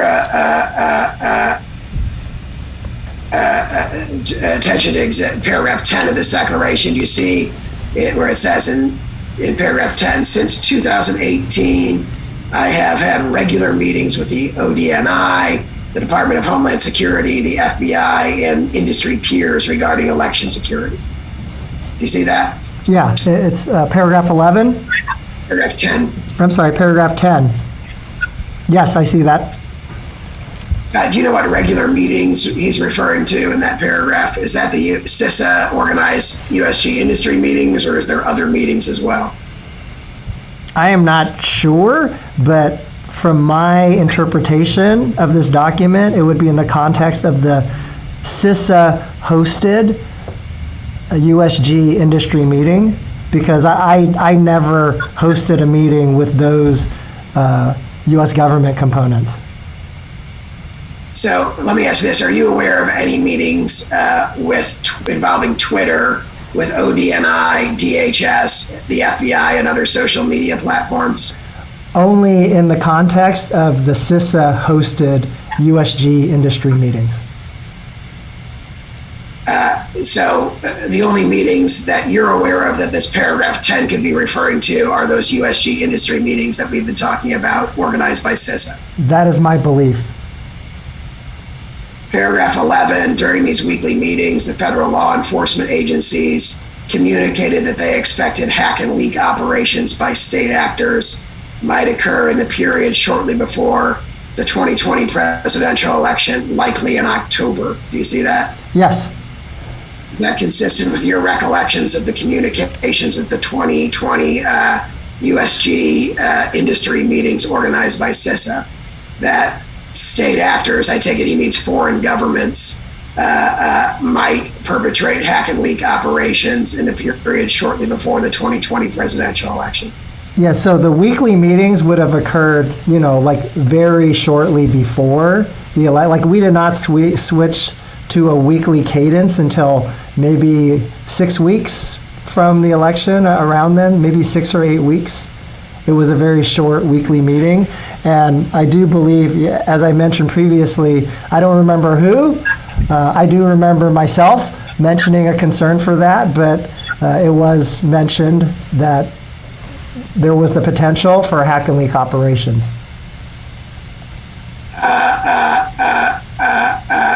And so that first sentence you agree with, basically, that people did say that to Twitter in these meetings, that foreign state actors might do a hack and leak operation in the period shortly before the 2020 presidential election. Is that fair to say? Yes, during the CISA USG industry meetings.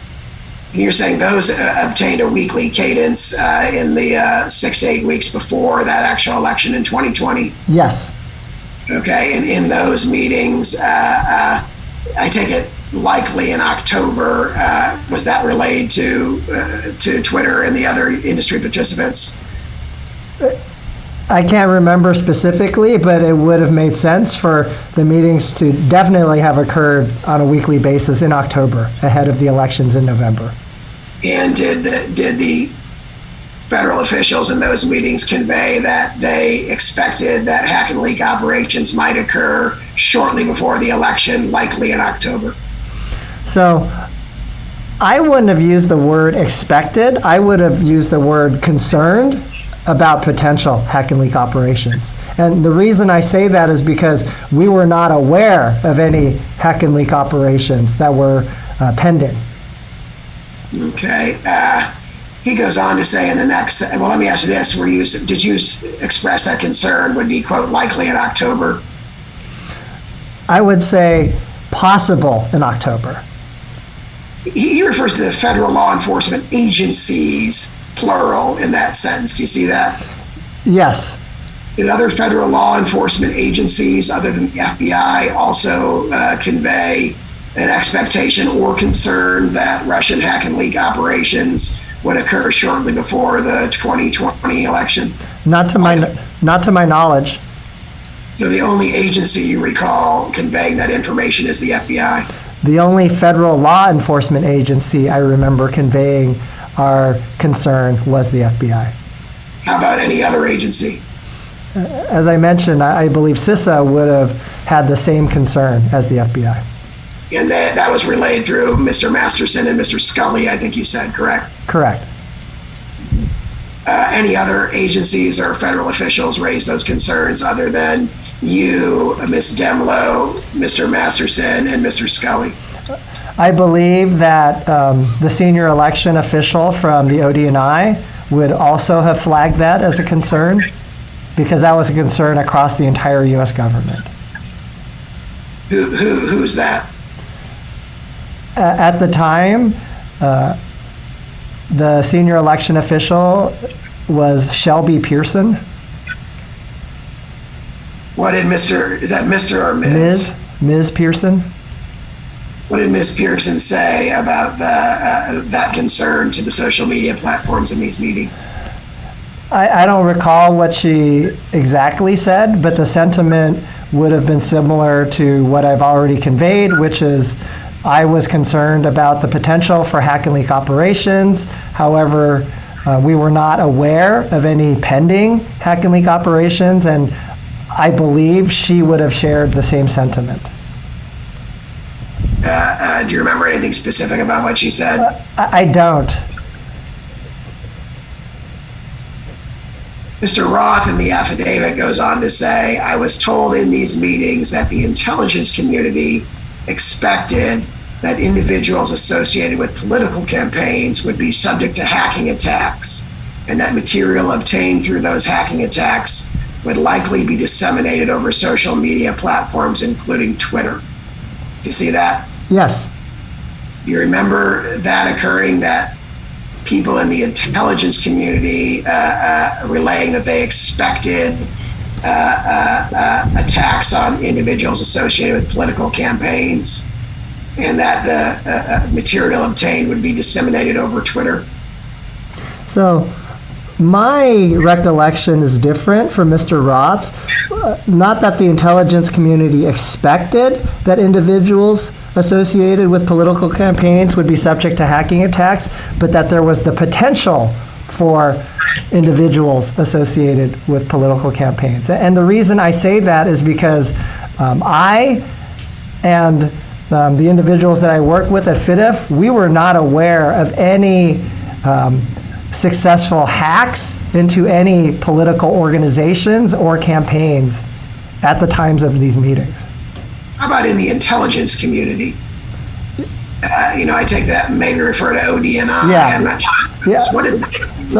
Is Mr. Roth accurately describing what they said in these meetings? Objection calls for speculation. Yeah, I don't know what Mr. Roth meant, but what I'm letting you know is from my recollection, I don't believe we would have worded it so strongly to say that we expected there to be hacks.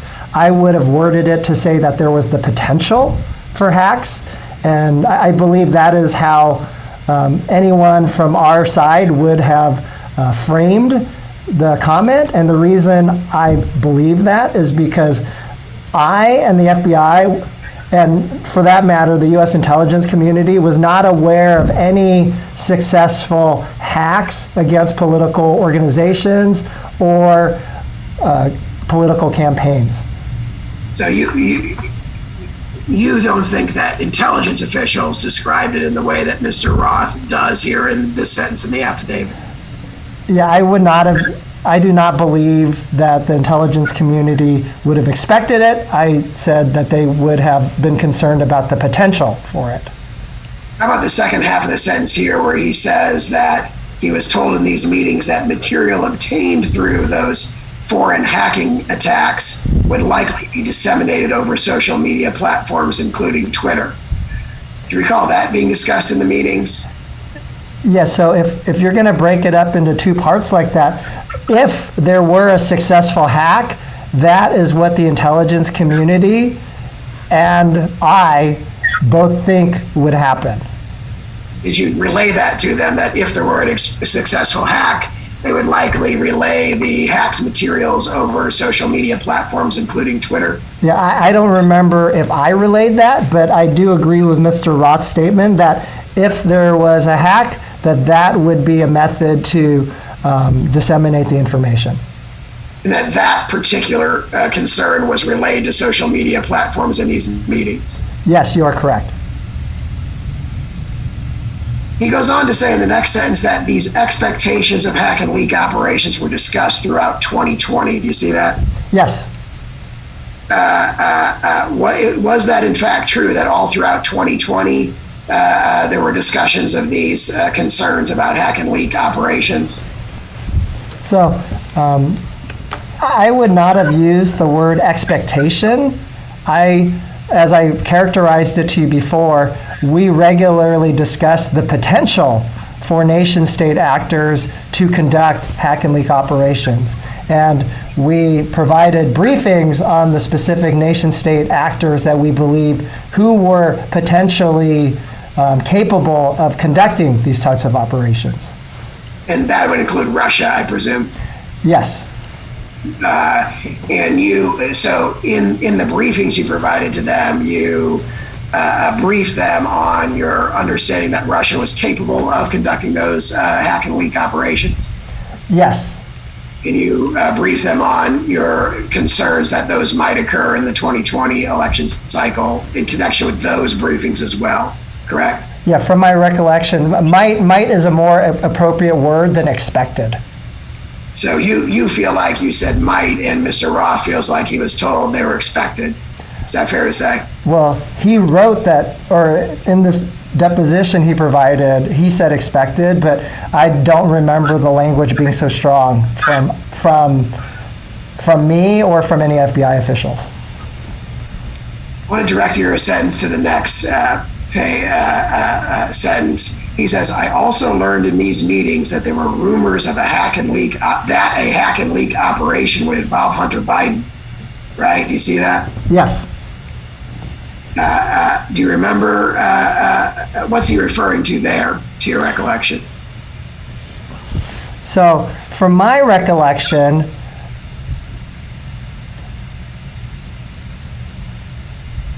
the social media companies, to include Twitter, would regularly ask us, hey, what kind of content do you think the nation-state actors, the Russians, would post? And then they would provide examples, and like, would it be X, or would it be Y, or would it be Z? And then I and then the other FBI officials would say, we believe that the Russians will take advantage of any hot button issue. And I do not remember us specifically saying Hunter Biden in any meeting with Twitter. So Mr. Roth says in his sworn declaration he learned in these meetings, and I take it we're still talking about these weekly meetings, USG industry, CISA organized meetings. He learned in these meetings that there were rumors that a hack and leak operation would involve Hunter Biden, right? That's what he said in his sworn declaration, right? Yes, I see that that's what he said. And do you have any reason to doubt the veracity of what he said? I would interpret what he said differently. And so, How would you interpret what he said when he says he learned that there were rumors that a hack and leak operation would involve Hunter Biden? What do you think he's referring to? Objection calls for speculation. in my estimation, we never discussed Hunter Biden specifically with Twitter. And so the way I read that is that there are hack and leak operations, and then at the time, I believe he flagged one of the potential current events that were happening ahead of the elections. You believe that he, Yoel Roth, flagged Hunter Biden in one of these meetings?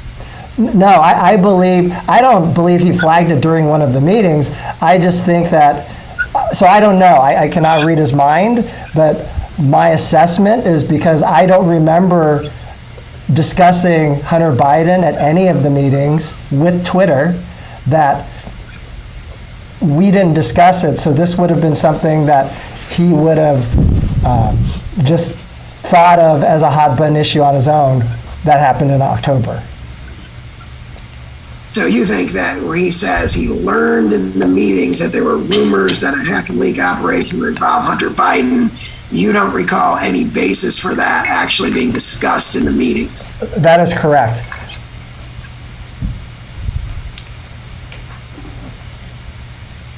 In paragraph 12, he goes on to say that on October 14th, 2020, he learned from media coverage that the New York Post had posted articles to its website that morning containing emails and other personal materials found on a hard drive that allegedly belonged to Hunter Biden.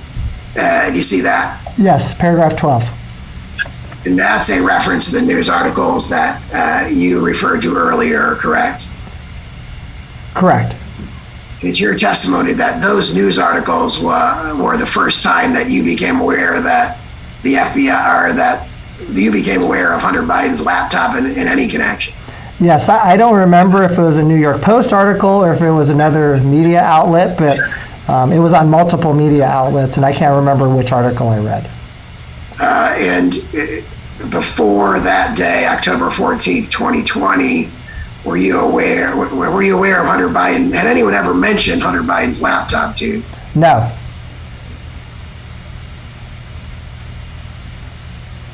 In the next paragraph, Mr. Ross says, the site integrity team preliminarily determined that the information in the articles, the New York Post articles, could have been obtained through hacking based on, among other things, the type of material, the sourcing described in the articles, and the information security community's initial reactions. Do you see that? Yes.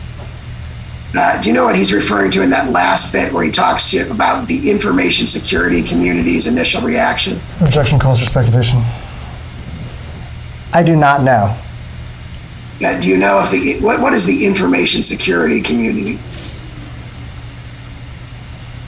So I don't know specifically that reference that he's using, but there's, my assessment is that he's talking broadly about the American information security industry, but I don't know. Does that include the FBI? Objection calls for speculation. So I don't know. However, I do not believe that involves the FBI. To me, when I read that, this is the first time I'm reading that paragraph, it sounds like he is talking about the private sector information security community. He goes on to talk about how Twitter ended up essentially blocking the articles from being shared on its platform and suspending the New York Post's Twitter account. Are you generally, without getting the details, are you generally familiar with the fact that Twitter took steps to reduce the distribution of the Hunter Biden laptop story on its platforms? Yeah. The extent of the information that I learned was exactly what you just described. I have no other knowledge of that.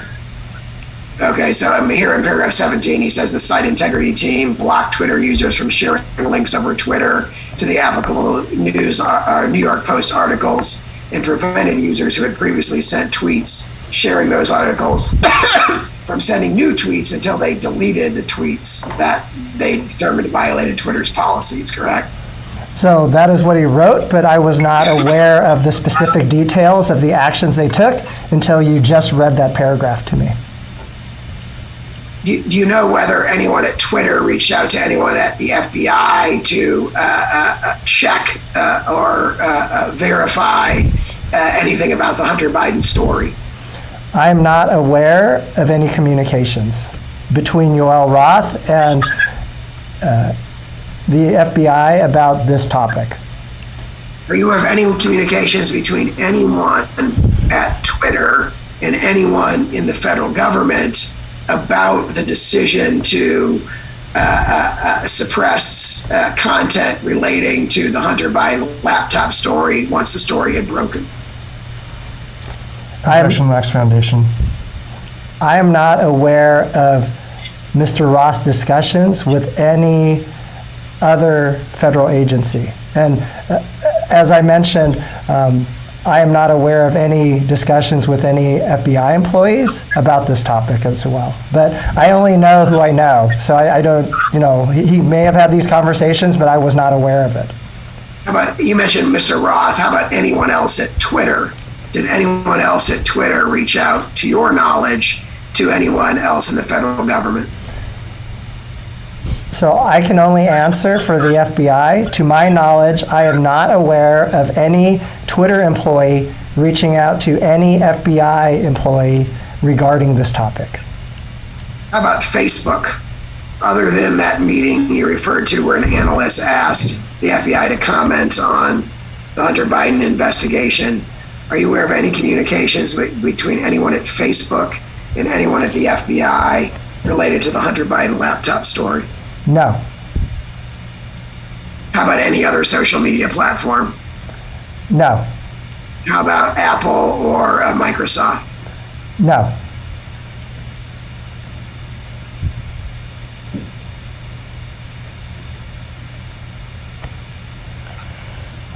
Counsel, if you've concluded with this exhibit, may I ask, or may I suggest that a break would be appropriate? We've been in this session now, I think, for an hour and 8 minutes.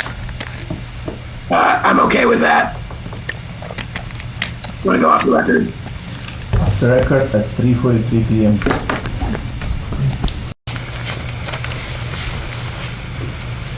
Back on the record at 3:57 p.m. Do you know Peter Strzok, S-T-R-Z-O-K?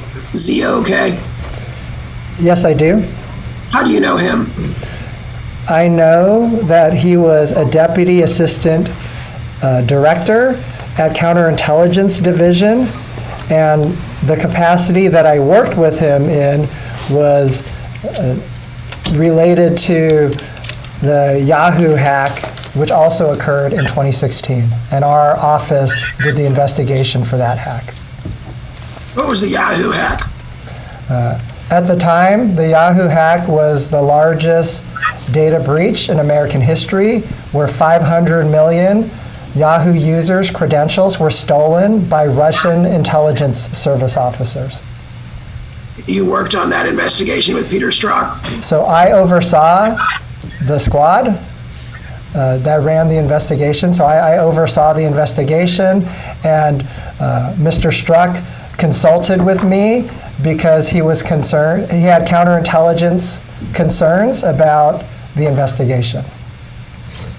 What were those concerns, generally speaking, without getting into specifics? Well, broadly speaking, U.S. government employees, current and former U.S. government employees, as well as other government officials, have used Yahoo and still use Yahoo, and he was concerned that Russian intelligence officers would be able to figure out the personal Yahoo and AOL accounts for current and former U.S. government officials. Did you have multiple interactions with him in the course of that investigation? I would say regular, like maybe once a month, maybe. Over the course of how long? Over the course of about 6 months. Would these be phone calls, or do you have in-person meetings with him? These would be via classified Skype or Link, if you're familiar with that Microsoft product. So they'd be video conferences that were in a secure link? They would be voice conferences. There was video capability, but the FBI culture is not to use video conference. Have you talked to him since then? I have not. And yeah, I only spoke to him in the context of the Yahoo investigation and he was interested, in the extent of the damage, like our intrusion investigation to determine if we could tell if the Russians were aware of which accounts belonged to U.S. government officials. So these interactions with him occurred in the year of 2016, is that right? I would say spanning between 2015 to 2016. So this would have been the same time frame that he's involved in the Crossfire Hurricane investigation? I do not know when that investigation took place exactly, but I would say that I had engagement with him in the late 2015 to early 2016 timeframe. Do you know anyone associated with the Crossfire Hurricane investigation? No, not to my knowledge. How about Lisa Page? So Lisa Page is an attorney, an FBI attorney for the Office of General Counsel. She was on many of the calls. I don't know if she was on all of the calls, but she was on at least some of like the once a month calls that I had with Mr. Strzok. Was she, so she was on, so you had talked to Mr. Strzok and Ms. Page at the same time in connection with the Yahoo investigation? Yes, and my understanding was that she was, I don't know this for a fact, but my understanding was that she was a senior attorney in the counterintelligence division, and that she would be privy to the types of, or she would need to know about the types of communications I had with Mr. Strzok about the extent of the damage. Did you have any communications with Ms. Page after 2016? Yes, but not while she was working at the FBI. What communications were those? She currently works for a private sector company, and I have regular communications focused on cybersecurity matters with her current company. What company is that? The company is Twilio. And you know her now and communicate with her in her work at Twilio? Yes.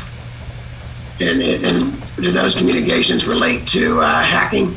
Yeah, to cybersecurity in general, and to potential hacks against the Twilio platform. Have you communicated with her recently? Objection vague. I would say the last time I communicated with her was maybe, I can't recall exactly, but maybe 2 months ago. How often do you talk to her? Maybe on a quarterly basis.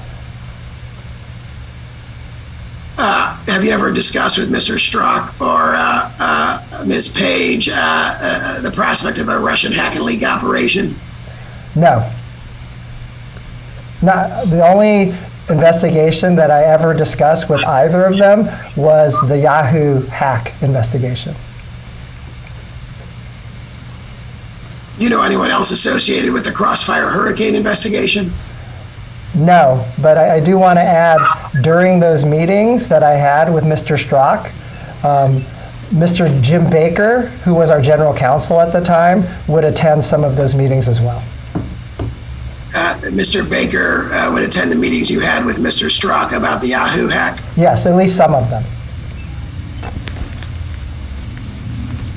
Who else would attend those meetings?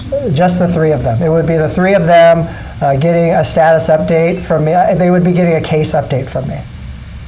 A case update about the Yahoo investigation? Correct. Did you ever discuss any hacking issues with Mr. Baker? Not outside the context of the Yahoo hack.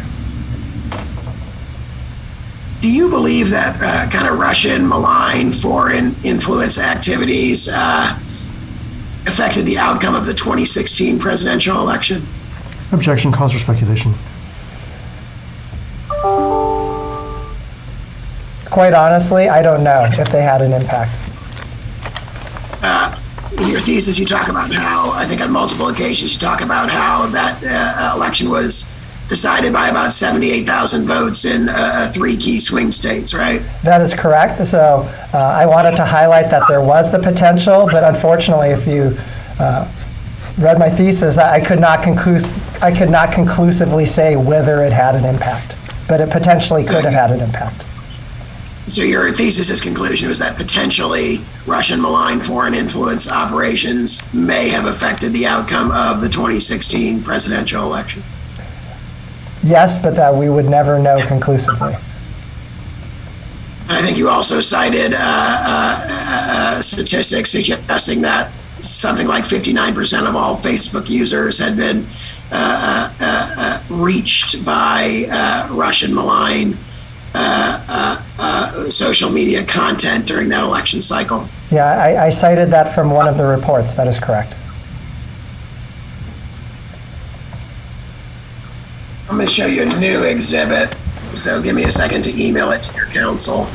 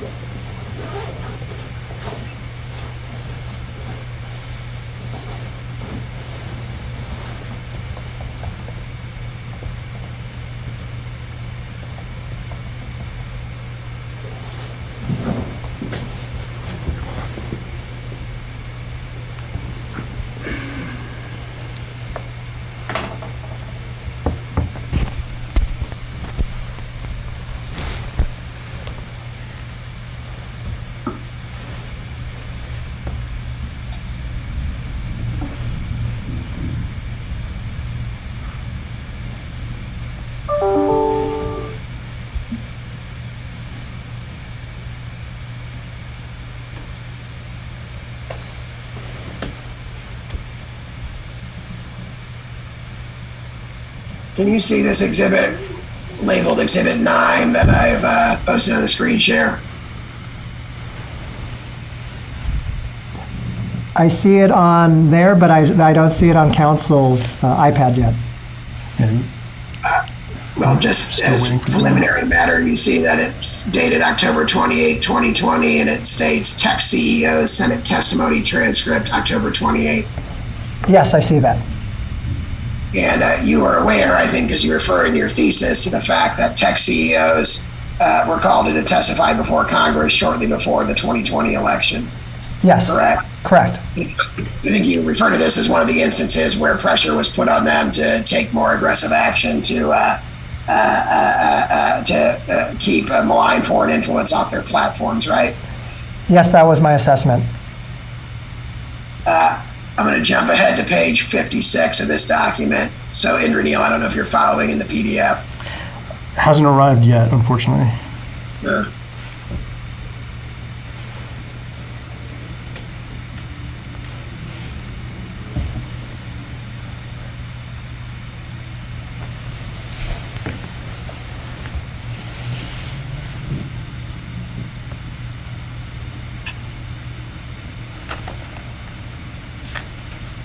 If you look here on page 56, there's a question posed to Mark Zuckerberg, who's the CEO of Meta or Facebook, correct?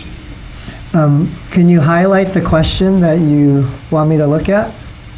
I'd actually probably easier to just look at what he said. I don't think but the question's that relevant. If I may interrupt, the email just arrived, so we'll have it on the screen in a few seconds here. Great.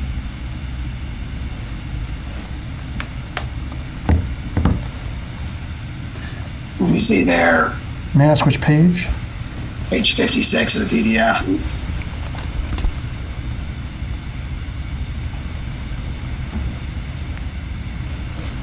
You see there in the middle of the page, it indicates that Mark Zuckerberg is the one speaking. I see that at 234.35. That's the place, thanks. And in that answer, he says, along the lines of what you mentioned earlier, one of the threats that the FBI has alerted our companies and the public to was the possibility of a hack and leak operation in the days or weeks leading up to this election, correct? Yeah, I am reading that. Okay, and then Mr. Zuckerberg went on to say, so you had both the public testimony from the FBI and in private meeting alerts that were given to at least our company, assume others as well, that suggested we be on high alert and sensitivity, that if a trove of documents appeared, that we should view that with suspicion, that it might be part of a foreign manipulation attempt. You see that? I do see that. And this testimony is occurring 2 weeks after the Hunter Biden stories in the New York Post, correct? October 28th, 2020. Yes, that's what it was dated. Okay, let's go through his account there. Mr. Zuckerberg said, one of the threats that the FBI has alerted our companies and the public to was the possibility of a hack and leak operations in the days or weeks leading up to this election, correct? Correct. Yeah, and he says the FBI has alerted the public to that. Do you recall the FBI doing so? I believe that we, much more frequently than in the 26 context, we meaning the FBI and CISA would put out advisories about concerns that we had about the elections. And these would be public advisories. Do these include public advisories saying there might be a hack and leak operation shortly before the 2020 election? I can't recollect. I know there are public advisories, and if you showed them to me, I would be able to read them and refresh my memory, but I don't recollect at this time. Do you know whether such public advisories were made, as Mr. Zuckerberg says, relating to, quote, the possibility of hack and leak operation in the days or weeks leading up to this election? I can't remember any specific advisories at this time. Were you involved in preparing public advisories? No. Did you ever suggest that the FBI should issue a public advisory about a hack and leak operation? No, not specifically. What I did tell our cyber intelligence section was that we, the FBI, should try to be as transparent as possible ahead of the 2020 elections. In the next sentence, Mr. Zuckerberg says, so you had both the public testimony from the FBI and in private meetings alerts that were given to at least our company, assume others as well, that suggested we be on high alert and sensitivity. You see that? Yes, I see that statement. So do you know what he's referring to about the public testimony from the FBI? Objection calls for speculation. I don't know about the public testimony. I could assume it is from the director, Christopher Wray, or another senior official, but I'm not aware of what testimony he's talking about. How about in private meetings alerts that were given to at least our company, assume others as well? Do you know what private meetings alerts he's referring to? Objection calls for speculation. I don't know what private meetings he meant, but as I've discussed with you, I hosted several meetings with Facebook, ahead of the 2020 election. So these may be those private meetings. And you hosted several private meetings with Facebook where the concern about a hack and leak operation was raised? Yes. Are you aware of any other private meetings between the FBI and Facebook? I am not aware of any besides the ones I've hosted. Is it possible that others occurred that didn't involve you? That is possible, but I'm not aware of them. And he describes those private meetings alerts as suggested that we be on high alert and sensitivity, that if a trove of documents appeared, that we should view that with suspicion, that it might be part of a foreign manipulation attempt. Do you see that? Yes. Was that discussed in your alerts, that that if a trove of documents appeared, that should be something should be viewed with suspicion? I don't remember that exact framing of our discussions with them.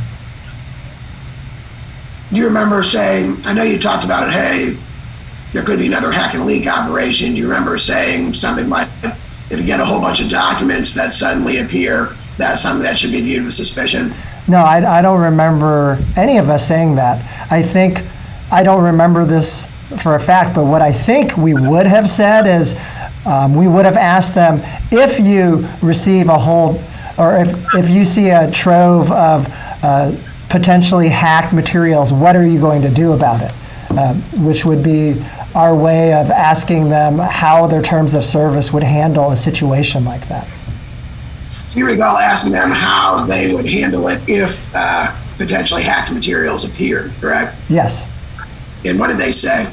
So I believe that they would describe what their policies were validating the information and handling the information in general. I can't remember what specific company said exactly what, but in general, I remember the social media companies having terms of service policies to handle this sort of situation.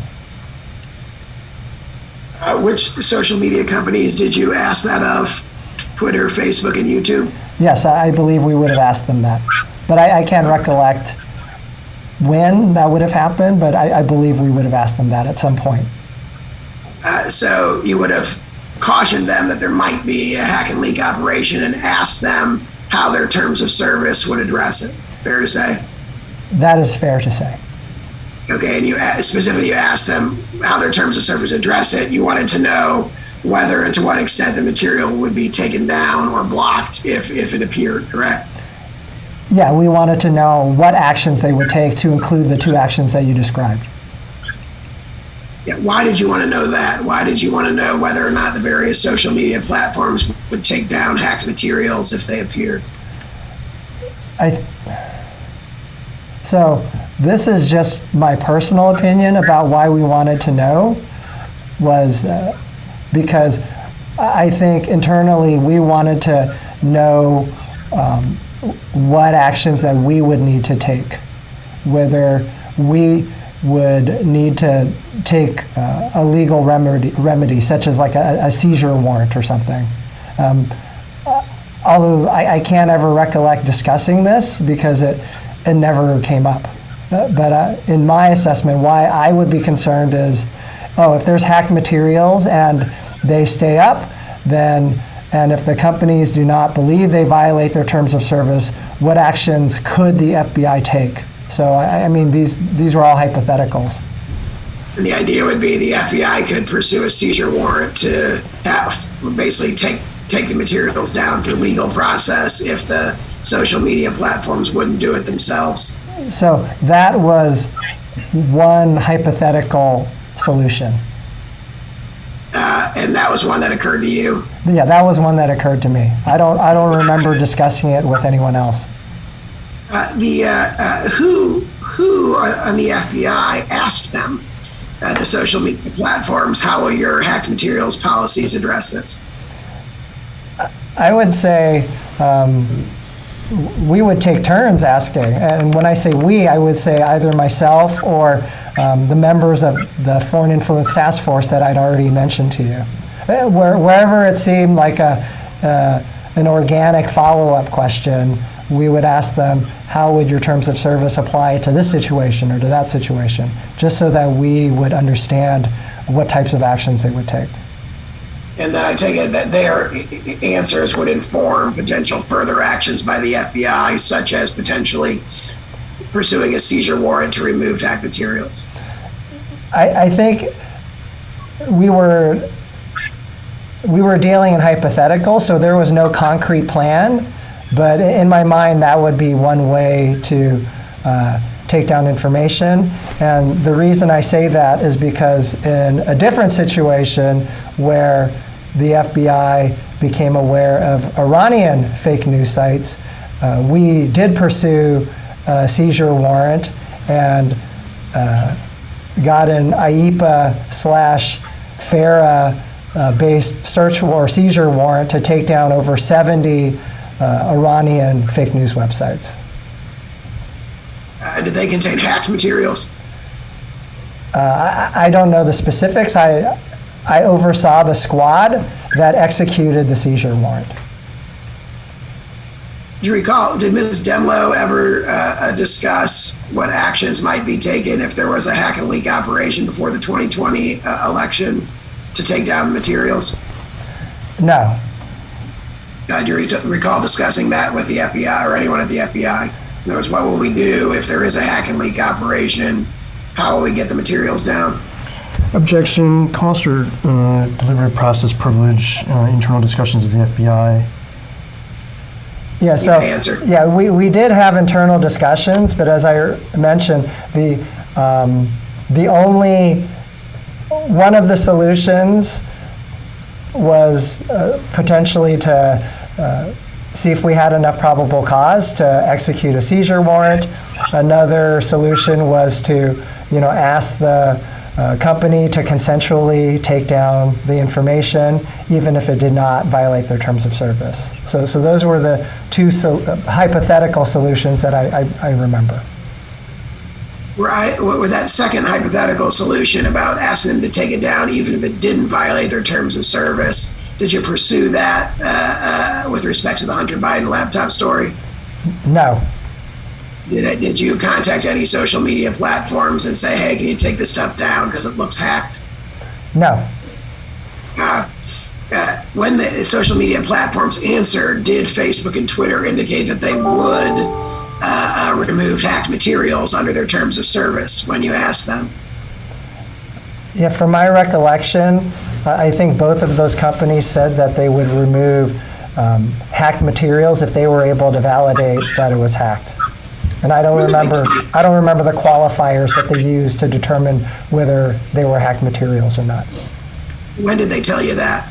I can't remember, but it was ahead of the 2020 elections. And that would have been before that Hunter Biden laptop story broke? I don't remember. It would have been, it might have happened in October. It could have happened before then. I think it may have happened before then, but I can't remember. They made that representation to you, both Twitter and Facebook, in these FIDIF Facebook pre-election meetings? Or sorry, let me rephrase that. Did they make that representation to you in the FIDIF organized meetings with Facebook and then Twitter?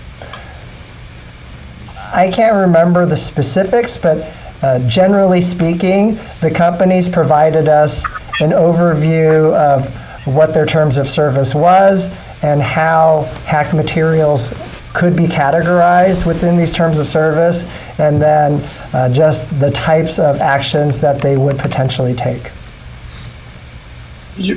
And I think you said a minute ago that the kinds of actions they would potentially take included taking the materials down. Yeah, that was a potential action, but I think it had to reach, they had an internal validation process, and it had to clear internal hurdles before they would take that sort of content down. But I can't remember the specifics of what the internal hurdles were. And that information was conveyed to a group of FBI officials that included you and Ms. Demlow, as well as Mr. Olson, Mr. Cohn, Ms. Chalk, and Mr. Giannini. Yeah, I don't know if all of those people were present during any of those meetings where they were discussed, but in general, I would say that at least some subset of them would have been present. Okay, and then did you guys relay that information to anyone? Hey, here's what Facebook and Twitter will do if they perceive hacked materials on their platforms. So I did not relay it to anyone else. Outside of my internal discussions with them, I do not know if they relayed it to anyone else. Do you know if you don't know if it was relayed to anyone else by anyone? I do not. I'm only privy to what I've discussed with them.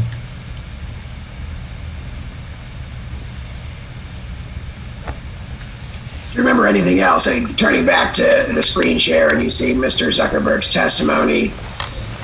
He talked about the information he received suggested that we be on high alert and sensitivity. Is that a fair characterization of the communications that from the FBI to Facebook that you were involved in?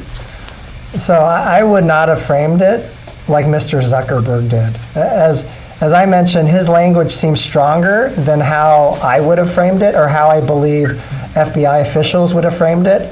We would have said something to the effect of, we are concerned about potential hack and leak operations ahead of the 2020 elections, and that one of the methods that they would use is to disseminate the hacked materials on the social media platforms. So I don't know if we would have said that we should view that with suspicion, and instead of foreign manipulation attempt, I would have said foreign malign influence. Did you in fact tell them that if a trove of document appears, it should be viewed with suspicion? No, that's what I'm saying is I don't think we would have said that language. Did you tell them that if a trove of documents appeared, it might be part of a foreign manipulation attempt? We would not have used that language. As I said before, what we would have told them, and what I recollect saying is that I was concerned about a potential hack and leak operation, especially right before the elections, and that one of the channels for disseminating that hacked information would be via the social media platforms. You know Timothy Thibault or Thibault, Thibault? I'm not familiar with that name. Do you know? I apologize, Mr. Sauer. Would you mind spelling that again? You're quiet again. Oh, I'm sorry. Do you know Timothy Thibault or Thibault? Thibault.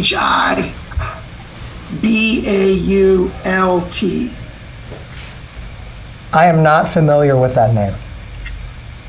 Do you know Brian Auten, Auten?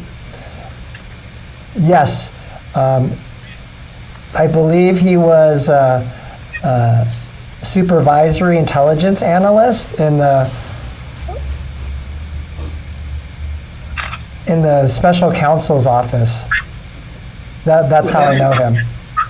So he's an FBI official? Yeah, he is a supervisory intelligence analyst, I believe is his title. What's a supervisory intelligence analyst? It is the frontline supervisor position for analysts within the FBI. How do you know him? I only know him in passing because I had engaged with the special counsel's office, specifically Robert Mueller's special counsel's office. I know there are multiple special counsel's offices, but specifically Robert Mueller's. I believe that he was part of the special counsel's office team.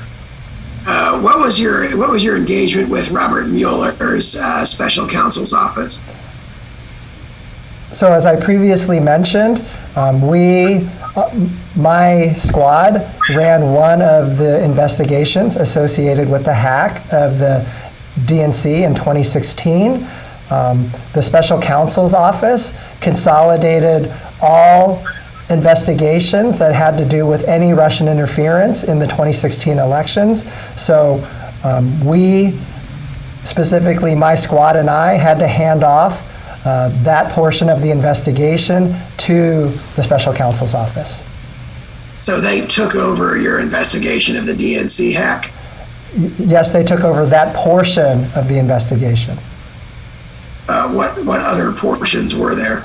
The other portion is the continuing active investigation against the individuals for other computer intrusions besides the 2016 DNC hack. So it involves the same malign actors, but not the same hacking attempt. Correct. Is that? Yeah, that is a correct assessment.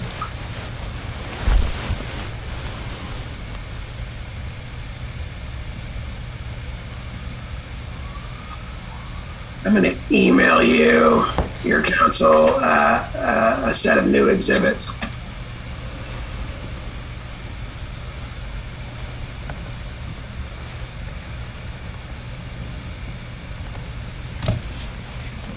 So, Indranil, can you tell me when you get these?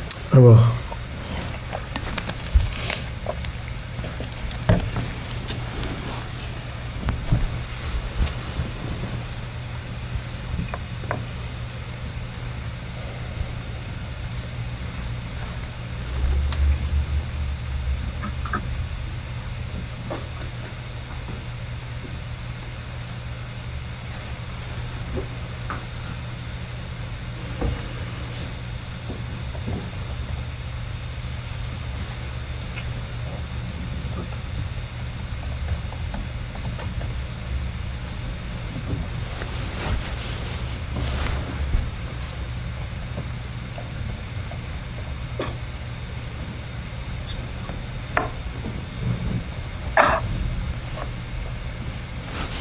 has that email come yet? Still waiting.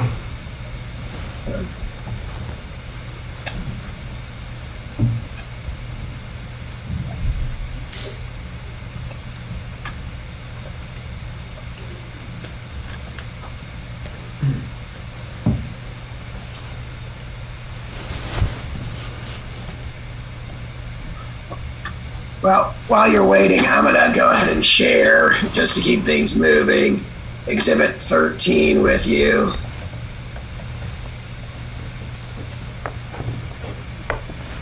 Can you see that now, sir? Exhibit 13. Yeah, I see the title is Audio Transcription of Recording in Re-State of Missouri et al. Versus Joseph R. Biden Jr. It goes on file, FBI on election. There's going to be a lot of noise, right? I'm sorry, I do now have the email. So is this, this is Exhibit 13? I can pull up Yeah. that PDF. And this is, we may have the court reporter make a transcription of his publicly record or public interviews, the audio of his public interviews. So, Mr. Okay. Agent Chan, on October 28, 2020, did you give an interview to someone called Tom Field relating to the upcoming election? I believe I did. I give a lot of interviews, but yeah, I'm looking at the transcript from this one. Tom Field is associated with a media outlet called ISMG. Interestingly, the date of this is October 28, 2020, the same date as the tech CEO's congressional testimony we just talked about, right? Oh, okay. Yeah, I didn't remember when the tech CEOs testified, but you have refreshed my memory. But this would be just less than a week before the October 2020 election, right? Yes. And you told him there's going to be a lot of noise. Do you know what you were talking about there? Can you tell me what page you're on? That title, FBI on election, there's going to be a lot of noise. Did you say that to him? What line is that? On what page? I'm highlighting it. It's the all caps title on lines 10 and 11 of page 1. FBI on election, there's going to be a lot of noise. So I don't recall making that title. Or do you remember making that statement that there's going to be a lot of noise? Is it in the transcript anywhere? I'm just asking, do you remember that? I don't remember it. That's why I'm asking if it's in the transcript anywhere. That's fair enough. You don't remember, you don't remember. Yeah. Let me just go down to page 9 in the transcript. There's a paragraph here starting on line 3 of page 9 where you say, so I'm going to ask, I'm probably going to say the same thing that I said the last time, but if you see something, say something, right? So if you are seeing any types of cyber attacks against your companies, let your local FBI office know, right? Yes, I see that. Is that, you recall saying that to Tom Field? I don't specifically remember, but it appears to be a transcript of an interview I had with him. That seems like something I would say. Yeah, and then you go on to say, if you're seeing something related to the election on your social media platform, all of them have portals where you can report that sort of information, correct? Yes. And so there you're encouraging the listeners of the podcast, if they see something inaccurate on their social media platform, to go ahead and report it directly to the social media platform, correct? That is correct. Yeah, and then you go on to say they're being very aggressive in trying to take down any disinformation or misinformation, right? Yes. And I take it the context here is you're talking about disinformation and misinformation relating to the election, right? Yes. So you're encouraging the listeners of this podcast to report to social media companies any election-related speech that they see that they think is disinformation or misinformation, so that the social media platforms can take it down, right? So that the social media platforms can review it and determine if it violates their terms of service. And it was your view at that time that the social media platforms were being, quote, very aggressive in trying to take down any disinformation or misinformation relating to elections, right? Yes. And you go on to say if they see anything on election day or before election day, you can always report it to FBI.gov or justice.gov. And you know there's a little button you can click to submit a complaint, correct? Yes. So you're encouraging the listeners to report any disinformation or misinformation to FBI.gov or justice.gov, correct? That is correct. And FBI.gov is the FBI's website, right? Yes, And justice.gov is that Department of Justice's website, that is correct. Federal Department of Justice, right? Yes, the U.S. Department of Justice. What happens to disinformation complaints that get submitted to FBI.gov related to election misinformation and disinformation? I believe that all these tips are reviewed by an intake analyst, either an FBI employee or FBI contractor, and then I believe they have certain levels of predication where they would keep sending it, higher up the chain. What do you mean by certain levels of predication where they would keep sending it higher up the chain? So I would say if something is a vague threat about, for example, a common type of threat is, I hate politician X. And then someone sends in a complaint like, I believe this user wants to kill politician X. But what that person said was a vague statement with no threat in it. So that is like one type of example. So in that situation, that type of complaint would be filed away. In another situation, for example, a threat to life situation, I want to kill politician X and I know where he lives. So then that would be, the analysts would try to figure out, what field office does politician X reside in, and then forward that information to the appropriate field office to conduct an initial assessment. So that would be an example of how we would handle two types of complaints. But those are complaints about threats, and in this context, you're referring to disinformation and misinformation, correct? Yes.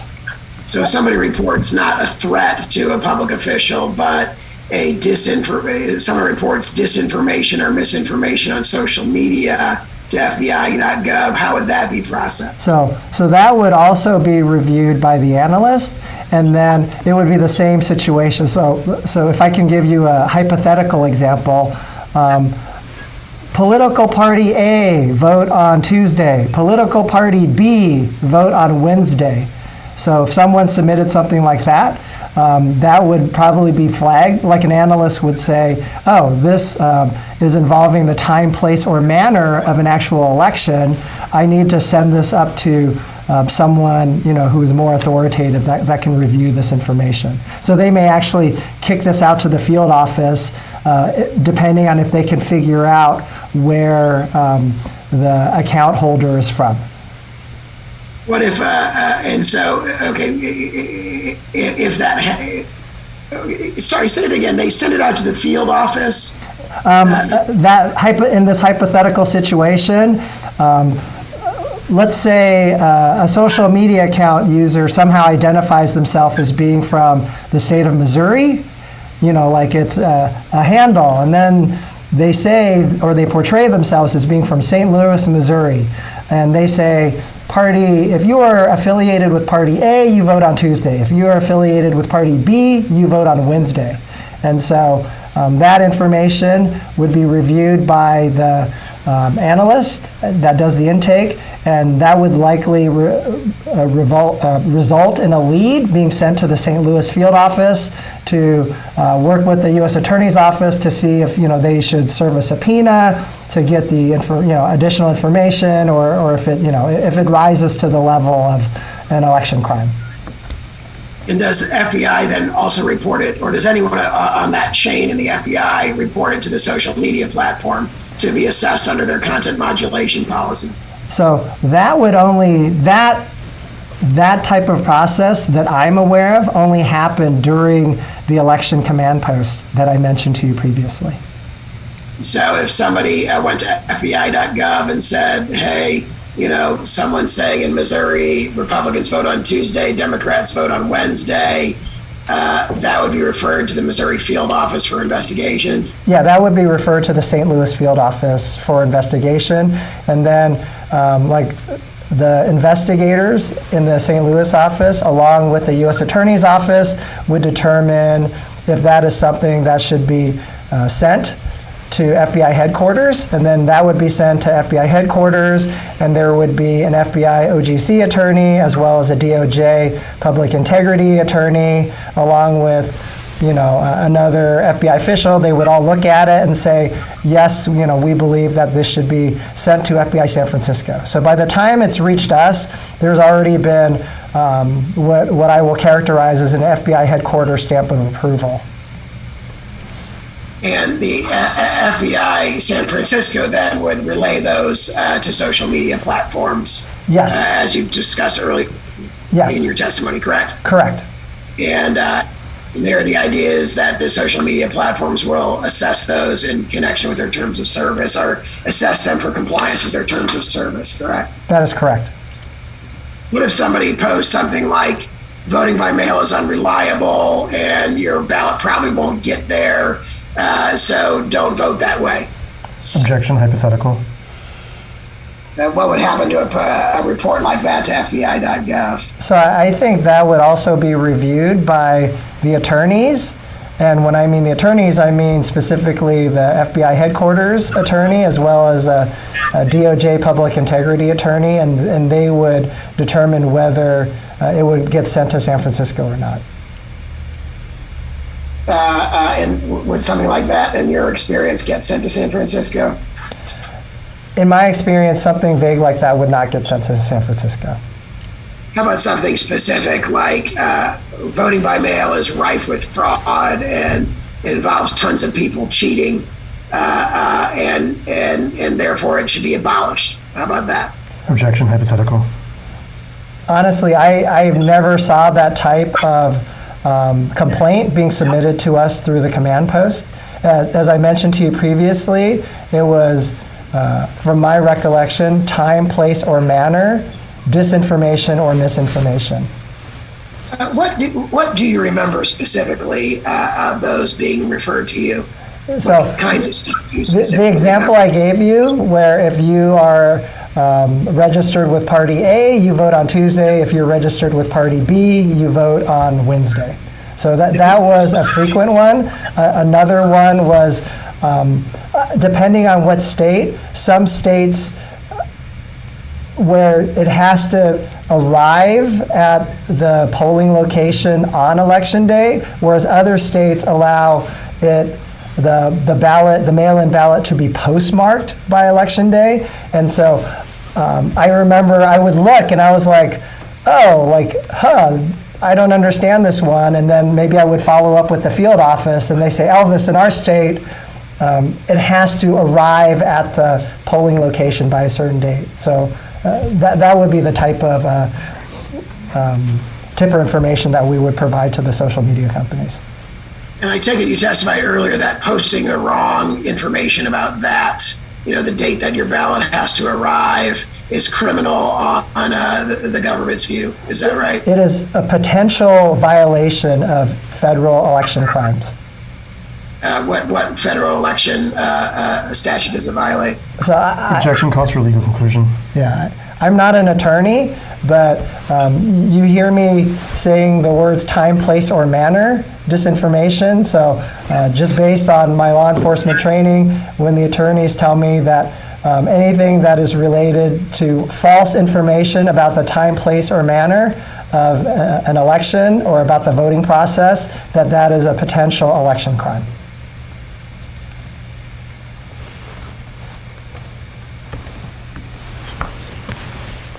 You refer to the social media platforms being very aggressive in trying to take down any disinformation and misinformation. What were you talking about? I was saying in contrast to 2016 when they took no actions. Oh, yeah. What did they do to be very aggressive? So, as I mentioned to you previously, they developed technologies to be able to detect foreign malign influence operations, and they also adjusted their policies to be able to handle foreign malign influence operations.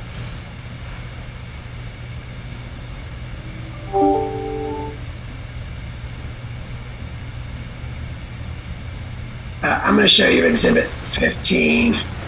Neil, it should be in that same email. Okay.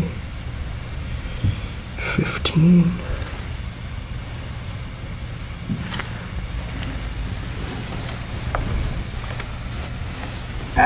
Agent Chan, can you see this in the screen share? Yeah, it's the title, Preparing for Retaliatory Attacks from Russia. Yeah, June 29th, 2022. Yes. And again, this is a court reporter created transcript of your podcast or interview with Anna Delaney on that date. Do you see that? Yeah, on June 29th, 2022. Who's Anna Delaney? She is, now that I'm looking at the transcript, she is a reporter with ISMG. Do you remember giving this interview last June? I believe this was in the context of the RSA conference, but I can't remember specifically.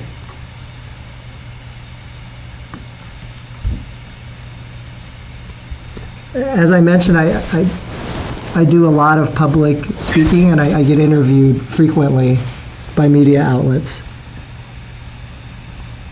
Going down to page 8 of this transcript,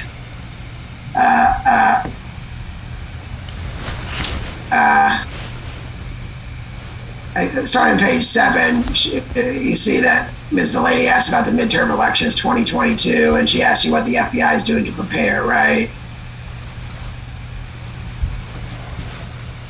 What's the FBI doing to prepare? Do you see that? Okay, I see that question. Yeah, and you responded, I think the good news is post-2020 we've never stopped, right? Yes, I said that. Yeah, and you say that you were, as soon as November 3rd happened in 2020, we just pretty much rolled into preparing for 2022, correct? Yes. And you say, a little lower down, you say, from FBI San Francisco's standpoint, we are also really engaged with the technology companies out here and represented here at the RSA conference. There you go. It was at the RSA conference. So making sure that, any vulnerabilities we think advanced persistent threats would be using and so forth, right? Yes. I think what you're talking about there is potential hacking attempts and working with the social media companies to defend against hacking attempts. Is that right? I would say, because I mentioned technology companies, against all types of companies, even non-social media companies. Oh, gotcha. But then in the next sentence, you say we're also working with the social media companies to make sure that any foreign disinformation that's coming out, that, like if we can identify them, we can share that information with them so they can knock down accounts, knock down disinformation content. Correct? Yes, I said that. Yeah, and so do you agree with that statement that you were working with social media companies in the 2022 election cycle to make sure that foreign disinformation would be identified and you could share that information with them so they could knock down accounts and knock down disinformation content?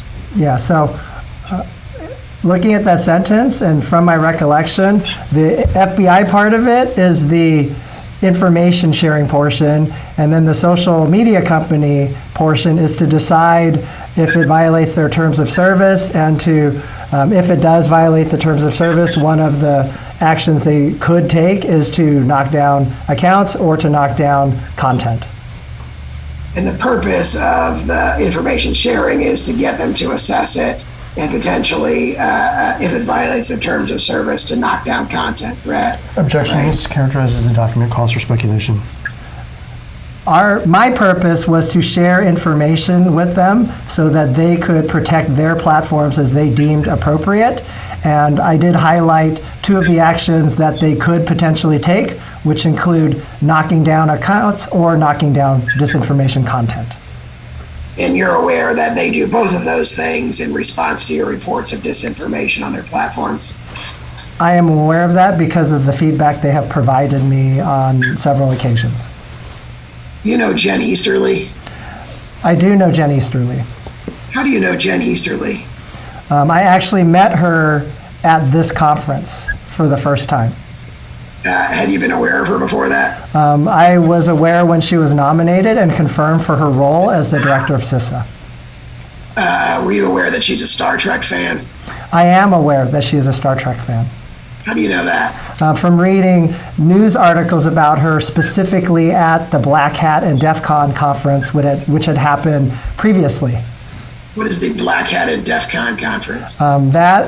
Those are two conferences which are back to back in Las Vegas sometime in the summer, and they are next to the RSA conference, the leading cybersecurity conferences in the American industry.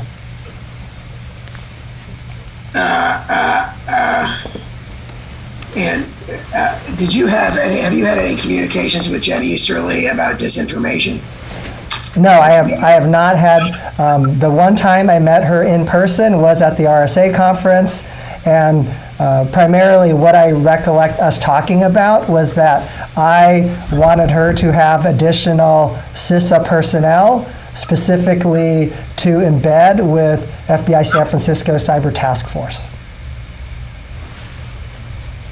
Did she agree to that? She said that she would work on it. Did it happen? I was told by the CISA official, the regional CISA officials that I work with, that there are funded billets to hire people, but I believe they're still going through the hiring process. Who are the regional CISA officials that you work with? There are two regional CISA officials that I work with. One individual is based in Sacramento. His name is Mario Garcia. And then the second individual is based in the Los Angeles area. His name is Joseph Oregon. What do you do to work with them? So primarily when I work with them, it is on cybersecurity matters. So we coordinate regularly with CISA on any cyber attacks against critical infrastructure companies. For example, a ransomware attack or a data breach against an energy company, or specifically an example I can give you is the ransomware attack against the Colonial Pipeline company. Do you work with CISA on any disinformation issues? I do not work with those two individuals on disinformation issues. Do you work with anyone else at CISA on any disinformation issues? Only as we have discussed in the CISA-led USG industry working group meetings. I'm going to open up Exhibit 6 again and share it with you.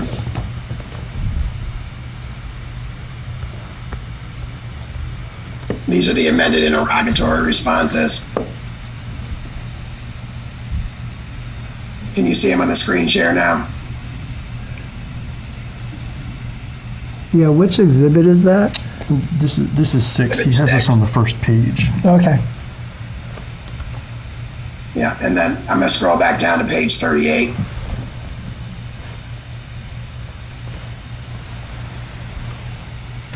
Okay. And we've talked a bit about this USG industry meeting that's identified here, correct? You're on the first bullet on that page? Is that what you're referring to? All right, this first bullet on page 37. Okay, a recurring meeting usually entitled USG Industry Meeting. Yes. Okay. We talked about, I think we talked about the participants in this meeting in detail, and the CISA participants you mentioned are Matt Masterson and Brian Scully, right? That is correct. How about in DHS's Office of Intelligence and Analysis?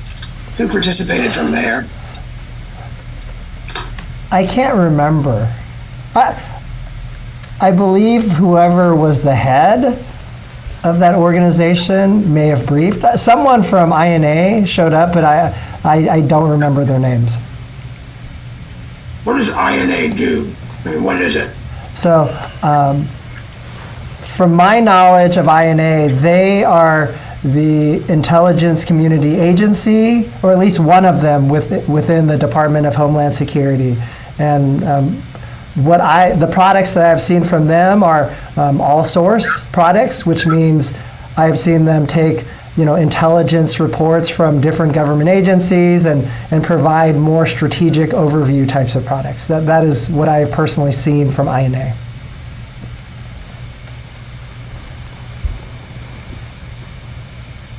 Let's scroll down to this next bullet point where it talks about a CISA cyber security advisory meetings. Do you know anything about those meetings between CISA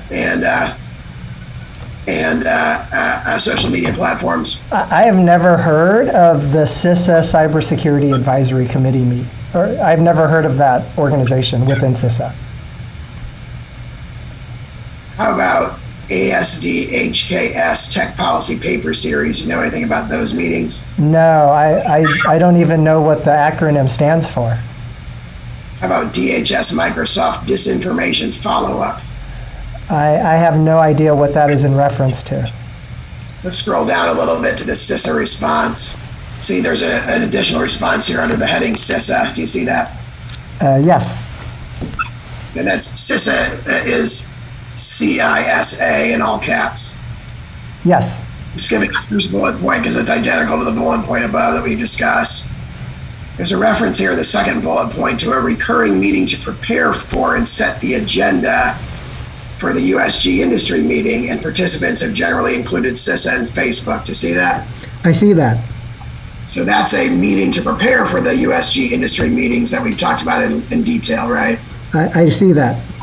Were you aware that there were such meetings? No, I was not aware that there was a separate preparatory meeting between CISA and Facebook ahead of the broader USG industry meeting. I was only aware of the USG side, where they would convene us to ask us, specifically the FBI and the other federal components, what agenda topics we wanted to talk about. So you participated in your own preparatory meeting with CISA that did not involve social media platforms, correct? That is correct. In the course of those preparatory meetings, CISA would ask the FBI, you, Elvis Chan, what topics it might be useful to discuss at the USG industry meeting? Yes, they would ask the FBI, and I was a part of the contingent. Who was on that contingent? It would typically be like the individuals that I mentioned from FIDIF, Laura Demlow, Luke Giannini, Bill Cohn, Brady Olson, Judy Chalk. It wouldn't be necessarily all of them, but it would be like a subset of them, or at least one of them. And sometimes the FBI would not have any agenda items for these CISA-hosted meetings. Anyone else from FBI participate in those meetings? I can't recollect anyone else. How about who from CISA would participate in those meetings? As I mentioned to you, the two people I remember are Mr. Masterson and Mr. Scully. The same two who would run the USG industry meeting, the big meeting, right? Yeah, they were the two ranking officials that I was aware of from CISA. Would those preparatory meetings be just Mr. Scully and Mr. Masterson and FBI, or would other agencies be involved in them? From my recollection, the ODNI, INA, they would be involved in them as well. So we may have a preparatory call, or we may just have a coordination email. I remember both of those methods happening. In either the email or the preparatory call, did anyone ever discuss raising hack and leak operations or the risk of hack and leak operations at the USG industry meeting? Objection. Falls within the deliberative process privilege for interagency discussion, advice, and recommendations. Yeah, I don't recollect that being a specific topic of discussion. That would, in my recollection, or in my opinion, this would be just a general topic of continued interest. What else was discussed in those preparatory meetings to your recollection? Objection. The deliberative process privilege covers interagency advice and recommendations before a decision is made. So I'm going to, if you can respond if you can without describing the specifics of any proposals or recommendations. All I can remember are the actual agenda items. So as I mentioned to you previously, CISA would talk about state, county, local election processes and infrastructure and cybersecurity. ODNI When they spoke substantively, would discuss an unclassified description or overview of potential nation-state threats, and then the FBI would discuss any unclassified information or concerns that we had related to malign foreign influence disinformation campaigns. Because that would include the strategic and tactical information you testified about earlier. No, that would actually... I apologize, Mr. Sauer. You were too low there. I didn't hear you. Would that include the kinds of strategic and tactical information you testified about earlier? No. It would be a very condensed, or more general version of strategic information that we would share with the specific companies, and we would never share tactical information at the CISA hosted meetings. That would only be on the kind of one-on-one meeting, not really one-on-one, but FBI meeting with a specific social media platform.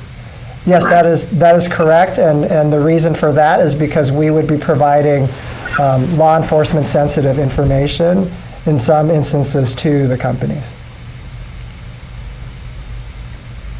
Next bullet point refers to a CISA Cybersecurity Advisory Committee meetings on certain dates in 2021 and 2022. Do you know what those meetings are about? I do not. And then below that, CISA CSAC, Protecting Critical Infrastructure from Misinformation and Disinformation Subcommittee meetings. I have no idea what those are. How about this next bullet point? Meetings convened by the Election Infrastructure Subsector Government Coordinating Council, EISGCC. Do you know what the EISGCC is? I do not know what that organization is. How about the Election Infrastructure Subsector Coordinating Council, EISCC, Joint MDM Working Group? I do not know what that organization is. Do you know what the Joint MDM Working Group is? I do not know what that is. Slipping back ahead to these recurring USG industry meetings, I can't remember you said this earlier, these continued throughout 2022, correct? Yeah, they are continuing. And they're planned to continue up through 2024, right? I don't know that for a fact, but I would assume so. And disinformation concerns are discussed at these meetings on a regular basis.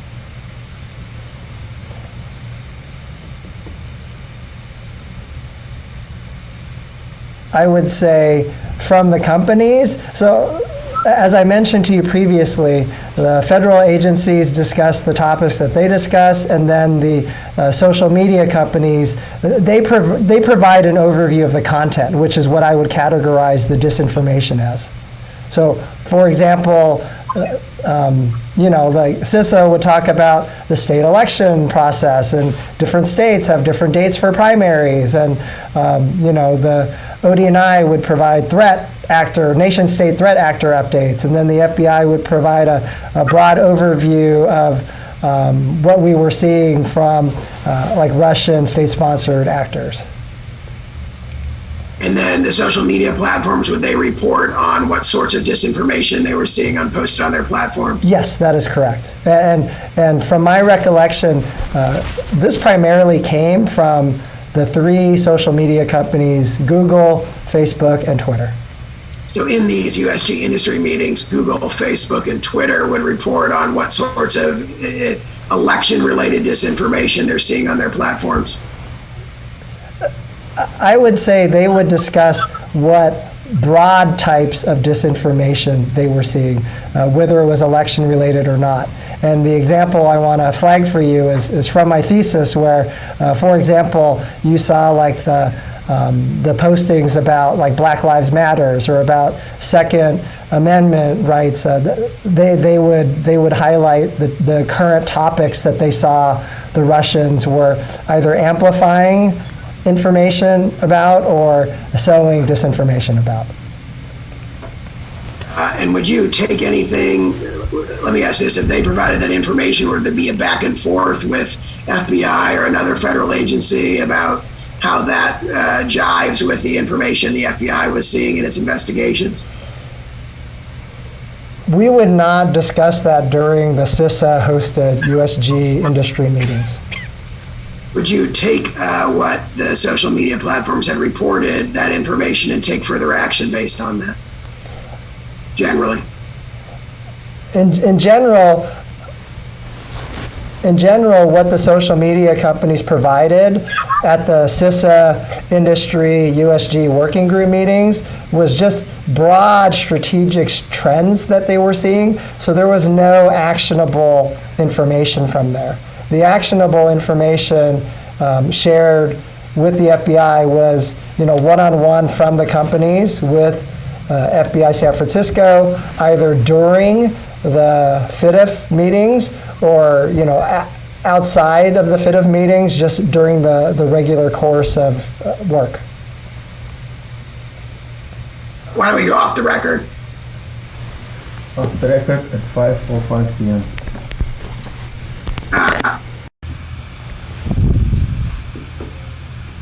Back on the record at 5:15 p.m. Mr. Chan, I'm going to show you Exhibit 2, which I emailed to your counsel earlier today. This is the read-through version on the screen of the LinkedIn emails. Mr. Chan, have you actually reviewed this collection of emails? I have not. Okay. Are you aware that you're on 121 pages of emails with the social media platform LinkedIn, setting up meetings in 2020 and 2022, as you talked about today? Yeah, so I don't know the exact number, but I believe that sounds about right. And that would be what you did here with LinkedIn. You also would have done with about 6 or 7 other social media platforms as well, scheduling quarterly, then monthly, then weekly meetings leading up to the elections, right? That is correct. It would be similar types of correspondence. On the first page here, you talk about increased cadence touch point before election when you're sending an invite to them. Why do you do increased cadence before the election? This was actually at the company's request. We said, do you think a quarterly cadence is enough, or should we go to a more frequent cadence? And I would say, I can't remember which companies, but I would characterize most of the companies as wanting at least a weekly cadence, just to have a touch point on the calendar in case they or we wanted to talk about something. And typically, did you actually meet with them on a weekly basis in the 2 months or so before the election? I think generally we had a meeting, but I don't remember the substance. If during this message thread I may have put an agenda item or two, then we would have had substance. But I can't remember just from looking at these emails. I would have documented any substantive meetings that we had with LinkedIn or any of the other companies. You say documented, you write up a report of it? Yes. So the system of record for the FBI is called Sentinel. It's a file management system, and I would have, and I did, document every substantive interaction that I had with the social media companies, or actually any organization for that matter. Would you have written Sentinel reports for all of the FITF social media platform meetings? Based on my recollection, I wrote almost all of them, but maybe not all of them. And the reason I say that is malign foreign influence is just one of the issues that I have to deal with in my role. The majority of my role is dealing with cyber investigations. And so maybe on a couple of occasions I may have asked someone else to write the meeting summary on my behalf. But there would be a Sentinel report for every meeting you had with a social media platform that discussed this information. and/or malign foreign influence? Yes, there would be, in FBI parlance, they're called electronic communications, ECs. And so ECs exist that record your contemporaneous recollection of all of these meetings we were talking about. That is correct. And do those ECs exist with respect to the USG industry meetings? I would say that I documented all the meetings that I attended at those CISA USG industry meetings. So would you have documented what discussions there were related to foreign hacking attempts? I think in general, my practice for that was I would take the agenda from the email provided by CISA, and then I would cut and paste that, or I would just retype that into my meeting summary. So your meeting summary would just be the agenda that you were given? Yes, I would say in the vast majority, if not all, of those communications. And the reason for that is because they were just very broad overviews or trends that were being discussed. Whereas you'd have more specific detail in your ECs with respect to the FITF social media platform bilateral sync meetings. That is correct. And I believe the reason for that is because the companies felt more comfortable or more forthcoming in a bilateral setting as opposed to in a group setting, because these companies are all competitors at the end of the day. That is just my personal opinion. On the third page of this document, where are those ECs stored, or they're all housed by the FBI? Yeah, as I mentioned, they're in an application called Sentinel. And they would be stored, so as I mentioned, Sentinel is a case file management system, so they would be documented to the appropriate case files. And those reports still exist, correct? Yes. In the third page of this document, there's a response to you from someone at LinkedIn whose identity is redacted, but they're identified as the Director of Threat Prevention for LinkedIn Trust and Safety. Do you see that? Can you tell me? Mr. Sauer, there is that green. Yeah. Oh, I have the screen shared. Just a second.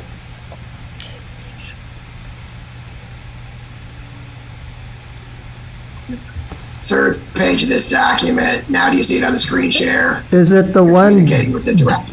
Is it the one dated September 29, 2020, 11:17 a.m.? Yes. No, 11:39 a.m. Third page of the document. Just if you look at can you see it on the screen share? I'm highlighting it.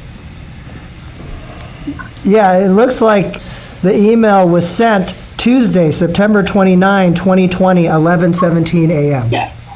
Yeah, you're right. I'm sorry. I was looking at the top. My only question is, this is consistent with what you testified earlier, is that in these bilateral meetings between FITF and the social media platforms, the people you'd be meeting with would be trust and safety and site integrity people, correct? Yes, yeah. It would be typically director level, and then their direct reports and people from the organizations.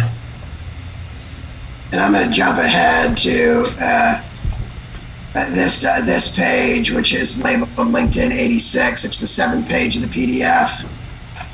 Here in your email, you see dated November 17th, 2020, which is right after the 2020 election. You tell LinkedIn folks that you want to have a, quote, post-election hot wash. What on earth does that mean, hot wash? I'm sorry to interrupt. May I ask if you could repeat what page you're on? This is a large document, so I'm...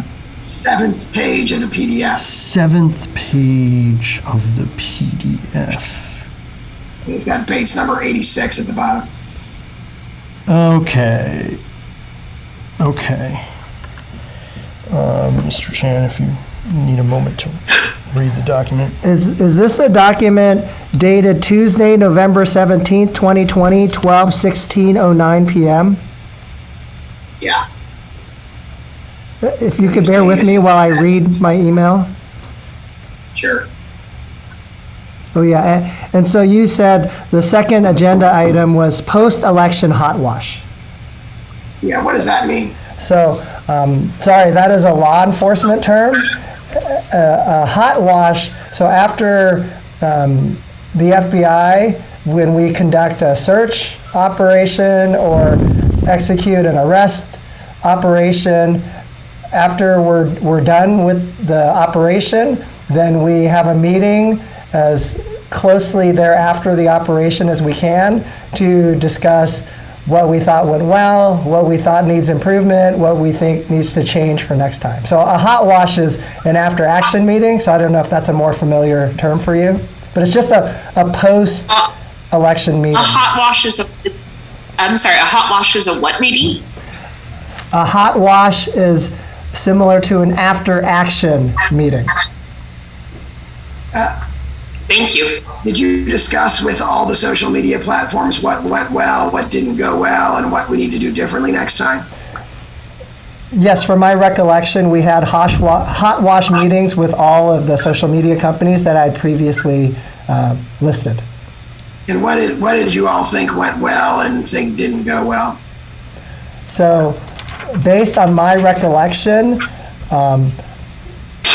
this is specifically during the election command post that this hot wash occurred. So after the election command post. So my recollection was the hot wash was specifically about the election command post. And for that context, what the companies said worked well was that, I don't know if I mentioned this yet, but we used two separate communication channels to communicate with the social media companies at the election command post.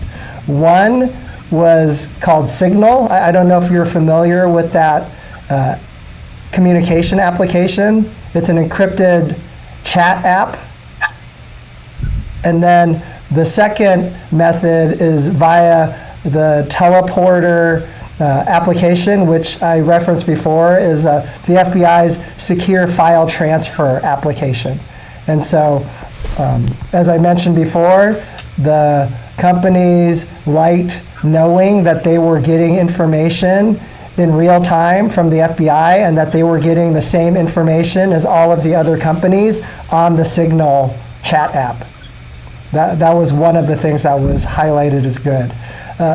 Another thing that was highlighted as good by the companies who received information from us is we would send information about malign foreign influence to specific companies as we became aware of it, and then they would review it and determine if they needed to take action. So the companies who did receive one-to-one teleporter information from us also like that.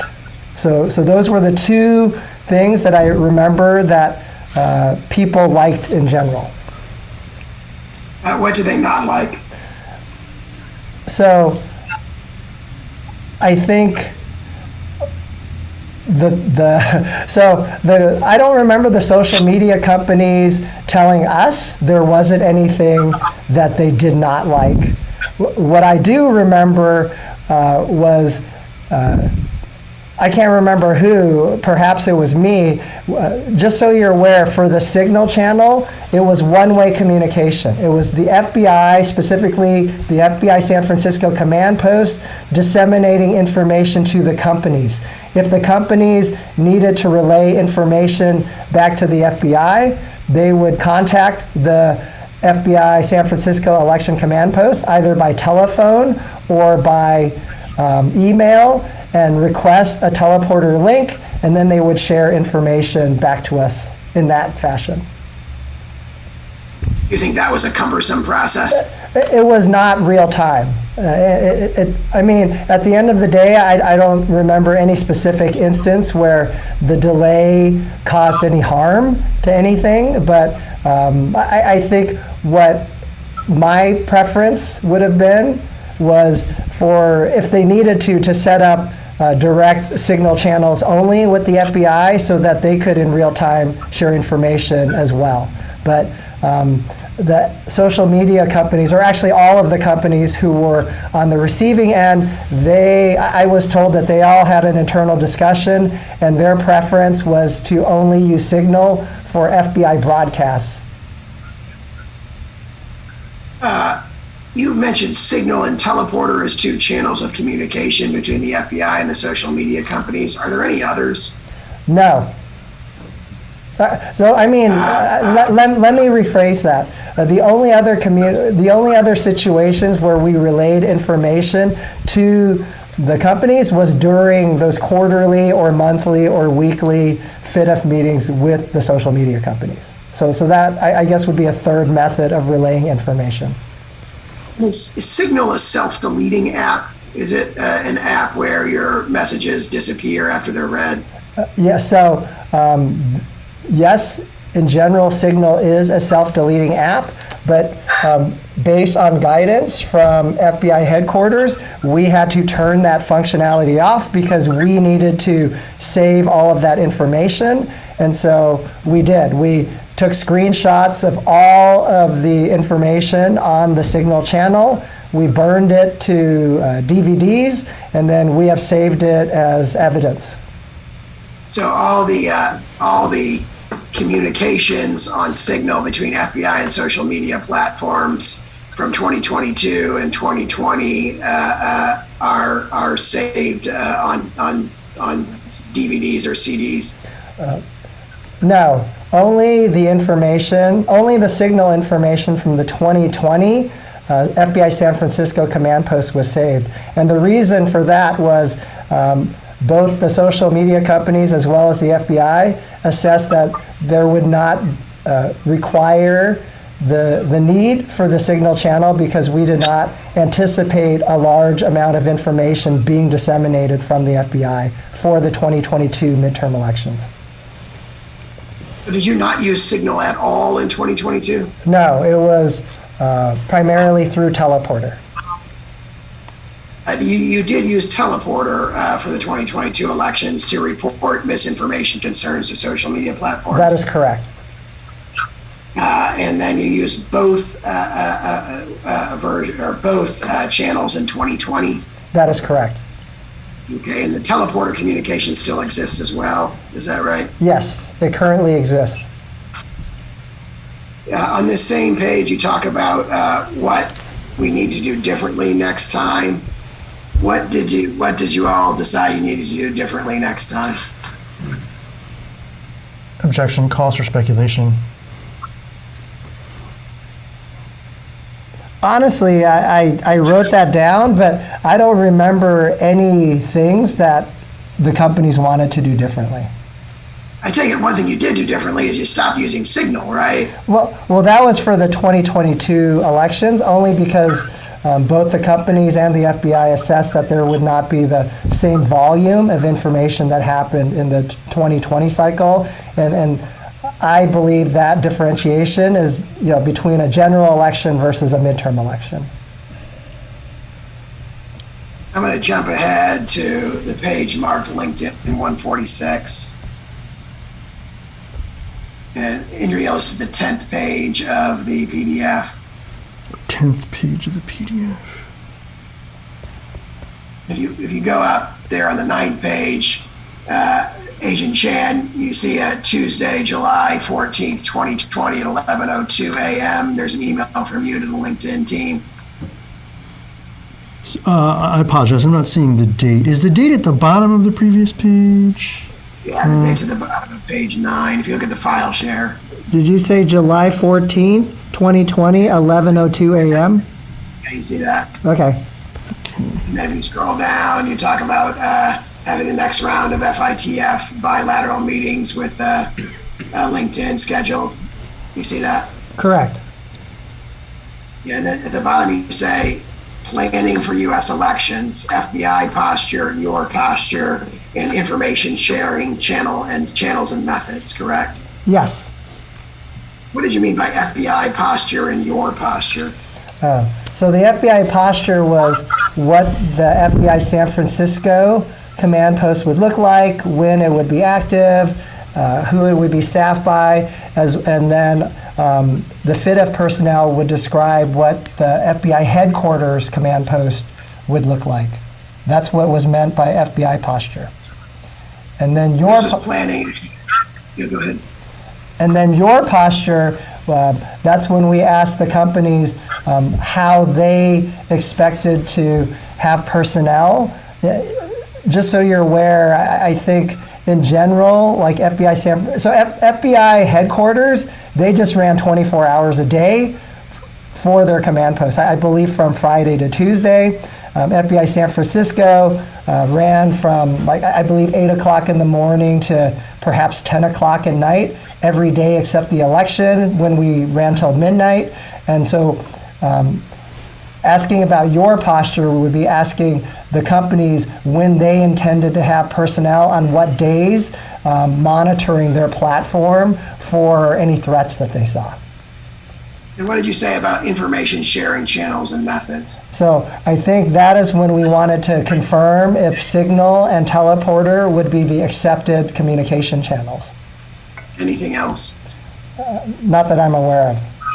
Were the tech companies okay with using Signal and Teleporter? So the tech companies were the ones who suggested Signal app as the quote unquote real-time communication platform.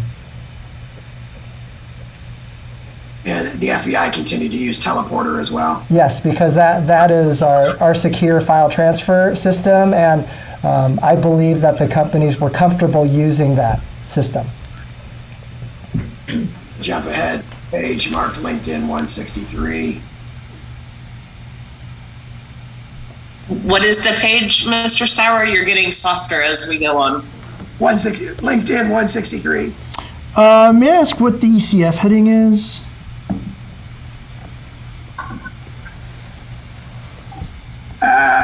This is the 21st page of the PDF.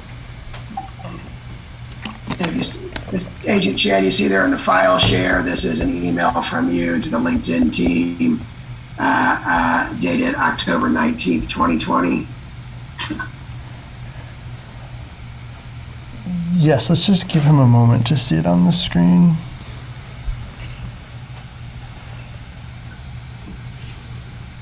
Yes, I see that email. And in this email, you say, LinkedIn folks, it says subject additional information, correct? Yes. There's a gentleman here who you've copied from right there with the initials AF from the FBI. Do you see him? Yes, I do. Who's he? He is a member of the Foreign Influence Task Force, specifically the Global Unit. What task force is he part of? The Global Unit of the Foreign Influence Task Force. What does CID stand for? Next to his name. Criminal Investigative Division. That's a headquarters component. And you refer to someone by a nickname here in the body of the email. Is that the same individual with the initials AF? That is correct. And you say, LinkedIn folks, please see additional information from FITF Global Unit. I've CC'd that guy in case you have any questions. Thanks. Do you have any idea what the additional information was that you're sending here? I have no idea. I can't remember. I send so much, like it happens so regularly. I couldn't even speculate. It says, it looks like you've cut and pasted some text saying named U.S. political party Republicans, named U.S. presidential candidate Biden, the U.S. President Trump. Do you have any idea what that's referring to? I don't. I can provide you with my speculation. Go ahead. I believe that we may not have named with specificity the U.S. political party, the U.S. presidential candidate, or the U.S. president, and that LinkedIn may have asked for clarifying information. About what? About the information that was shared. And here, there's a reference here to information sharing 5, right? Yes.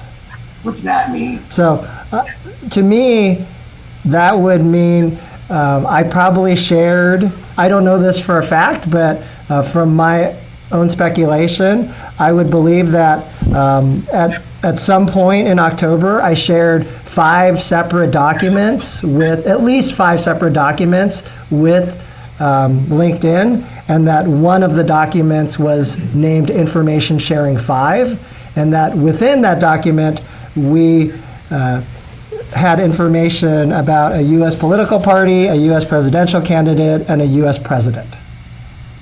What kind of information about a U.S. political party, presidential candidate, and president would you have shared with LinkedIn? I have no idea. I can't recollect, unfortunately, without looking at the actual document. Would it be disinformation related?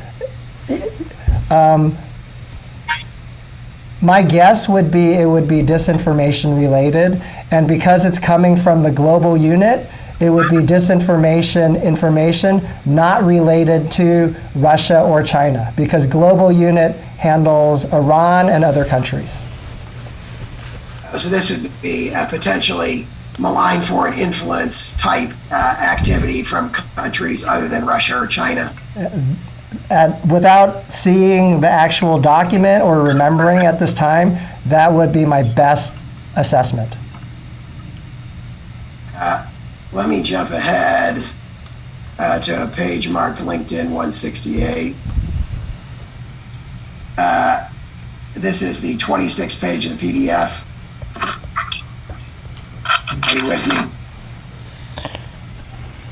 Yes, Mr. Chen needs a moment to view the document. Is this a document sent on 11/19/2020, 9:07:16 a.m.? Correct. And in this email you say, LinkedIn folks, heads up, I'll be sending you a teleporter link with new indicators which are not election related. Do you know what that means? I can't remember, but I would surmise it meant that it was not related to the election that just occurred earlier in the month. And then indicators, I think you testified earlier, refers to URLs or specific accounts or things of that nature, right? Yes, it would be different indicia of that nature. So do you flag disinformation, misinformation from malign foreign actors to social media platforms that doesn't relate to elections?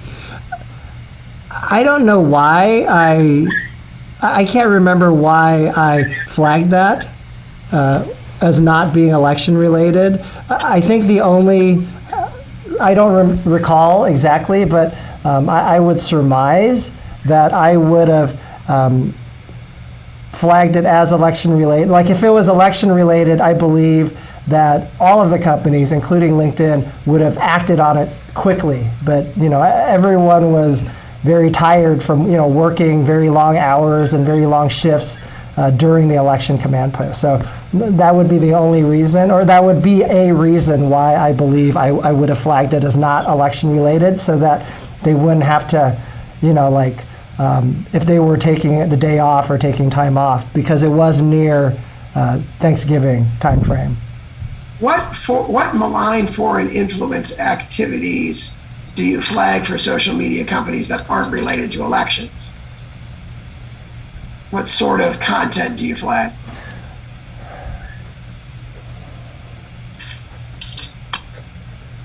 So in general, it would be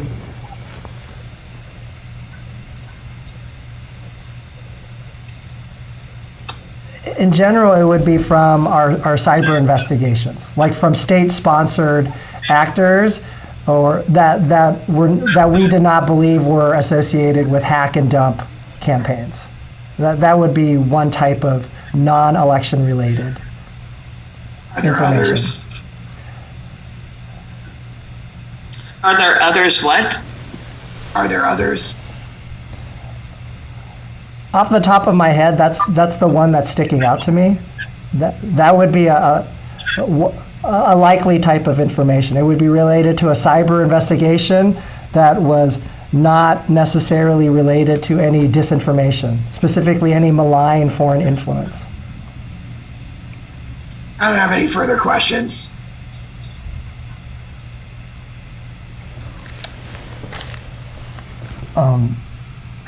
I have a few. City. I'm sorry. Okay.